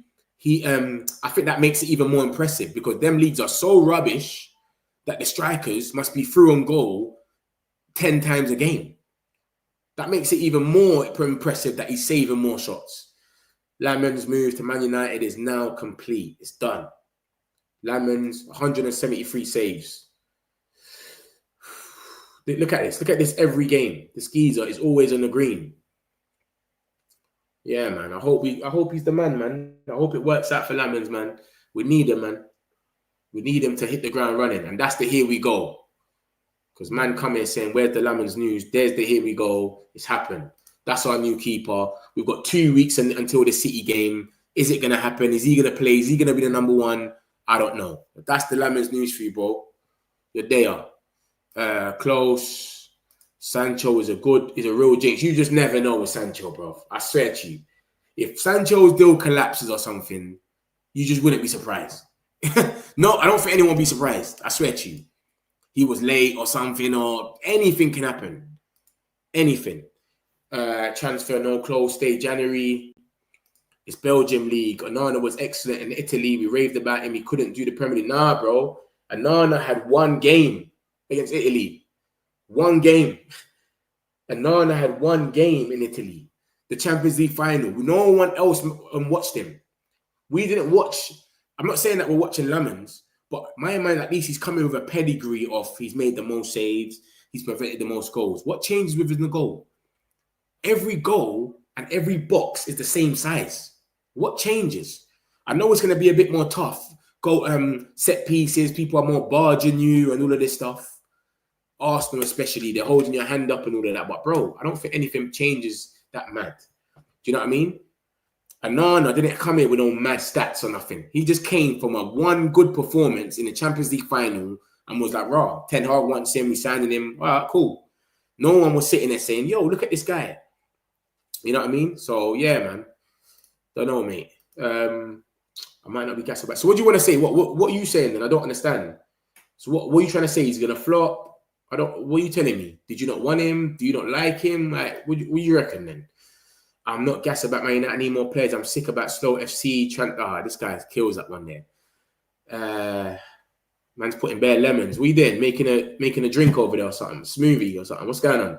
Who off the bomb squad is left? Only Malacia. The bomb squad is gone. They've exploded. The bomb squad has been exploded. It's only Malacia. And Malacia, I'm sure half of us don't even remember half of the time that he still plays for us. Literally. Yeah, love for that. Seen that already. Anana is just a bad goalkeeper stats. And eye test, just a shit player. Believer, we sold, bruh. Believer, we sold, bruh. What do you mean we sold? Believer. We need to buy Believer. And I think we'll get him next season. When life gives you lemons. My man's like squeezing bare lemons. When life gives you lemons, mate, make lemonade. Trust me. So that's it, man. That's more to the stuff about lemons. The deal sheets have gone in.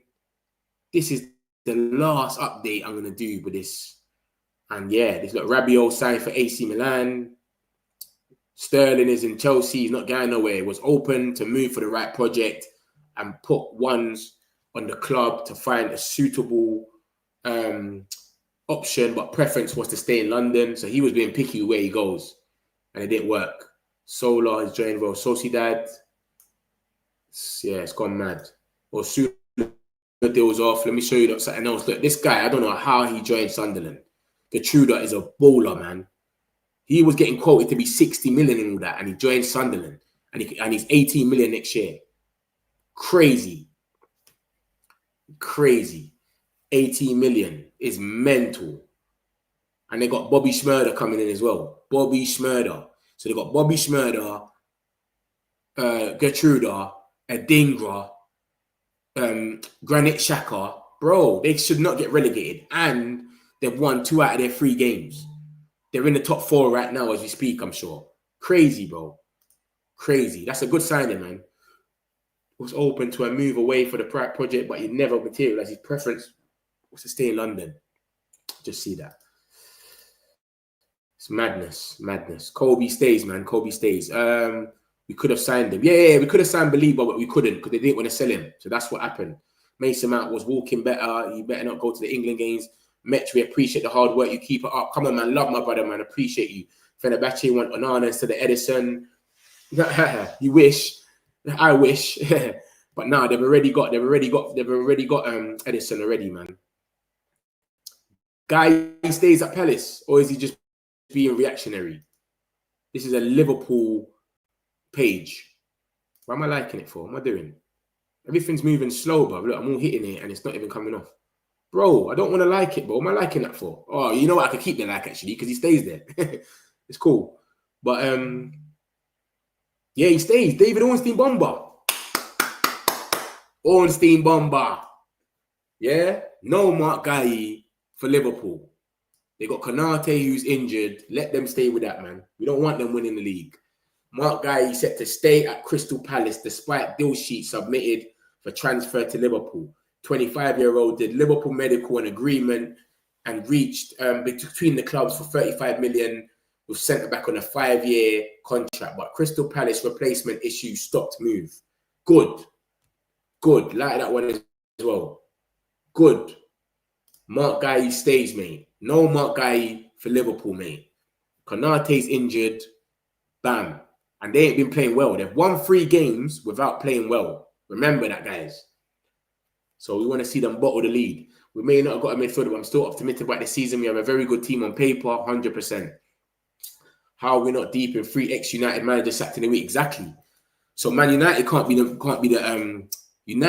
problem then. Look at this guy, how reactionary this guy is, emotional. Irfan, what is up with you, big man? Sunderland is better than Man United transfer. How? What are you on about? For you, is the transfer for Man United good for is F4 and you? What are you on about, brother? What are you doing? What are you talking about? Look, I am not gas. Man United, I need more player. I'm sick about slow FC in the transfer marker. Jim out, big flop. Irfan's going mad today. Please, brother. Please. Did I follow them? No, I don't follow them. It comes up. Yeah, it just comes up. There are now 4 keepers. Yeah, there's now 4 keepers, but some of them can go, bro. It's calm. Any last-minute deal sheets, bro? Not for us. We ain't seen no deal sheets. Look, there's news coming out of everywhere, man. Oh, my days. Arsenal just let a player go as well. Bro, you accidentally followed them as well. Who? Anfield Sector. When did I follow them? I ain't followed them. Oh, shit, I did. Safe. Anfield Sector. I'll keep the light there, though. I'll definitely keep the light. Mark Guy looks very upset. Bro, what are you talking about, big man? How do you know this? Where's the pictures? Is there pictures here? Where's the pictures, bro? Oh, yeah, this is our thing. Look at this. Deal collapse. My man's come out. Look, Fabrizio's tapped in. You know how it goes. Look. Mark Guy, Liverpool deal has collapsed. It's done, mate. Despite medical done and deal sheet submitted, Crystal Palace don't approve the move following Agor deal off. Guy stays at Crystal Palace. Forget about it, mate. Yeah? Look at this now. Hamburg confirm Fabio Vieira has joined on loan with option to buy. It's crazy. Man, I just going anywhere. Man went to Hamburger. Man's going to burger shops now. It's crazy. Burger clubs. Looking like Mark Guy to Liverpool's off. So this guy's breaking down some of our transfers. Look at this. United ins, Diego Leon, blah, blah, blah. And this is our outs. Got Nacho, 40 plus 10 sell-on. Anthony, 21, 7. Højlund, 5.2 loan fee, 38 obligation. Rashford loan with 30 million option. Barca pay all of his wages. Sancho loan. Villa pay all of his wages. 80% of it. So, yeah, just going off rip, going off by head. That looks like 80, 85, 100, 130. If Rashford goes permanently as well, and obviously they get the Højlund, they get in the Champions League, it's obligation. We've got 130 mil. And we spent what? 215. 130 mil. We spent 215. That's not bad, man. It's about 85 or something. 95 max. Not too bad. That this guy is, it's not the same guy. It's not the same guy that keeps thinking. Yeah, Isaac's moves off, man. My man's moved off. It's done. Mark Guy, it's a myth. Stay at Crystal Palace. We might be able to go in from next season. Remember, he's gonna have a year left. Maguire's leaving at the end of the season, bro. We might be able to go in for him ourselves. You never know, bruv. By that time, Liverpool might say, it's long now. Because are they gonna go in for it, what, in January? By January, it might be peak. Why are you happy? What do you mean, why am I happy, big man? Why are you not happy? If don't get lemons. Yeah. Yeah, time out. You're just talking rubbish, brother. Time out. You know, like that. You come in and talking some rubbish, you're getting put in a time out, big man. Yeah, I've been on there 3 hours, 45 minutes. I ain't got the time for no rubbishness right now. Please. In this window, the Premier League had the most spend, and even Spain, Germany, Italy combined spent less. Probably. You could look at Liverpool alone. They've spent 130 on Isaac, 100 and what was Verts? 120. Come on, man. That's free. That's a madness alone. 250 or something. That's just them two. Then you got Frimpong. Who's the other guy? Kirkez. Bro, they went mad. Ekatike. Oh my gosh. Liverpool alone probably spent more than most of these teams. I'm happy with Joshua Xerxes. Xerxes a baller. Watch him play. He's got hella flair. Bro, we nearly scored with 5 minutes of him being on the pitch. Remember Ahmad? When Ahmad missed that open goal. Not open goal. Let me not say that, but Ahmad missed that good chance. If we had more time, United should have hijacked the deal. We talking about Mark Guy. Are you talking about this one with Guy, Mark? I reckon we can still get him. I'll be real, because not now, obviously, but I'm talking about January. He's gonna have 6 months left. He can go wherever he wants to go. We could be in there. Maguire's gonna be leaving in next season. Who knows? I'm happy. Yeah, bro, we're happy. Why don't you want to be happy, bro? We didn't get a midfielder. It is what it is, but we still kind of had a good window. We needed a midfielder to complete the window, and that's where most of our problems do lie. But come on, man. Let's not sit here and be like we had an awful window. Like, you know what I'm saying? Like, it wasn't that terrible. After Isaac, we need some good news. Thing is, I'll take them on free soon as we got a year left. Yeah, that's what I'm saying. He's got a year left now, I think. Has he not got a year left? I think he's got a year left now. That's why he's only going for 35 million. Because he's got a year left. Peace and blessings, everyone. Big up yourself, RJ, man. Guy, he stays at Palace, man. 100%. It's here. Ornstein, Bomber. Ornstein, Bomber. As it stands, it's off. Blah, blah, blah. News coming out of everywhere, man. Every minute there's news. Oh, yeah, we got this as well. Look, I didn't even show you like this. We got the sell-on money as well. 15.7 million from bare sell-on clauses. Caracas, he went to Real Madrid, Alanga, Oyedele, and an extra 5 million from Chelsea for not signing Sancho. 15 million for doing nothing in our sleep. So we've done a few little things, man. A few good business, man. We take that light back, man. Don't want that like that. But yeah, you know what I mean? So things are going in, man. But things are just coming out every minute. So let me show you some of the stuff that came out in case you missed it. Lamens is more or less done, bro. Sully's come out and said it's done. The only reason we didn't sign Emi Martinez is because Sancho didn't want to go on a permanent deal. He refused. So he wants to go there for a year and then come back and then maybe we let him go for free. If we let him leave for free, because his contract runs out in next year. This time next year, his contract runs out. We can obviously, we've got a 1-year extension, but why would we extend it? We don't want him. We can get him off the wage bill. We'll just let him go. It makes more sense. And then he can go to whatever thing. Guys, Romano is not top 3 keepers in Africa. I'm shocked he's our number 1 at United. At the last Africa Cup of Nations, South Africa keeper. Bro, he had a mare. Remember last season, he had a mare with a Cameroonian. He went there. He had an argument with the coach, I remember. And then he ended up going home early. Anana had a mare at Cameroon last season. I think it was at AFCON. I can't remember what it was where he went. The deal was off because Gladner threatened to walk away if Guy went to Liverpool. I just saw something about that, but I don't know how true it is, though.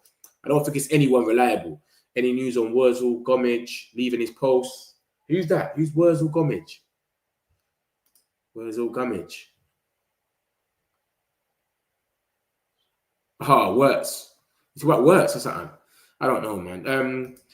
Joshua Xerxes, highest spenders. Liverpool spent 500 million. That 500 million they spent, yeah? Ekatike, that was about what? What was Ekatike? About 80 million? 79, yeah, 80 million. Verts, 130, 120. So that's like 200 already. Then we got Isaac, that's 130. That's 330. Frimpong, that was 40. Sorry, Frimpong was about 30. And Kirkes was 40. So that's 400. Who else did they get? They got the keeper, but I think they paid for the keeper the season before, didn't they? Who else did Liverpool get? I'm sure that's all they got. 400 mil. Maybe it's 500 million in euros or something. But I'm sure it's 400 mil. Yeah, 442. Okay, makes sense. That's what I was thinking. Glad goalkeeper had come in. Diego Leon, Benjamin Sesko, and Mbumo. Yeah, man. We got some good players. Sancho, pulled the Sancho. Bro, we still ain't seen nothing about Sancho. This guy could flop. I'm telling you, lot, but I wouldn't be surprised if we hear Sancho move off the Villa. I swear to you, lot. Maybe it's also time to try out a couple of under-21 squad. What about Diego Leon? He can't be putting it. He's always on the bench. He never gets no time. But then again, when you look at the games we've been playing, bro, we've never been close to that. We've never been out of sight. We're always chasing the game. Always like close. Even though we've had so much chances. I've showed you like the shots and all that and all the system and all of that. We've always outscoring Pete. Like we're going mad with shots and that. But we're never finishing, bro. We're never just out of sight where we can start playing our young boys. Bring on a JJ and none of them guys. Do you know what I mean? God, why is this fan base on such a downer? Just listen to G-Bridge and it's like the entire world has just ended. No surprise, this club is never going to move on to new things. Stuck is misery. Pray. I don't know, man. A lot of people, this is what I say to man, a lot of people just say what they say. They built their career a certain way. They're going to carry on being like that. You get me? It makes you different. If I come in, I'm saying, I'm winning out and I'm going mad and I'm going on TikTok, I'm dissing everyone and I'll get bigger quick. I'll be, you know what I mean? It's about some people just are on a negative thing, bro. Arsenal fans said all they wanted was a striker. They ended up buying like 6 players. 2 left wingers, Madueke and Eze, Zubamendi, a DM, that centre back. Who else did they get? They got Gyökeres. They ended up getting about 6 players. And they're still not happy. Oh, we need to go back in the market. Like, what? What are you not talking about? So I know what you're saying, bro. Some people are just negative. It is what it is, man. Some people are just fully negative, and that's just how they rock. What's the latest on Cunha's injury? He was walking off normal, you know. When Cunha came off, when he was leaving Old Trafford, he was walking normal. So I don't know. Obviously, he's injured. I'm not saying he's not injured, but I'm saying it might not be as bad as we thought it was originally. We thought it was a hamstring. Look at him. Wait, let me pause it and play it again in case it lags. He was walking normal. He didn't have no... Remember, sometimes they have a protective boot. Sometimes they have crutches. He had nothing. He's walking normal. Look at him. Let me take the volume down so I don't get loud. Look. Do you know what I mean? So, of course, he's injured, but it might not be as bad as we initially thought. It could be like a 3 weeks or something.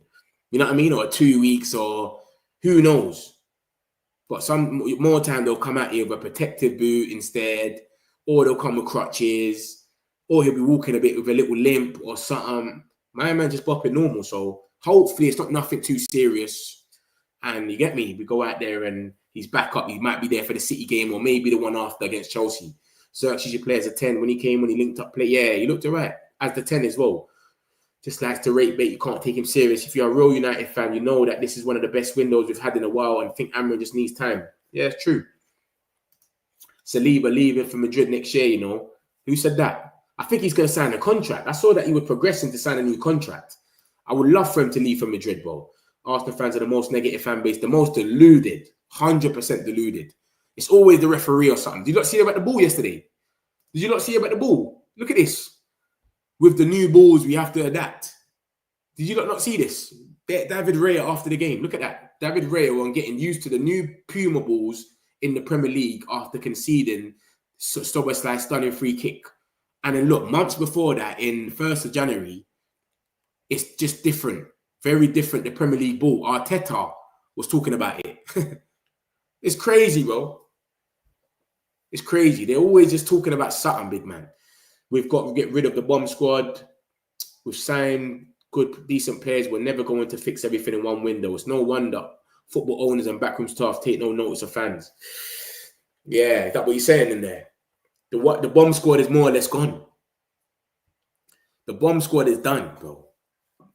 The bomb squad is done. Malacia, none of us even knew. I don't even think the players sometimes remember he's a Man United player. I swear to you. Sir Jim probably forgets about him. There's no way Sir Jim is sitting there thinking, Malacia. No way. He's got to get reminded. And he's on a low wage. He hasn't done anything wrong, really, but he just don't fit the system. So I think Malacia can stay. It's not going to be a big problem like that. Do you know what I'm saying? I don't think that one's a big issue. Totally agree. Mate, people just love being negative for no reason. 100%. 100%. That was taken out of context by Sky. Oh, is it? I don't know. But I saw a little video, though, and he said this, why was he talking about the balls anyway, though?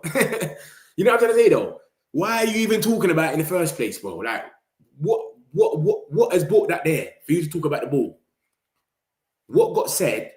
Like, are you liking the new Puma balls? Is that what they asked him? The Puma balls are nice, right? And he says, yeah, we need to adapt to the ball. Like, how can that even come up with the new balls we have to adapt?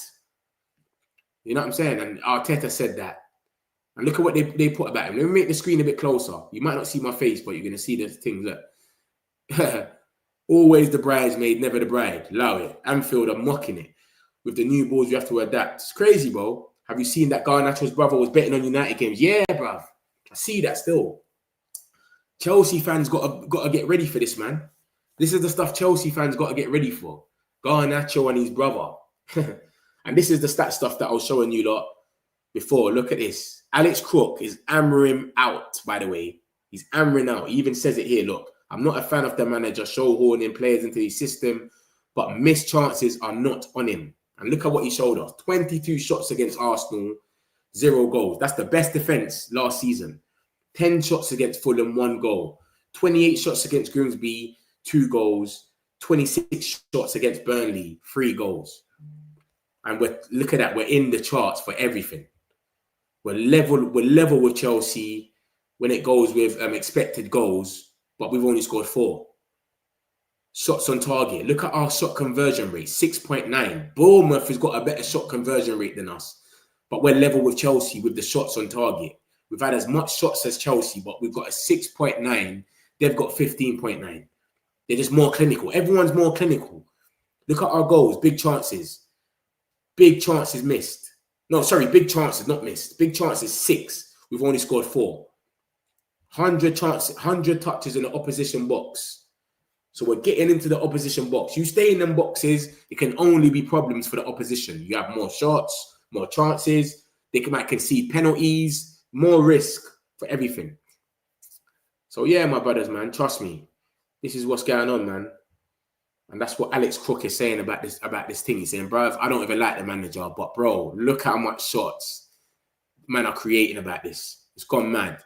But yeah, Garnacho's brother, Chelsea fans are going to see what's going to happen, man. Watch when he stops playing. Remember, Chelsea's got about 100 wingers, you know. You're not forgetting how much wingers Chelsea's already got. They still got Quenda to come as well. Quenda's got to come there. I think they got that Kendry Paez guy. They got so much wingers. It's mad. Tell them Lamens is not coming. Yeah, you're getting time out. You're just chatting shit, bro. Lamens is not coming. Tell who? Who you on about? You just gemming it, man.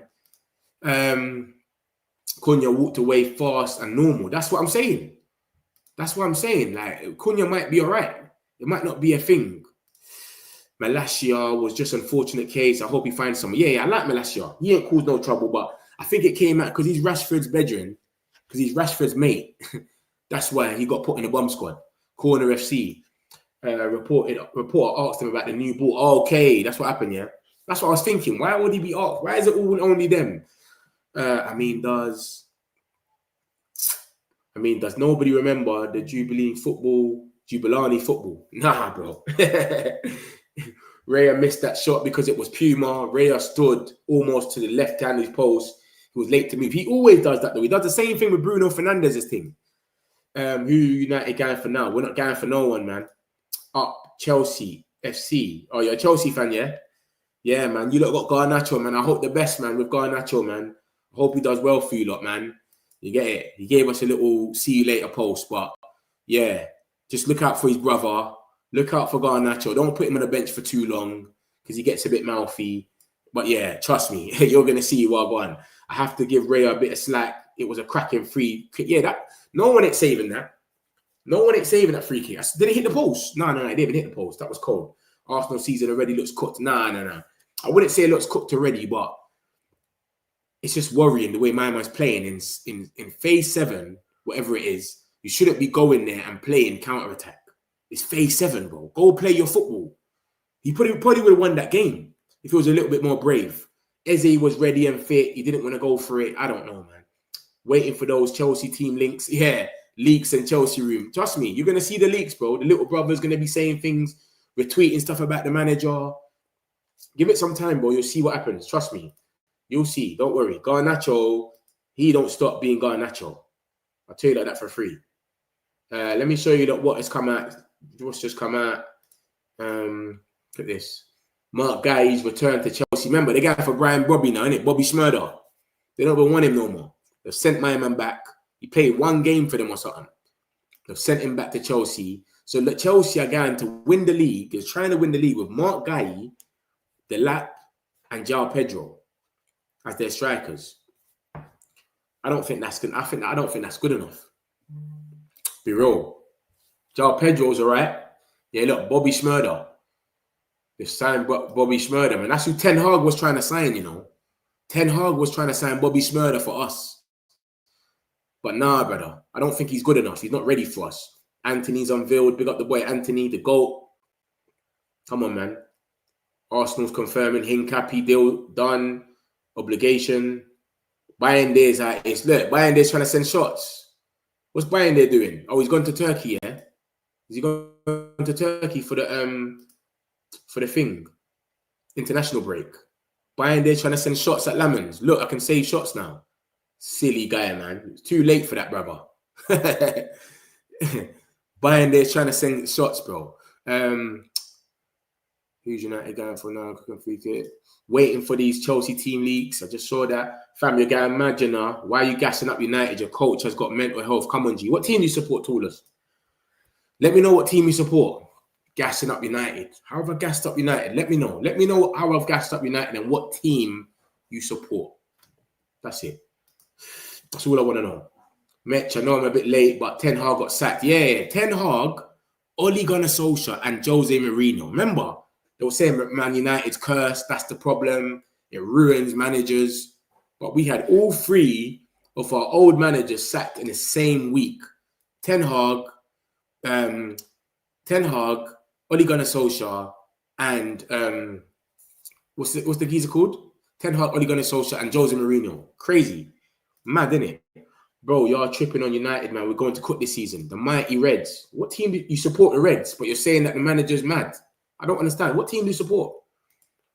This is I'm going mad. I'm gassing up United, and my coach has got mental health. So you let me know what team you support, brother. Please. All former United managers got sacked. It's crazy in the same week for different clubs that's got nothing to do with us. But yeah, Bayern there's gas though. Why is he putting out this post after he's seen that we've signed Lamens? Is he trying to send a message or something? Safe. Bayern there, man. It's too little, too late, man. Sorry, brother, man. Cool. David Ogogo. So yeah, man, that's it, my peoples, man. Yeah, you don't want to talk up. You don't want to tell us who he supports. This is what I say. I don't mind people coming in there and they support other teams and they're saying whatever, but talk to me, innit?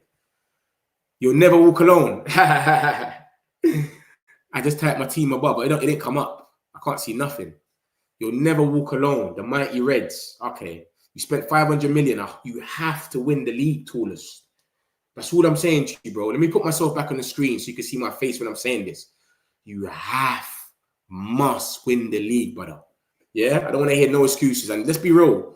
You ain't been playing well, but you've got that's what champions do. You don't play well sometimes, but you still win the game. That's what we used to do with Sir Alex. So yeah, you've done your thing. You're top of the league. You've got Isaac now.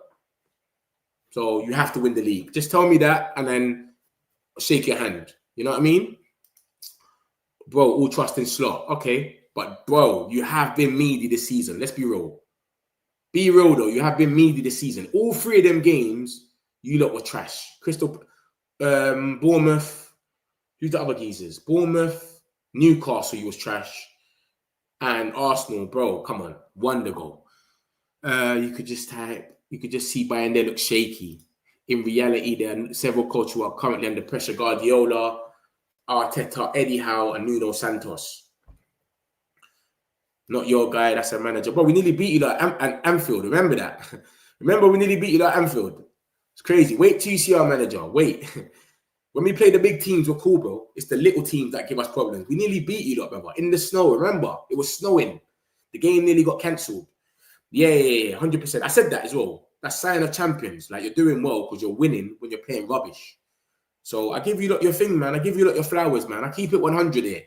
You're winning when you're playing rubbish. And now you got Isaac. There's no excuse. If y'all spent 400 million and can't win the league, that is crazy. Your football looks a bit suspect.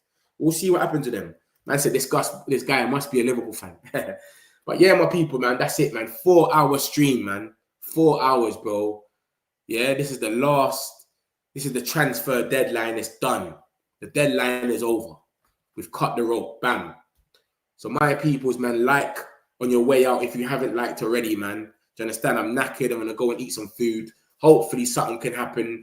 We know nothing ain't going to happen. But you just never know. We're seeing all these signings coming out of everywhere. Something could just potentially just come out of anywhere. Bam. So we'll see, man. But I'll let you lot go, man. So, yeah. Hit the like button. I'll be on tomorrow, same way. Big up yourself, everyone, man. Big up everyone in the chat, man. Appreciate all of you lot. Like and subscribe, my peoples, man. Big up yourself. Chelsea fans, Liverpool, whatever. As long as you're here, it's the Metric community. Big up yourself. Yeah, love my peoples. Want some celebs, pull up loco. You know we up next, pull up mobos. They gon' be there on repeat, they like, oh no. Where's the mix it up, let's take a photo now. Photo now.